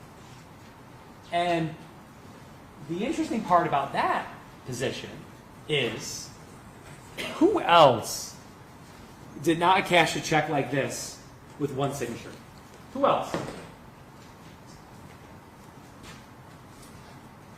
Well, it may shock you, but,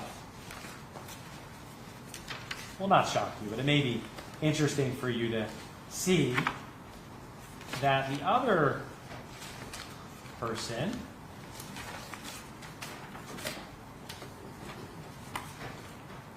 that would not cash a check unless two signatures were on it would be none other than, in States Exhibit 14, then Joseph Lopresti. Joseph Lopresti. This is in evidence. This is the check that was cashed at his store, the 333 check. What in the world? So, all right, these are forged signatures. Now, but Joseph Lopresti, who's also convicted in this case, right? He pled guilty for his willful blindness, for not asking questions about this obvious check that was an issue. This guy in New Jersey who would cash a check for pretty much anyone, and when I say anyone, a guy like John Grancer, who knows other guys in the Roma community, because he's the go-to guy there, he required 2 signatures on the check. Even the bad guy required 2 signatures on the check. So for Mr. Lansky to stand up here and say 1 check was good enough, this is an OR check, no problem, it's all her money. This wasn't just her money because, oh, we only required 1 signature. This wasn't her money ever because this was for the condo. This was for the condo. Now, I also want to, so I showed you that was count 11 regarding the cashier's check from Wells Fargo. And this is really important too, right? So I'm going to highlight this one more time for you on the next page. Endeavor means to attempt or try. And the first element says, Jaycee Wasso knowingly and unlawfully obtained or used or endeavored to obtain or use. And right? And the endeavor, the endeavor means attempt or try. Did Jaycee Wasso try? Did she try with the assistance of Ms. Halfon to cash this check? You bet she did. You bet she did. How many branches did Lin Halfon go to asking, can you cash $1 million? Can you give me cash? How about cash? Can you cash this? Every single bank in town. That's why they had to ship it off to New Jersey to get it cashed, because nobody would do it here. But she tried. Was she successful on this check? No, but she tried. Now, count 12 is the conspiracy count. This one is different, right? And same thing with count 13. So I want to walk through this with you a little bit. All right, let's talk about conspiracy. A conspiracy is a combination or agreement of 2 or more persons to join together to attempt to accomplish an offense which would be in violation of the law. It is kind of partnership in criminal purposes in which each member becomes the agent of every other member. The evidence in this case need not show that the alleged members of the conspiracy entered into an express or formal agreement, or that they directly discussed between themselves the details of the scheme and its purpose, or the precise ways in which the purpose was to be accomplished. Neither must it be proved that all the persons charged to have been members of the conspiracy were such, nor that the alleged conspirators actually succeeded in accomplishing these unlawful objectives, nor that any alleged member of the conspiracy did any act in furtherance of the conspiracy. It's a lot of words. A lot of words to say you don't need to show that members of the conspiracy entered into any kind of formal agreement, right? Or that they directly discussed things with each other. Or the precise way or the purpose of the agreement.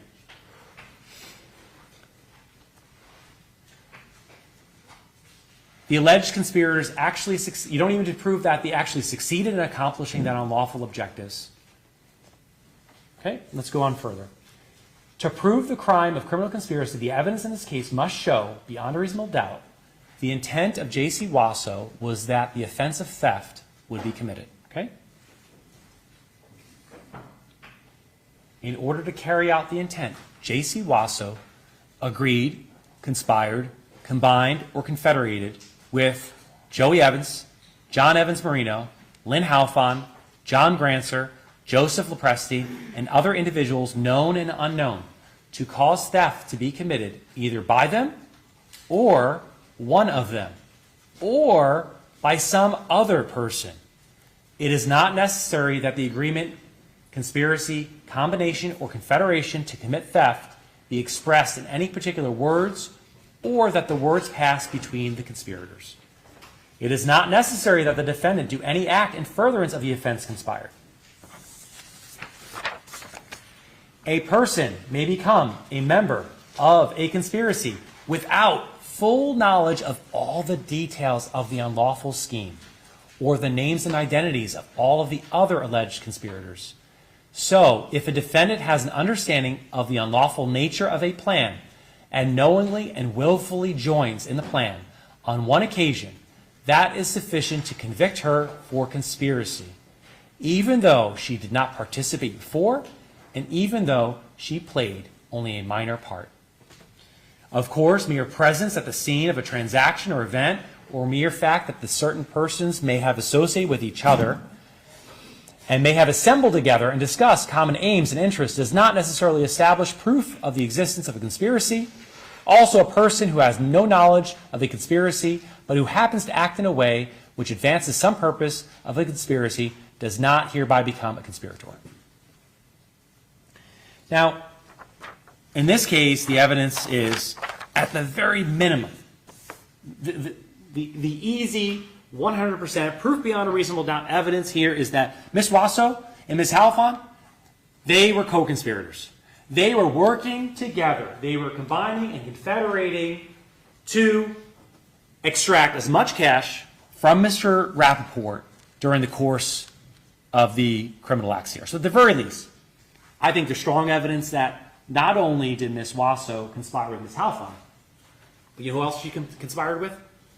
Joey Evans, the guy who was in Orlando on November 6, 2019, when the mail caller tried to calm the fears of Mr. Rappaport with the purchase of a condo and cash. That's who she conspired with. Who else did she conspire with? She conspired with the other people that pled guilty. John Granser. Does John have to know Jaycee, who has to know Lepresti, who has to know Joey Evans? Absolutely not. That's not the law. The law is that she, Ms. Wasso, the defendant, engaged in this criminal act of conspiracy, this agreement, because she wanted a theft to occur. And that's what ultimately happened. So their agreement came to fruition. But certainly, there's other individuals in this case that Ms. Wasso conspired with, but Ms. Halfon is clearly the low-hanging fruit here. Now, count 13, let's talk about that. This is the financial one, okay? So there's three elements here.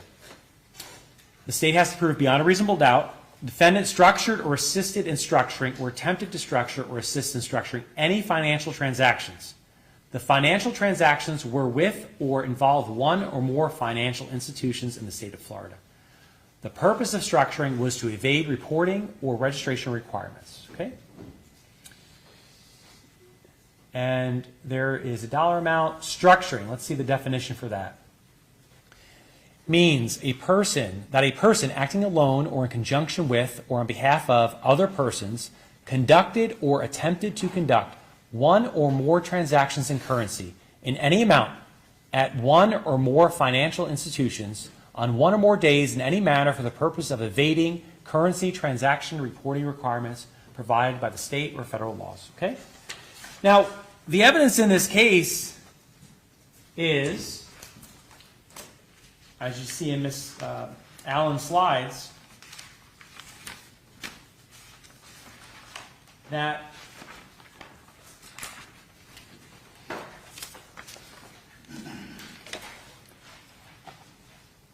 is this, page 25 on State's Exhibit 21. Now, the evidence in this case is look at these transactions. A wire, $9,990. The cash delivery here. Let's talk about that, the significance of that. Now, they're not making a deposit there, okay? So we're clear on that. That is, Halfon's given Wasso $80,000 in cash. That's one of our accounts, right? And the interesting part about that, and why that's included here, is if Wasso, I think the evidence is overwhelming that she received $80,000 in cash. She puts $80,000 in her pocket. Next thing you know, 2 days later, Evans deposits $9,000. And 4 days after that, there's another series of cash deposits.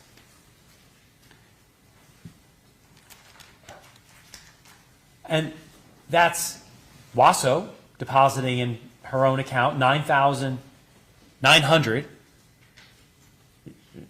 You know, I always like to count out, the smaller bills. I don't want to put an even thousand. I don't want to put an even 10,000 in. I want to make sure that I just put 9,900 because that makes the most sense in my life. Which, it's obvious here, folks, right? So, you know, $9,900 and $9,000 and $9,990, I mean, that was evidence throughout in the text messages and in Ms. Halfon's testimony that this was a request by Ms. Wasso of how they would conduct business. But the interesting part about this is just 4 days later, Evans and Wasso on the same day deposit less than $10,000 into each of their individual accounts.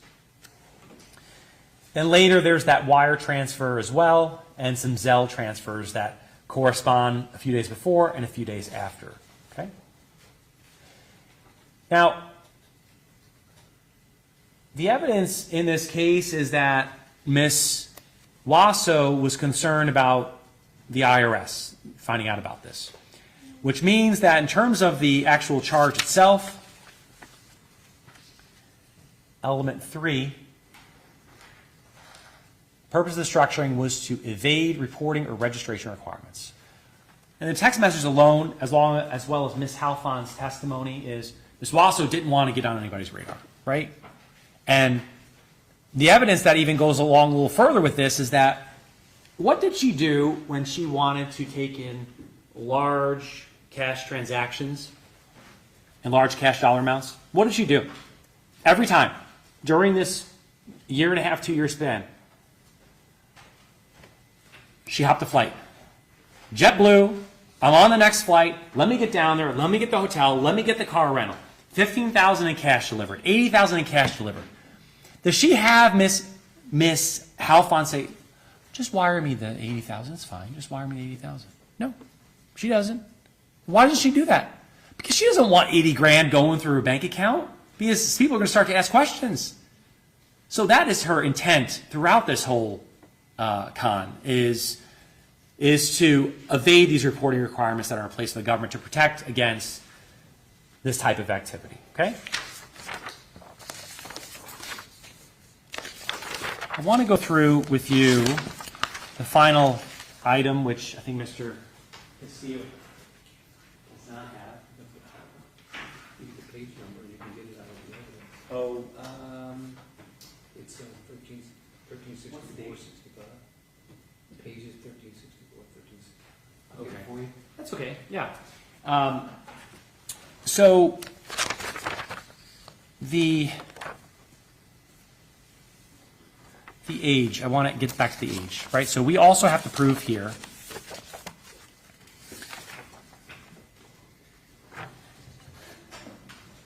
and many of these counts you're going to see, and I'll give you the verdict form next, and I'm going to wrap up, okay? Everyone's beat. If you find the defendant guilty of theft and that Richard Rappaport was 65 years of age or older, and that the defendant knew, Ms. Wasso knew or had reason to believe that Richard Rappaport was 65 years of age or older, you must also determine if the state has proved beyond a reasonable doubt, and this is the value, okay? That's the value you have to prove. So there's going to be a separate question on the verdict form, which I'm going to show you shortly, about the evidence associated with this particular 65 years of age or older. I saw the text messages, but I can't locate it. Okay.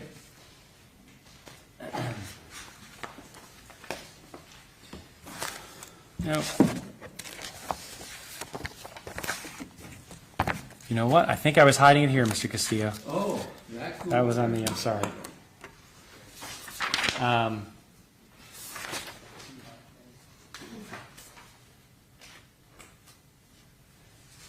going to show you what was in evidence as well. This was a text message from Ms. Halfon to Ms. Wasso, and the date was 9/1/18. That was before all of this kind of went down, right? Because our case really doesn't start until count 2 is December of 18. So text message from Halfon to Wasso saying he is 75 years old. And there's further text messages about that as well, sent to Ms. Wasso. This is on September 4th of 18. But don't forget, he is 75. I'm 25. So, ladies and gentlemen, there's clearly proof beyond a reasonable doubt that the defendant knew or had reason to know prior to all of this that the defendant was over the age of 65. Let's go through the verdict form, okay? We'll wrap up then. I'm not going to lie to you, it is a long verdict form, okay? And there's a couple of different questions, but let me walk through it just so you understand where we're at. So, you're going to go through each and every count in the law, and what you're going to do is you're going to evaluate each charge separately, whether or not there's proof beyond a reasonable doubt, which I've outlined why I believe there is proof beyond a reasonable doubt each every count. And if you find the defendant guilty, what you would do is, for example, you find the defendant guilty of organized fraud as charged, you would check, and then here you would determine if the defendant is guilty of this count, you must further determine, and it's actually in bold for you. So if you have to take some action, look for the bold statement. So in this one it says, bold, if you find the defendant guilty as to this count, you must further determine by your verdict whether, check only one. So is the value of the property obtained $50,000 or more? Is the value between 20 and 50? Or is the value less than 20? Here you would check 50. And I wanted to then walk you through the next. Now, you could also find there's a lesser included offense here, okay?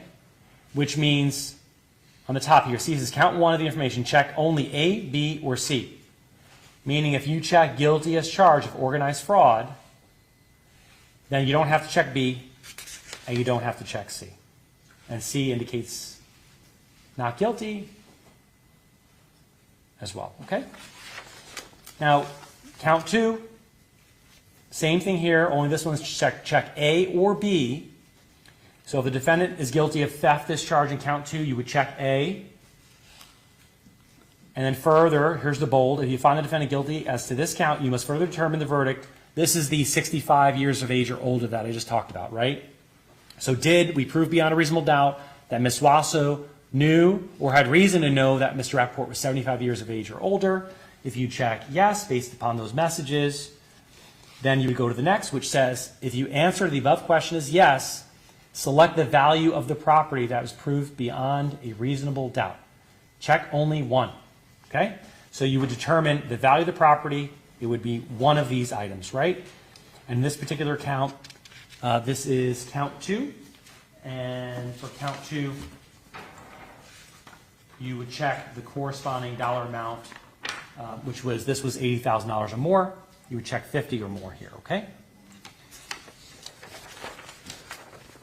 If you found the answer was no, basically if you only found that we did not prove beyond a reasonable doubt that that the defendant knew Mr. Rappaport was 65 years of age or older, then you would determine these other values here, okay? And then, of course, the defendant is not guilty is an option as well under B. Count three, I'm not going to go through each and every one. That gives you a handle on that. I just wanted to show you a few of them as an example. This is count three, same situation, same interrogatory in terms of 65 years of age or older. It's either yes, no. If it's yes, it's this dollar amount. If it's no, you evaluate under this dollar amount. And not guilty is the option as well. Let me show you the conspiracy count, because that's a little different.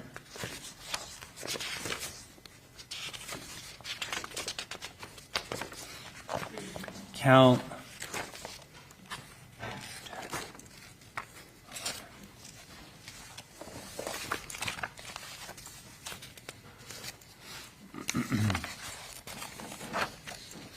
count 12. This one says, we, the jury, find as follows as to count 12 of the information. Check only A, B, C, or D. So you have four choices here, right? So the defendant is guilty of conspiracy to commit grand theft of property valued at $100,000 or more. There's other dollar amounts below. And of course, it's A, B, or C for the dollar amounts, and then D would be not guilty as well. So in this, based upon my argument, as I argued regarding the $1 million check, clearly the endeavor to attain or attempt to obtain the proceeds of that check would be in excess of $100,000, so you would check A. Count 13, this is the structuring count. It's also a little bit different. For this one, you would check A or B, A being defendant's guilty of structuring, B being not guilty. If you find the defendant guilty of structuring,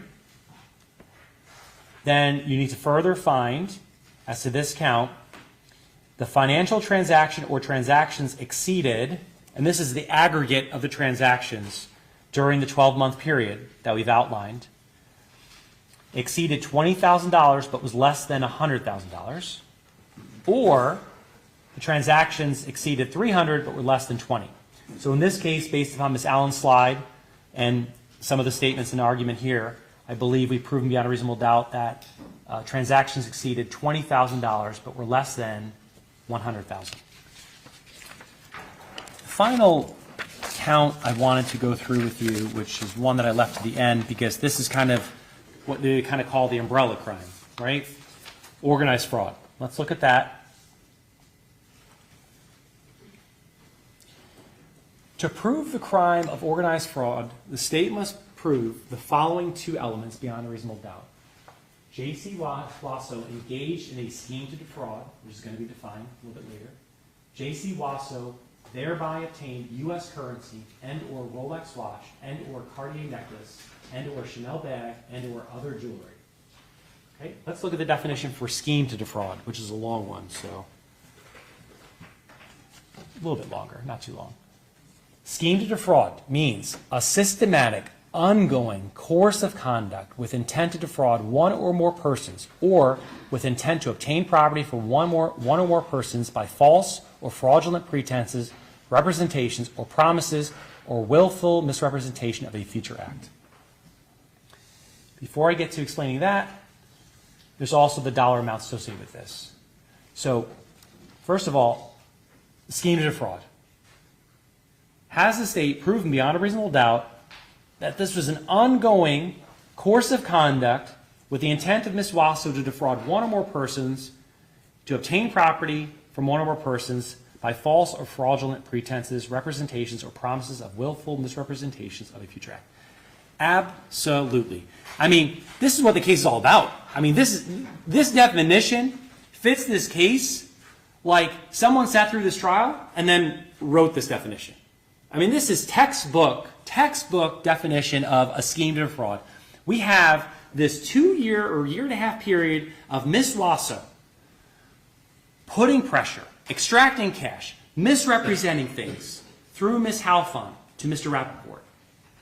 Absolutely, this charge has been proven beyond a reasonable doubt.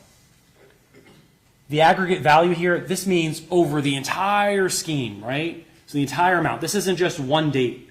This is a date range, from the beginning, late 2017, to the very end when the checks were cashed, okay? This is the entire amount. So clearly there's over $50,000 or more of loss associated with this case based upon the evidence that's before you.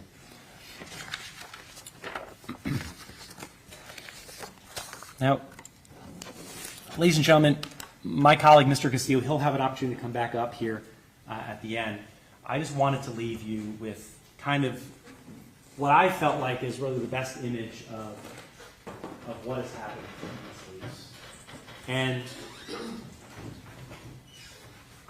I think that the image that I have here of Ms. Wasso fairly accurately and correctly describes this con job that happened here in Tampa, that happened to Mr. Rappaport, that required a vast network of individuals to accomplish various goals here.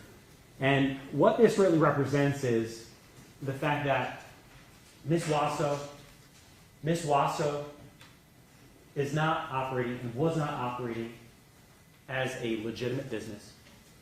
Ms. Wasso was not there to read horoscopes and tarot cards and perform ceremonies. Ms. Wasso was doing this work and doing this con to extract as much as she possibly could from each and every person that she came in contact with in this case. And her primary contact was Ms. Halfon, And she worked her over pretty good through her efforts to connect with Mr. Rappaport. And kind of take us back to the very beginning of the case. This case has always been about the manipulation, the pressure, the misrepresentations, the deceit, solely at the direction and urging of Ms. Wasso. And others have been held accountable in this case, but this whole case and these other individuals came into play because Ms. Wasso put herself out there as this advisor, as this person for Ms. Halfon to lean on. And her goal from day one was to extract and squeeze Ms. Halfon for as much money and jewelry that she could in order to benefit herself. Your Honor, and ladies and gentlemen, the state contends that we have met our burden of proof beyond a reasonable doubt based upon the text messages, based upon the testimony, based upon the law, and based upon your common sense that Ms. Wasso is guilty as charged to each and every count in the information. We invite you to find her guilty as charged. Thank you.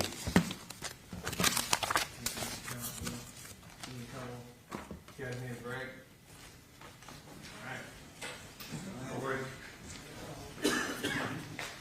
Raise your hand if you need one. At any point. Go ahead. I'm fine.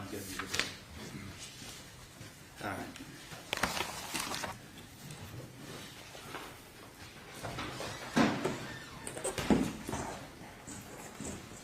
Good afternoon.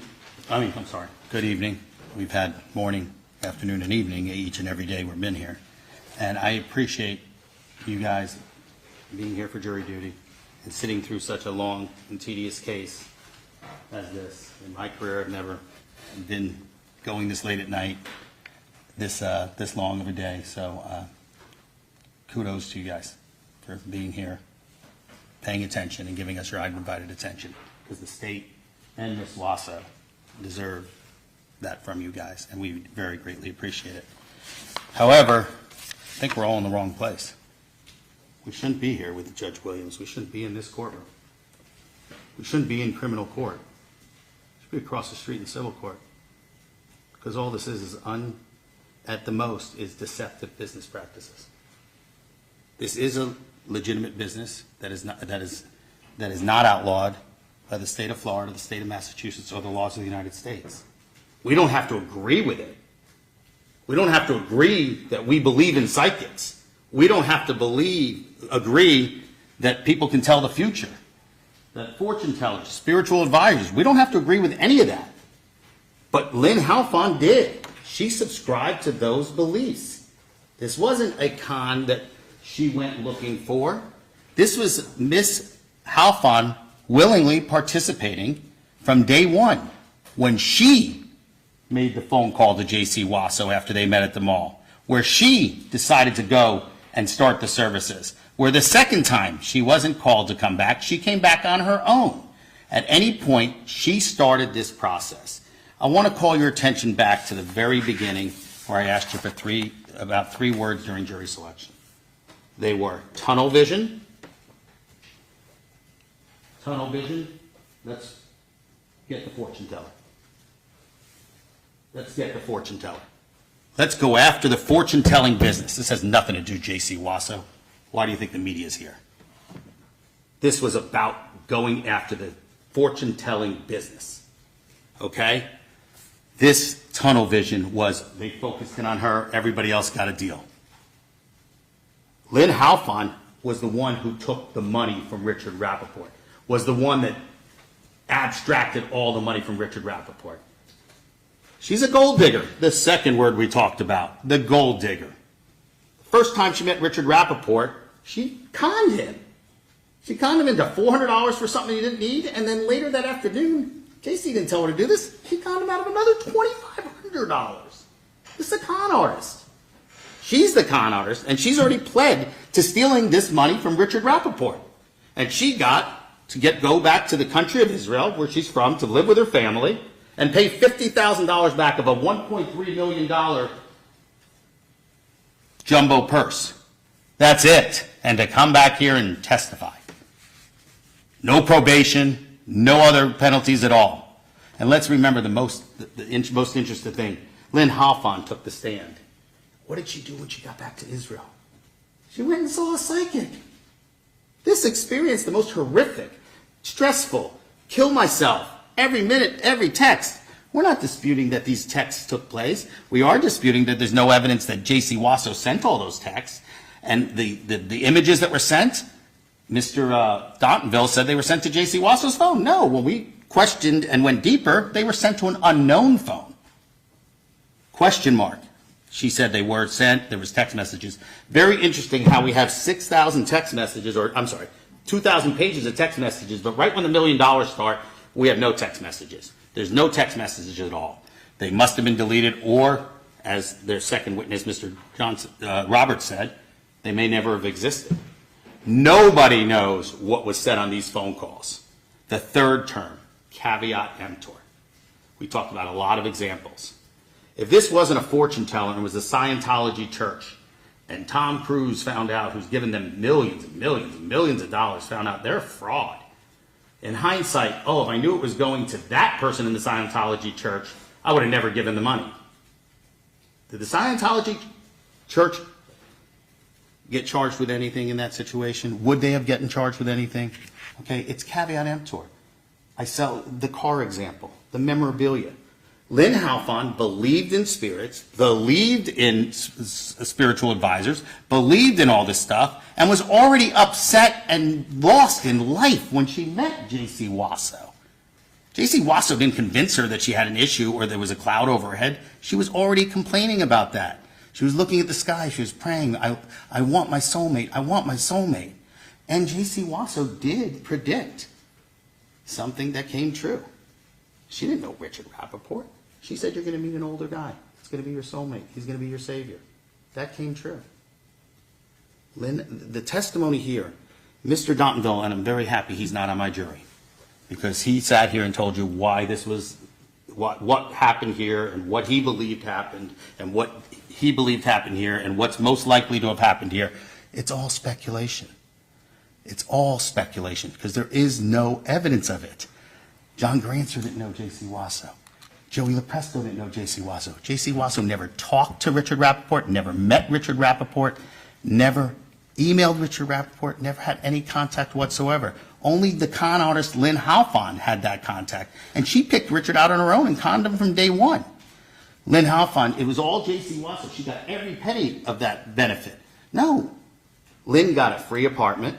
Lin got a car. Lin got a business set up. Okay, her dream. Lin got things paid for. Lin paid for nothing. Richard took care of Lin. And Lin got money from Richard to utilize for what she wanted to utilize it for, was to pay Jaycee Wasso for her spiritual advisor services. That is what Lin Halfon did. When did Lin Halfon out Jaycee Wasso? Not the first time the police talked to her.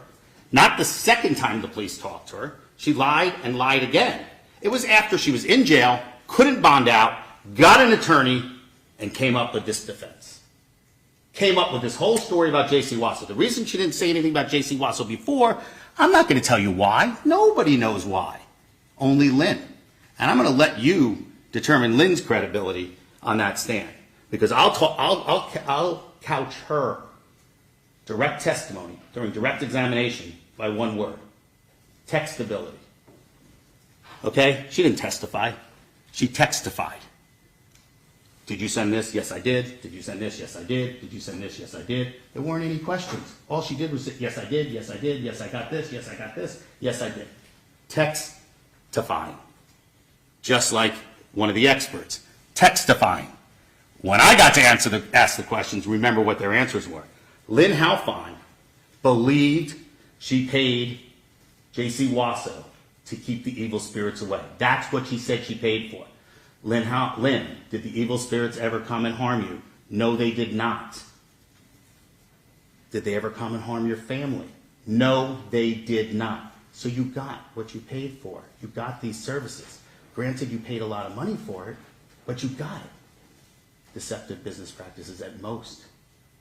You don't have to believe that fortune telling is real. We're not here to judge that. But if Lin believed it, and Jaycee believed it, and Jaycee performed these services, which there is no testimony anywhere or any evidence that she didn't do every single thing that she said she did with the bracelet, with the Rolex, burying the money. Nobody put on any evidence. So nobody can sit here and guess or speculate, which I'm going to read you the definition of reasonable doubt. I'm not going to go through all the jury verdicts. I'm not going to go through all the instructions. I'm going to assume you guys can read that on your own. The judge is going to read it to you tomorrow morning, so there's no reason to go through it today. Okay? So the bottom line is, that is what she paid for. That is what she got. Just like if someone buys a Lamborghini, $400,000, and later on he didn't do his due diligence, and it winds up that was in a wreck, and it's not worth the $400,000 he paid for it. Okay? Nobody told him it was in a wreck. Nobody didn't tell him it was in a wreck. He didn't do his caveat emptor. Can he go back and say, I would have never bought that car if I knew it was in a wreck? Of course he wouldn't. Just like Richard Rappaport said, I never would have paid that money if I knew it was going to a psychic.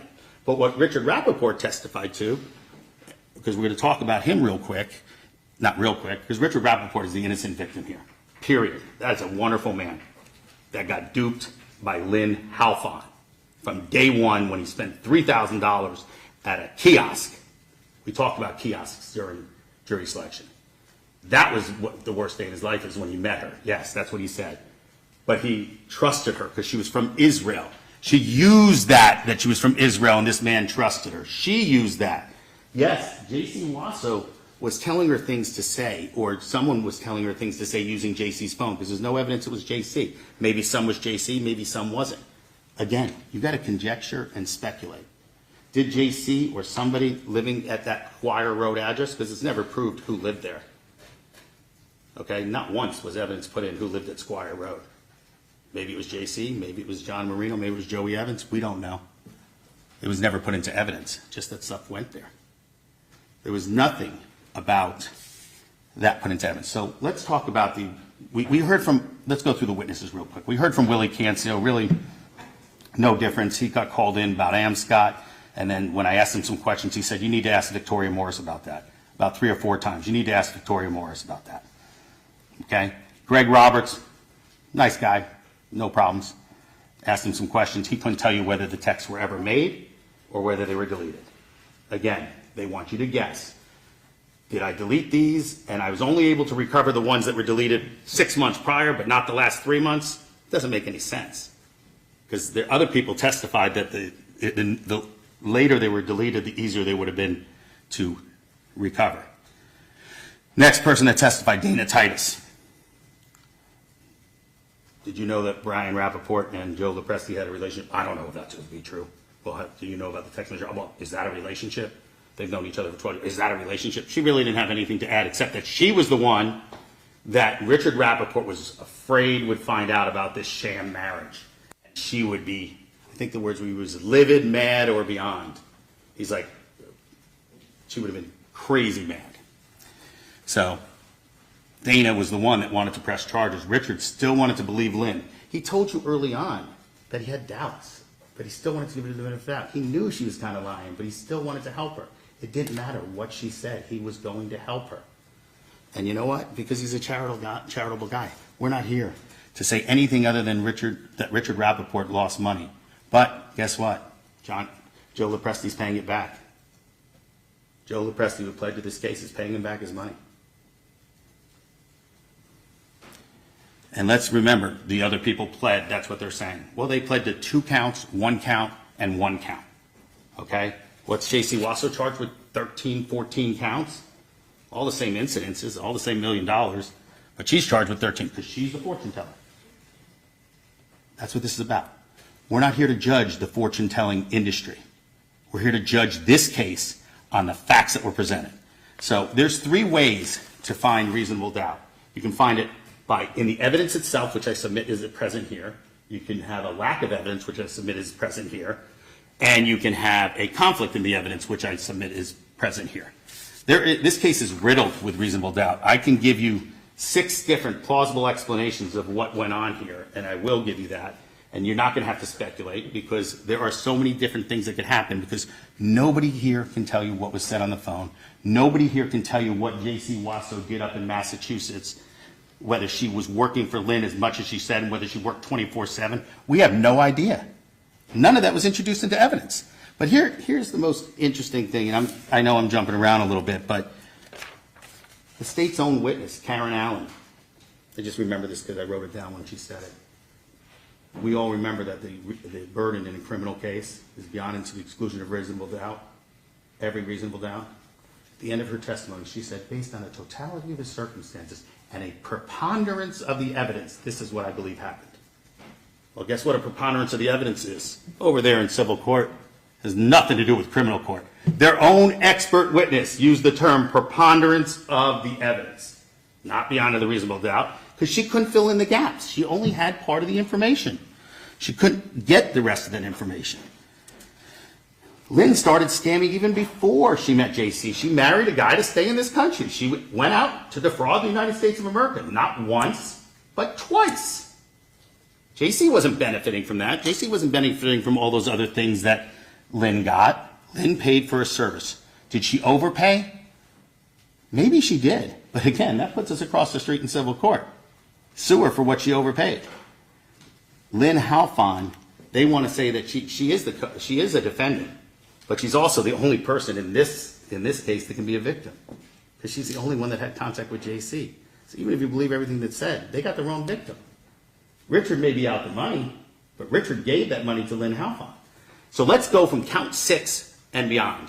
I'm not going to go through each and every count like we did before. Count 6 and beyond, and the reason I'm bringing that up is on count 6 and beyond, 6, 7, 8, 9, 10, everything that was, they were married. The parties got married. But even before that, there was a joint account set up that was testified to in June of 19. They got married in August.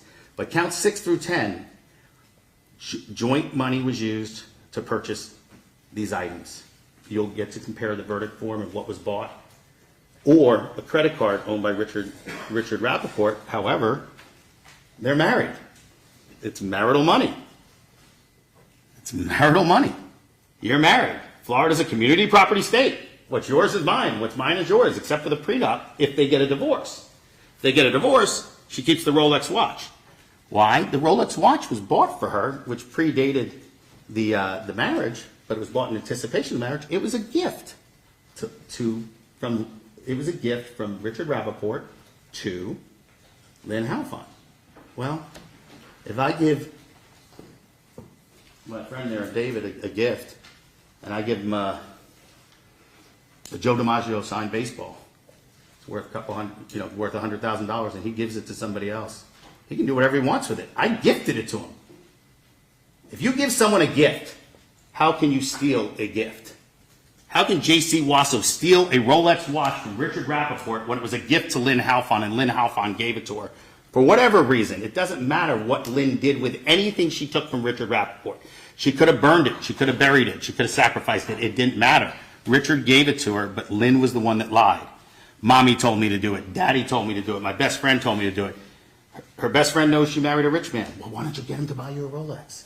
Is that friend now guilty of a con, a fraud, because she married a rich guy? No, that's where she got the money. Before she met Richard, she was getting money from everybody because she wanted this money because she wanted the services of Jaycee Wasso. The fortune teller. That's the spiritual advisor. She wanted those services.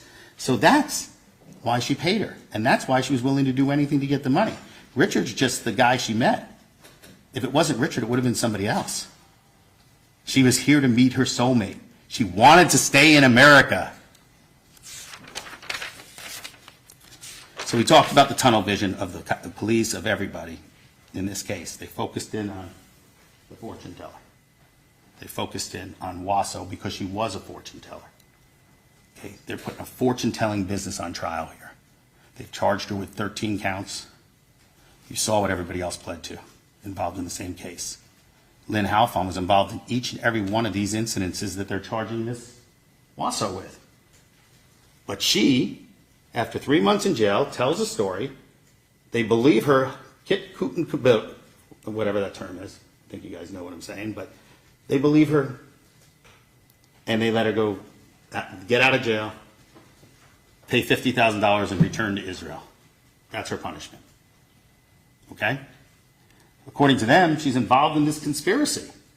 She's the conspiring person, the only one that they can say that at a minimum she conspired with her. But she didn't. How can you conspire with someone if you're duping them at the same time? If she's taking advantage and lying to Lin, how is she conspiring with Lin? You can't do both. You can't be a co-conspirator unless you're on the same page. Okay? And if she's the victim of all these things, but of course Richard is the real victim, but not by Jaycee, by Lin Halfon. And if they decided to give Lin Halfon that deal when she could have been convicted of all these things possibly, maybe, maybe not, that was their choice. And it was done early on.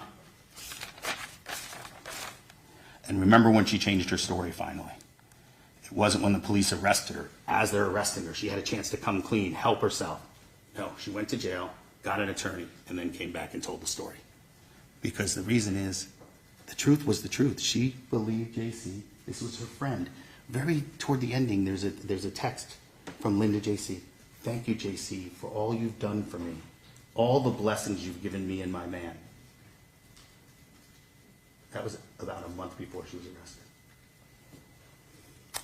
So we have certain things here. You would all agree, I hope, that you can't steal from yourself. So we have the definition of a joint account. We have a banker up here that told Richard what a joint account was, and Richard voluntarily moved money into that joint account. But once that money hits a joint account, Florida law, period, says that money, every banker told you the same thing, that money is both of yours. And one person has just as much right to the entire amount as the other person. So $1 million in there, even if you believe all the other stuff where you have to make 15 jumps to figure out if they took the $1 million, it was Lin's money. It was Lin's money. And they say, well, it was Lin's money to buy an apartment. Well, no. Lin testified to you all that Richard knew that she was going to do a yacht. She said it in front of Richard. Oh, you ruined the surprise. Okay, it wasn't for an apartment. Then she mentioned a yacht, and Richard still let her keep the check. Then she tells us, although Richard says it never happened, she tells us, I couldn't do it anymore. I told him it was all a lie, that I was in danger, I need to be saved, I'm in trouble, but I can't tell you why. And then her testimony was Richard said, still keep the money. Richard didn't take the check back. He knew she had it because he went around from bank to bank to bank to bank to humor her. But he went with her trying to cash that check. Never asked for it back. Another important point, because I want you to go through each and every count. She had, Richard and Lin both testified to you. Every other witness said they'd be best to tell you. Richard gave her permission to use his credit card. He does say at times he got upset with her, never took the credit card away, never withdrew his permission. If she had permission to use his credit card, it doesn't matter what she buys. He didn't write a letter saying Lin can use this for expenses. He never testified to that. He testified, I reviewed all my statements, I read them, I made the payments, and there was nothing outlandish until the very end. She had his permission. You can't steal from somebody if you have their permission. That's a defense. That's a defense to the charge. You can't steal from someone if they gave you permission to use the credit card. The Capital One credit card, she had permission. The Discover credit card, that's what was used for the purchases. And after the marriage, and even before the marriage, the joint account was used, which was rightfully her money, regardless of how it got in there. And if you think it got in there wrong, then Lin, who's already pled to this charge, is the guilty one. Because Lin got it in there under false pretenses. Jaycee just told Lin what to do. Someone comes into my office. They're charged with, unfortunately, a rape case, attempted rape. They come into my office. I quote them a fee of $100,000. Because I don't have that kind of money. I said, well, I can't represent you unless you pay me. He goes, what do? I said, I don't know what you do. Ask your parents. Well, I can't tell my parents. I said, I don't care where you get the money from. Go get the money, or else I can't help you. Don't commit a crime, but go get the money. Don't rob a bank. Don't rob anybody else, but go get the money. Tell people whatever you have to tell them to go get the money. He comes back to me, gives me the money. told him to go get it. Doesn't matter how he got it, unless he committed a crime to go get it. But the bottom line is, she got money from him, not just for Jaycee, but for herself. This was her mark. This was the gold digger, as Mr. Rappaport said. Mr. Rappaport also said that he voluntarily gave her this money, that she just had a way where whatever she wanted, she got. And the state wants to point out during their examination or the testifying that went on with the witnesses, they want to say that Richard, said it was too much, but he never withdrew his money. He never said no. And even after the $1 million was taken, his family's pleading and begging with him, stop payment on the checks, which there was time to do. All they had to do was file a fraud affidavit, and they knew about this 14 days before the first check was cashed. The police did nothing. The police said, we can't do anything because the victim didn't want to do anything. Well, they do it all the time. Even Detective Cancio, Special Agent Cancio said that. There's a domestic violence thing, police come, wife or husband says, I don't want her to go to jail. Well, they're going to jail. Victim's not willing to press charges, but they're going to jail. So they really thought this guy was the victim of elder abuse or whatever. They could have done something. They also could have gone after the money when they found out that Joey Evans and John Marino were buying lavish items. They didn't even talk to them.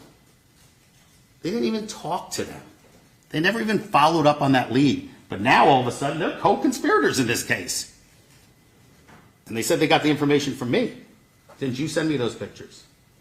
That's what he said. They weren't looking. They didn't care. We got the fortune teller. We're going to put that business on trial and make sure that nobody ever uses a fortune teller again. Because they're scam artists, they're con artists. But we're not here to put the business on trial. We're here to look at the facts, look at the evidence, or in this case, the lack of evidence, all the missing pieces. And I want to read you something from the burden of proof. We talked about this, and this is very important, and you're going to hear this again. The defendant has entered. The defendant right there is presumed innocent, right from the day one until we get here. And the words reasonable doubt means reasonable doubt is not a mere possible doubt, a speculative, imaginary, or forced doubt. Such a doubt must not influence you to return a verdict of not guilty, but unless you have an abiding conviction of guilt. On the other hand, after carefully considering all the evidence, I guess I should put this up here for you guys, in case I read it wrong. On the other hand, if after carefully considering, comparing, and weighing all the evidence, there is not an abiding, we all know what that means, conviction of guilt. Oh, I'm sorry. I'm reading wrong, so that's why I put it up. A reasonable doubt is not a mere possible doubt, a speculative, imaginary, or forced doubt. Such a doubt must not influence you to return a verdict of not guilty. If you have an abiding conviction of guilt. On the other hand, if after carefully considering, comparing, and weighing all the evidence, there is not an abiding conviction of guilt, or if having a conviction, it is one which is not stable, but one which wavers or vacillates at all, then the charge is not proved beyond every reasonable doubt. And you must find the defendant not guilty because the doubt is reasonable. Okay? That's such a high standard, guys. It's way up here, not like civil court where it's there. It's boom. It's way up here. It can't be any kind of reasonable doubt. Okay? In this case, there's holes everywhere. It's Swiss cheese, like I said it was going to be. There's holes everywhere. They didn't prove what they needed to prove. All the witnesses testified either they didn't beat Jaycee Wasso, that not one of the officers can say she took any of that money. For all we know, because we're making conjecture and speculation, is she was being threatened. She was being forced. There was people talking in the background, Lin said, that she was being forced to do this, that her family was forcing her to do this. We don't know that, just like we don't know what the state put up there.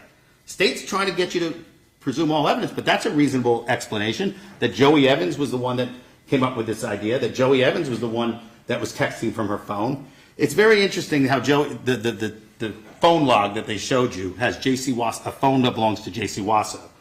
But they could not show you that Jaycee Wasso made those phone calls. Why would Jaycee Wasso be involved with that when John Grancer already told you it was Joey Evans and John Marino?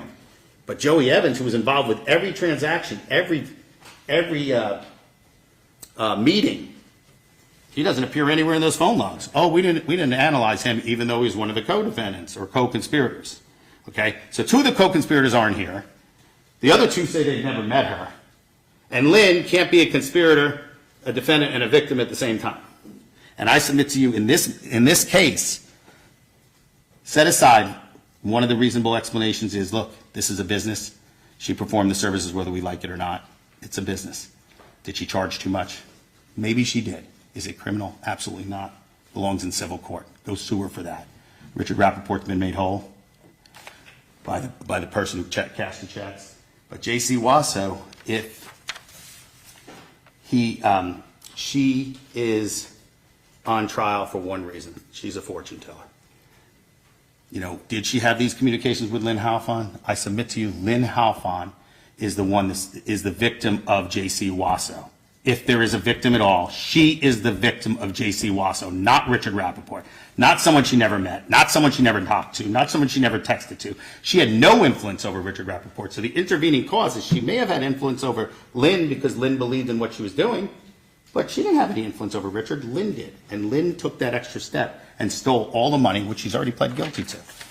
So the other things, the other persons we talked to, it's very, just going to throw it out there. It just seems like way too much of a coincidence. And I can't tell you what happened. Nobody can tell you what happened except for Brian Rappaport. That's the only one that can tell you what happened. Brian Rappaport has a 12-year relationship with this check casher. A 12-year relationship. And they text for 2 years while these checks and exchange images. And even after the arrests are happening, they're still communicating. It's never been explained.